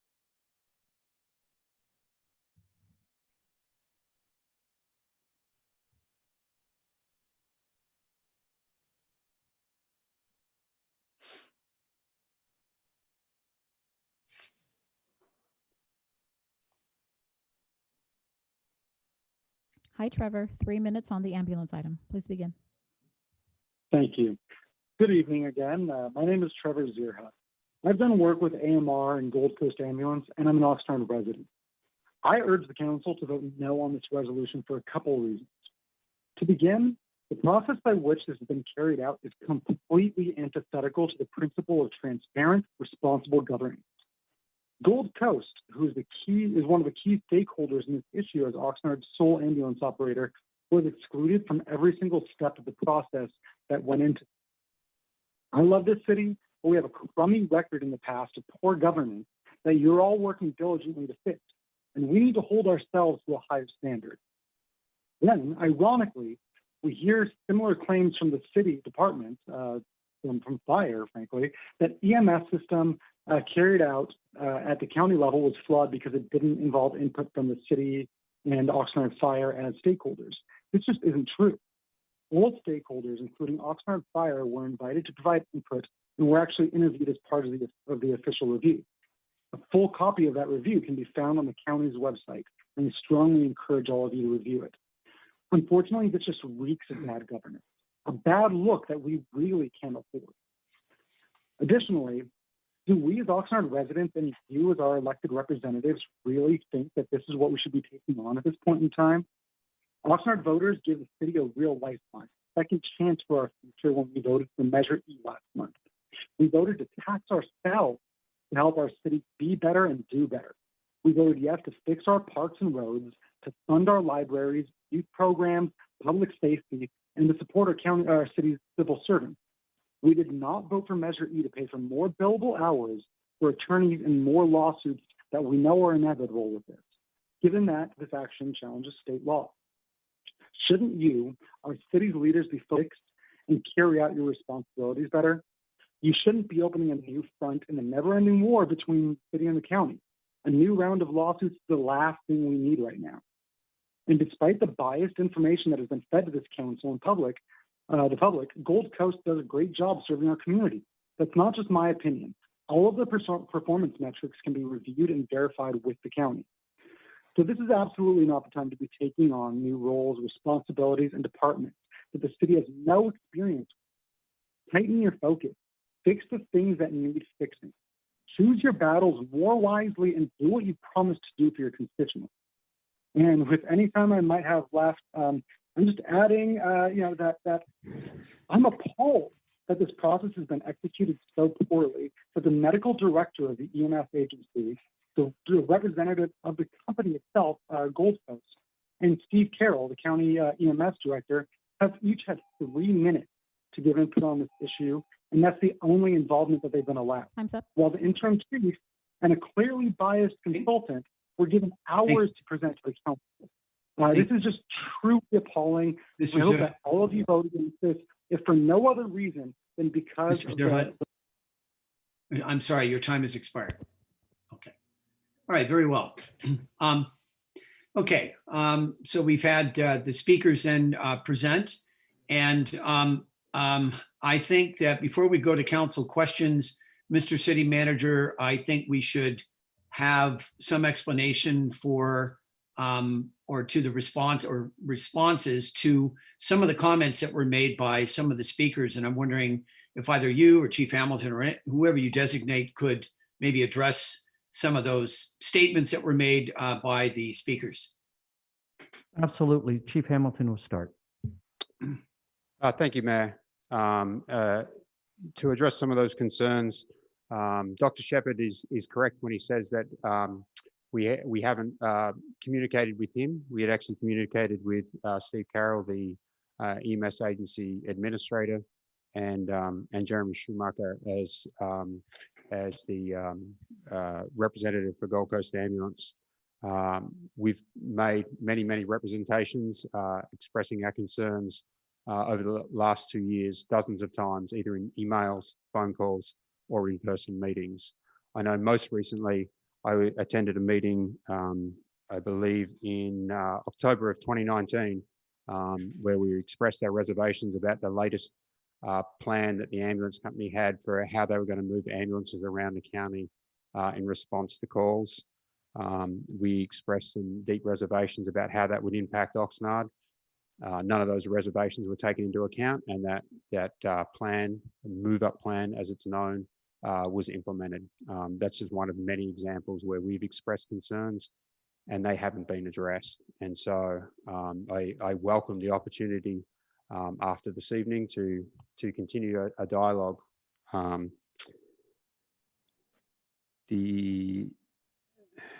was the other thing I was going to address? Oh, the other thing I'd like to address is in terms of the response times. The number that we provided at the last council meeting is correct. It's based on raw data from the dispatch center. And I would hazard a guess that the 92.34% compliance number that the EMS agency is representing likely includes code 2 responses, which gives the ambulance company 15 minutes to respond. And then they also have responses for suburban and rural responses, which are 25 and 45-minute response times. An example of a rural response time would be down PCH towards the county line, which is again part of, that's all in exclusive operating area 6, which includes Oxnard. So the numbers that we gave to you at the last council meeting, that is based solely on code 3 responses, which are the most emergent of responses.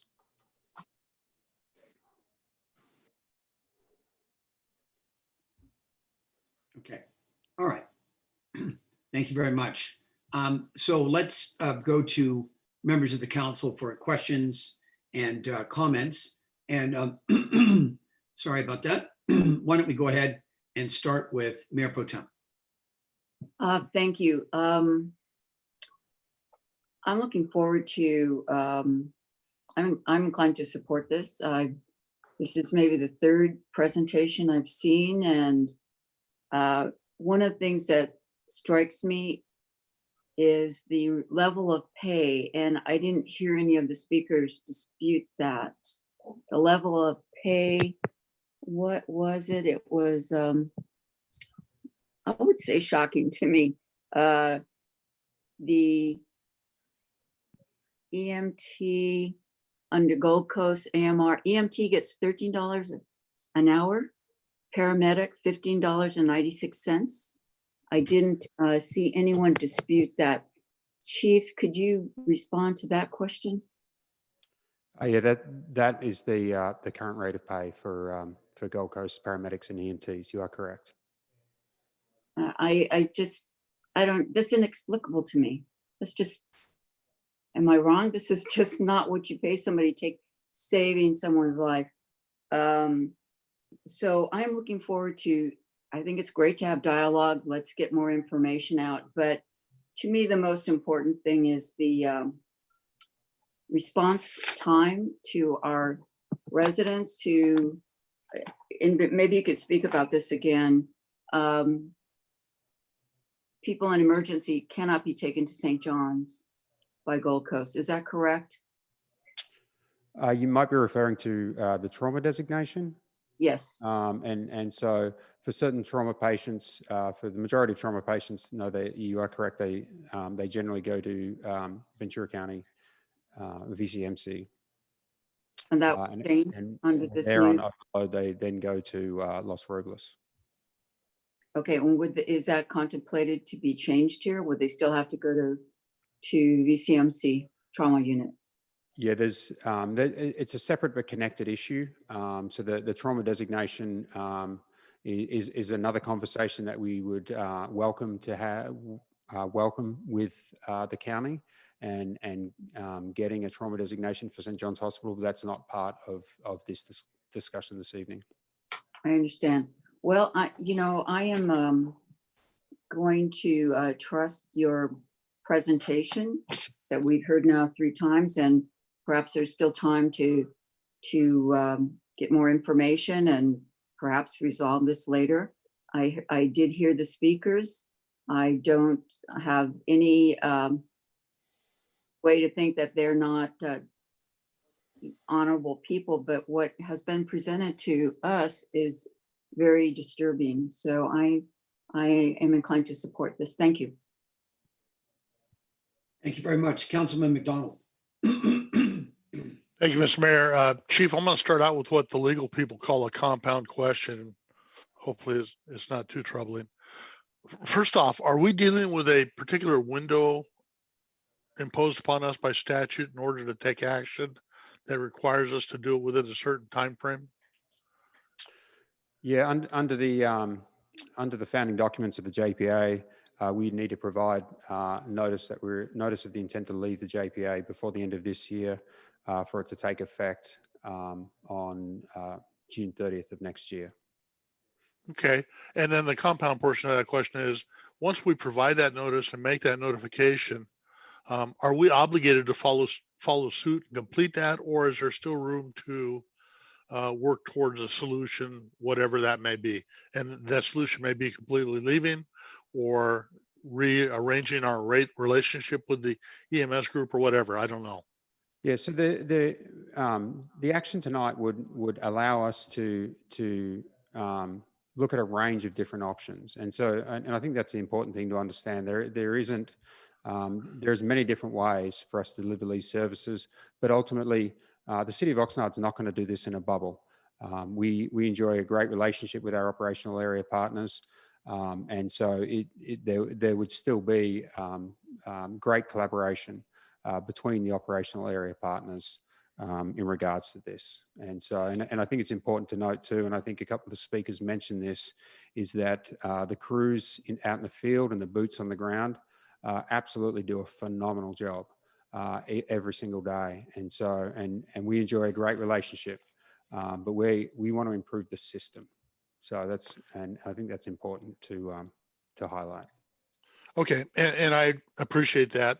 And my only other comment is going to be, ever since St. John's was not selected as a trauma center, I've been fairly vocal when I have an opportunity to do that. I'm not shy about my opinion sometimes. And I know there have been many meetings. I believe there was one about 6 or 8 months ago where Mr. Carroll was present in our chambers. It may have been over 6 or 8 months because it was pre-COVID, where I commented about St. John's should have been a trauma designee. We are 1/4 of the county's population. We're the closest to the freeway of the 2 existing trauma centers.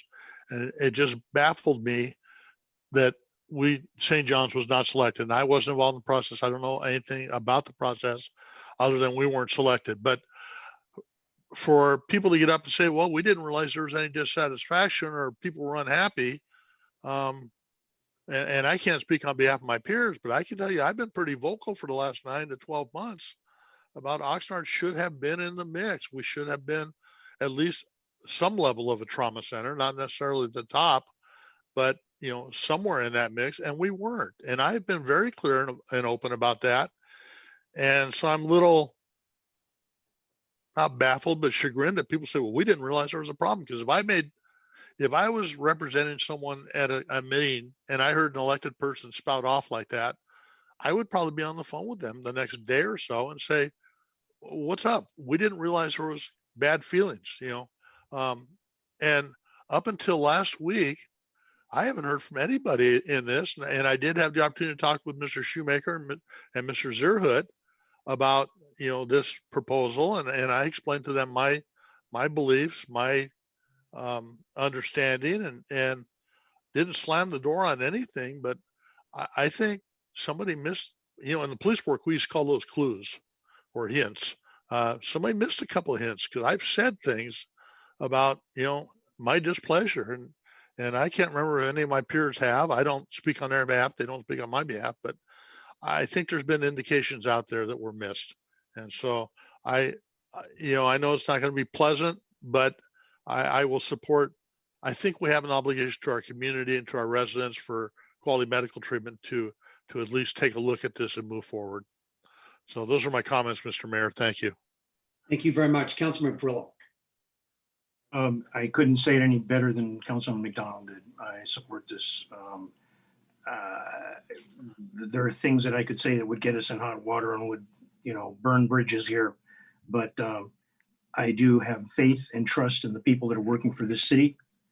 My highest regard is health, safety, and welfare, as the other individuals on the other side of this issue. But my highest regard to health, safety, and welfare of the residents for this city. And I want to provide the best services that we can for the residents of this city, not ignoring anyone else, but I will not allow my residents to be put in a second-class position. And I want to thank Councilman McDonald for being much more eloquent and using some examples that even youngsters couldn't miss. Thank you. Thank you very much. Councilman Madrigal. Thank you for the presentation. I would actually like to go forward, see where this actually heads or where this leads to. I've been on the council for 4 years. I've heard Councilman McDonald, give those hints on the dais over the last 4 years. And going and working with other agencies, I've gone with Councilman Perillo to other boards, and it's usually we get that same answer that, oh, we didn't know Oxnard had an issue, or we didn't know that Oxnard cared about the issue. But it usually is that, we stay here, but we get ignored by either other agencies throughout the county, be it county, cities, or even school boards. So with this, right now, I just kind of want to move forward and see where it goes. Thank you very much. Councilmember Lopez. Thank you, Mayor. I thought you had skipped me, but thank you for calling on me. Chief, thank you for the presentation. I will follow up on the comments as well from Councilmember McDonald, who I think touched on some of the questions. So I just want to clarify what this process will look like, because if I understand correctly, this is a notice that that the city would be exploring these options. But is there a chance that we would come back and decide, no, we are going to remain in the JPA? Or can you explain a little bit more about that? Yeah, no, ideally we would like to be able to assert our local control so that we can make sure that we do provide the best system for our residents. Now, what that actually looks like is if the council agrees to move forward with the resolution tonight, one of the first things we're going to do is work on a contract with the ambulance company, and that's something that there would be at a very minimum, we would continue a relationship with a private ambulance company at the very minimum on a short-term basis, while we decide what is the best system for our residents and what is the most cost-effective way to deliver services to our residents. So that's the way it would look moving forward.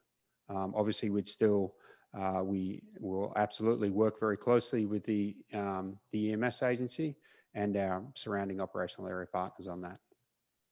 Great, thank you, Chief, for that. And I know that some of the comments mentioned that this was barely heard less than a month ago, but I think these discussions, as has been mentioned, especially about this service in particular, came months ago. And so I think this is again an opportunity for county EMS as well as a Gold Coast, to come together. And the point of this truly is to serve our residents and make sure that the needs of our residents are being met.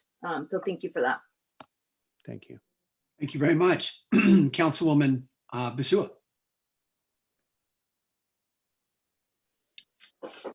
Thank you for the presentation.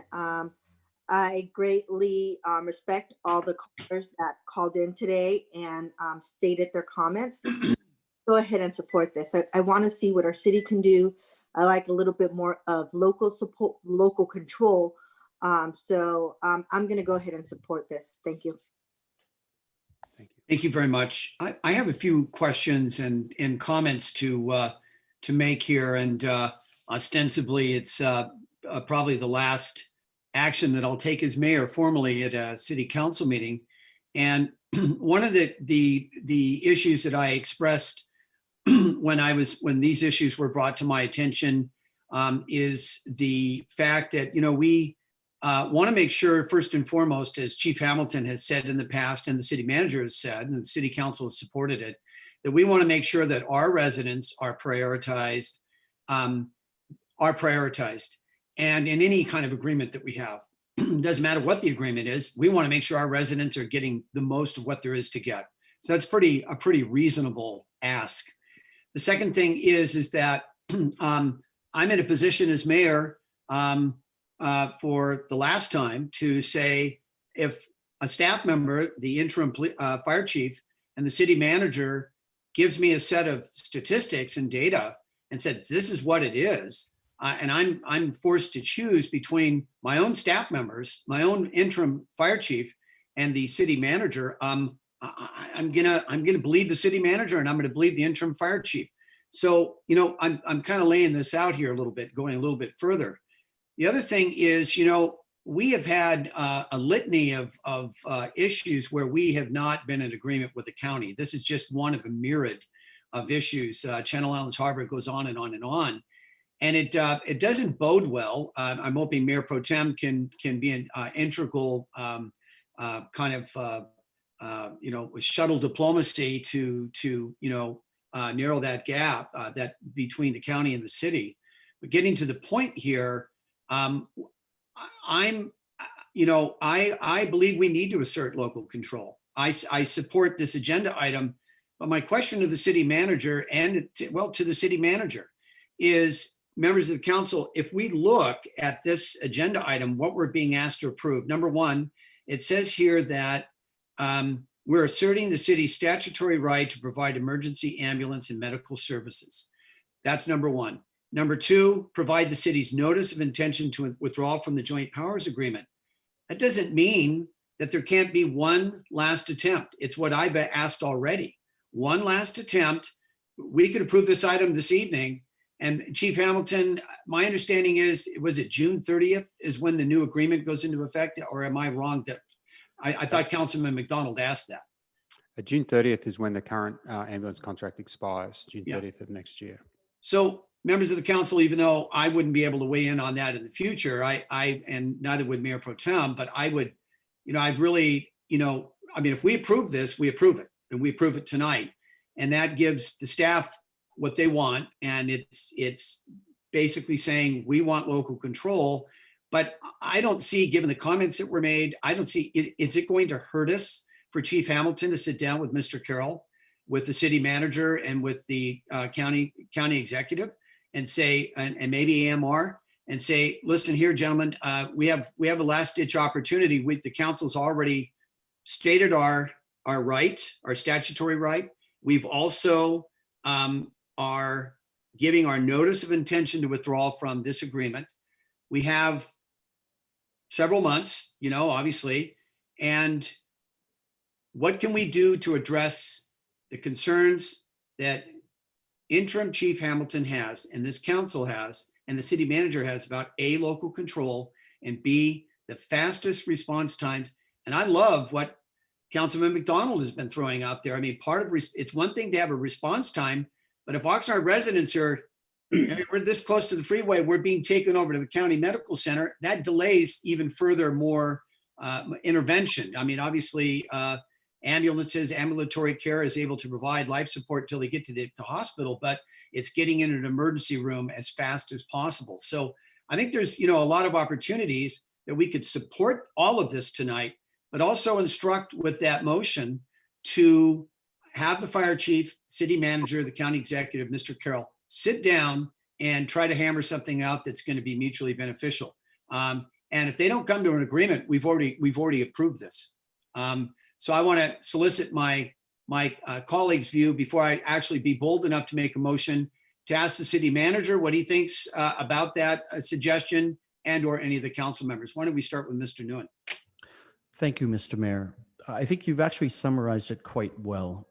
And I know tonight the speakers and some of us have highlighted some of our disagreements with the county. And I just have to remind everyone that we have many, many, many more positive partnerships with the county that are crucial for all the residents in our city as well as in the county. I have a very good relationship with the county CEO, and over time we will be able to put some of the prior disagreements behind us. And as I've stated before, the county and all the cities in the county always have to do our best to work together and be proactive and be partners. Now, this item, it didn't come out of nowhere. Chief Bass was very frustrated by the inability for Oxnard to weigh in on the outcomes here for our residents. So this is not something that our interim chief pulled out of his back pocket recently. So the bottom line is we believe that there's got to be an option where there will be better response times for our residents.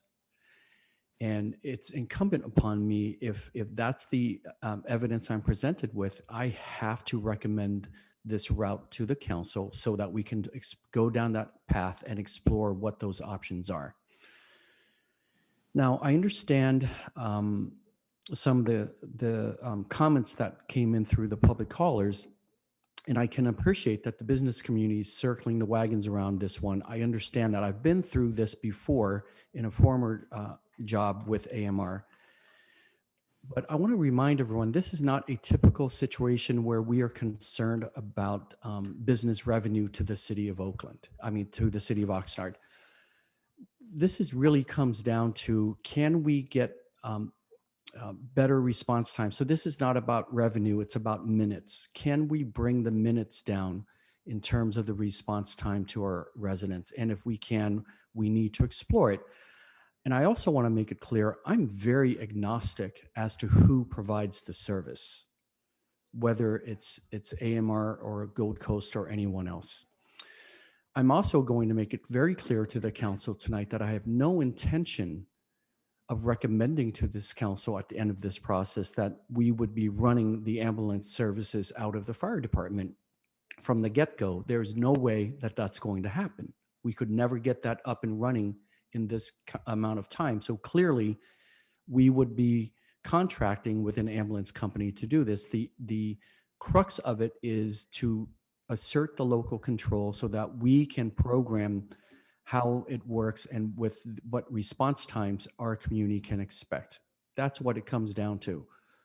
And so of course, obviously I'm supportive of us going down this path and exploring getting better outcomes for our community. Thank you.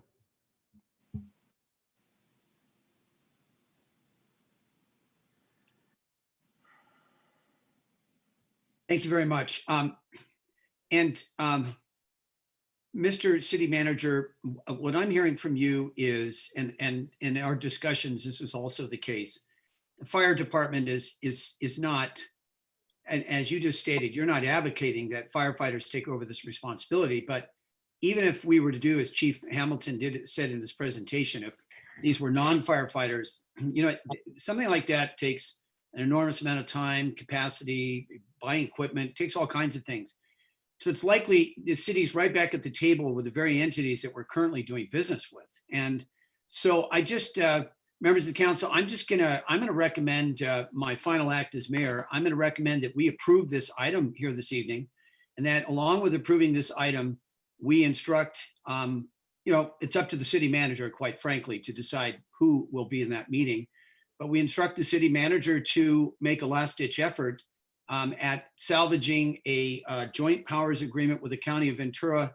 And we're also with that, and this isn't part of the motion, but we're expressing our desire to move closer to the county in a partnership on a variety of issues that we haven't been successful at doing. So I'm going to make that motion, and I'm just looking for a second from members of the council. We approve the item, and we also instruct at the same time as a last ditch effort to get the city manager to put together a meeting to see if they can work it out with the county satisfactory to the council. Mayor, excuse me. Mr. Mayor, I have a problem with that. Please repeat the motion, or have the city clerk repeat the motion before we get a second on it.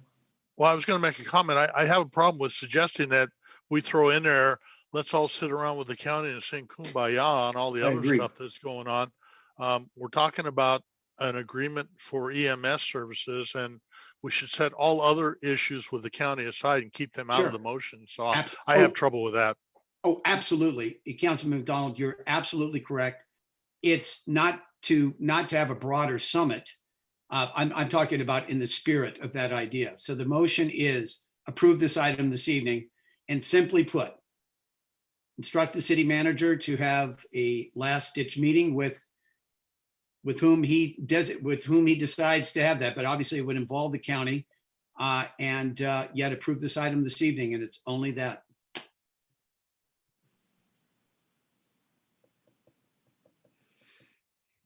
No I would second. expect that the city manager would do that anyway, based on the conversation. I'm not sure that we have to go that far with it. Okay, all I'll right, see what my peers say. all right. Well, I didn't get a second, so I mean, I'm not trying to cut anybody off from getting. Look, you guys, don't all speak it for. I'll second it, and I think I understand the spirit of your words there, and obviously, we'd like to see some. I would like to see some discussion, and I did want to say, as I'm seconding it, that the county has been very cooperative on many important issues, homelessness, the COVID, and other things. So this should be kept separate. Yeah. Right, Madam City Clerk, there's a motion on the floor that I made, and it was seconded by Mayor Pro Tem. Vote, please. Councilwoman Basua.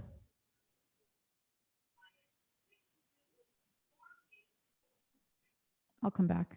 Councilmember Madrigal. Aye. Councilman McDonald.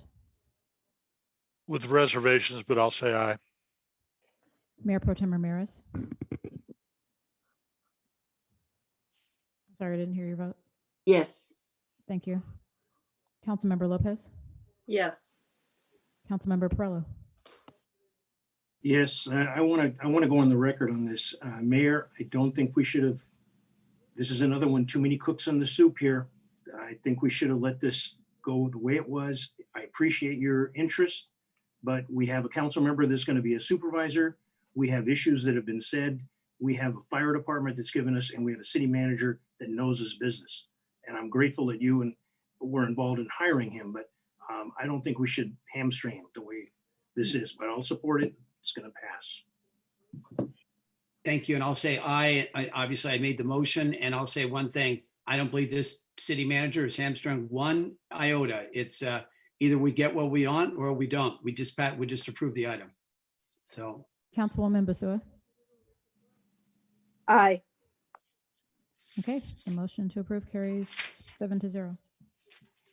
Okay, with that said, we have, the council is going to enter closed session. And this is the last item on the agenda on page 5.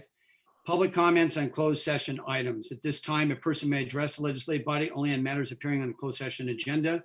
Madam City Clerk, we don't have any speakers for the closed session agenda. Is that correct? Correct. Okay. So the council will now recess to closed session. And then we will emerge following closed session to make any announcements if necessary. Mayor, are we going to a different Zoom site or? I believe we are. Is that correct, Madam City Clerk? Yes, you'll Yeah. need to log into the new one. I've got to get it started first, but so just give me a second, please. And did you read the statement? Did I miss that, Mayor? I'm sorry. Could you read that statement, Mr. City Attorney, because I Certainly, Mayor. didn't see that mine. The City Council will recess to a closed session pursuant to Government Code Section 54956.9, subparagraph D1, to confer with its attorneys. The title of the litigation being discussed is Ray versus Heritage Square Property Owners Association et al. And Mr. Mayor, a quick question for Yes, sir. clarification. Are Yes, we sir. expecting a report out on this, or will we be adjourning from closed session? I think we're going to report. I think we'll officially. We will have to emerge from closed session and then end the meeting in open session. Right. Okay. Okay. So we'll be back. Thank you.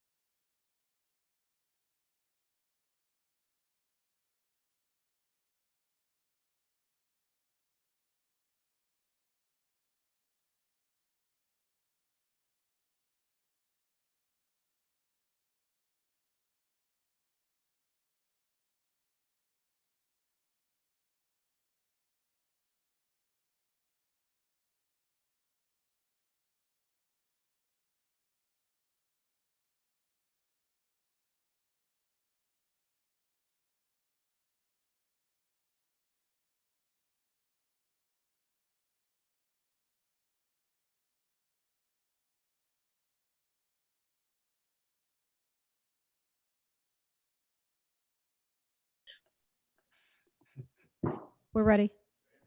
Okay. Thank you very much. The city council just emerged from closed session and we'll ask the city attorney to make any announcement if necessary. Mr. City Attorney. Thank you, Mayor. There's no report out of closed session this evening. Thank you very much. This meeting is adjourned. Good night, everybody. Good night. Night. Good night.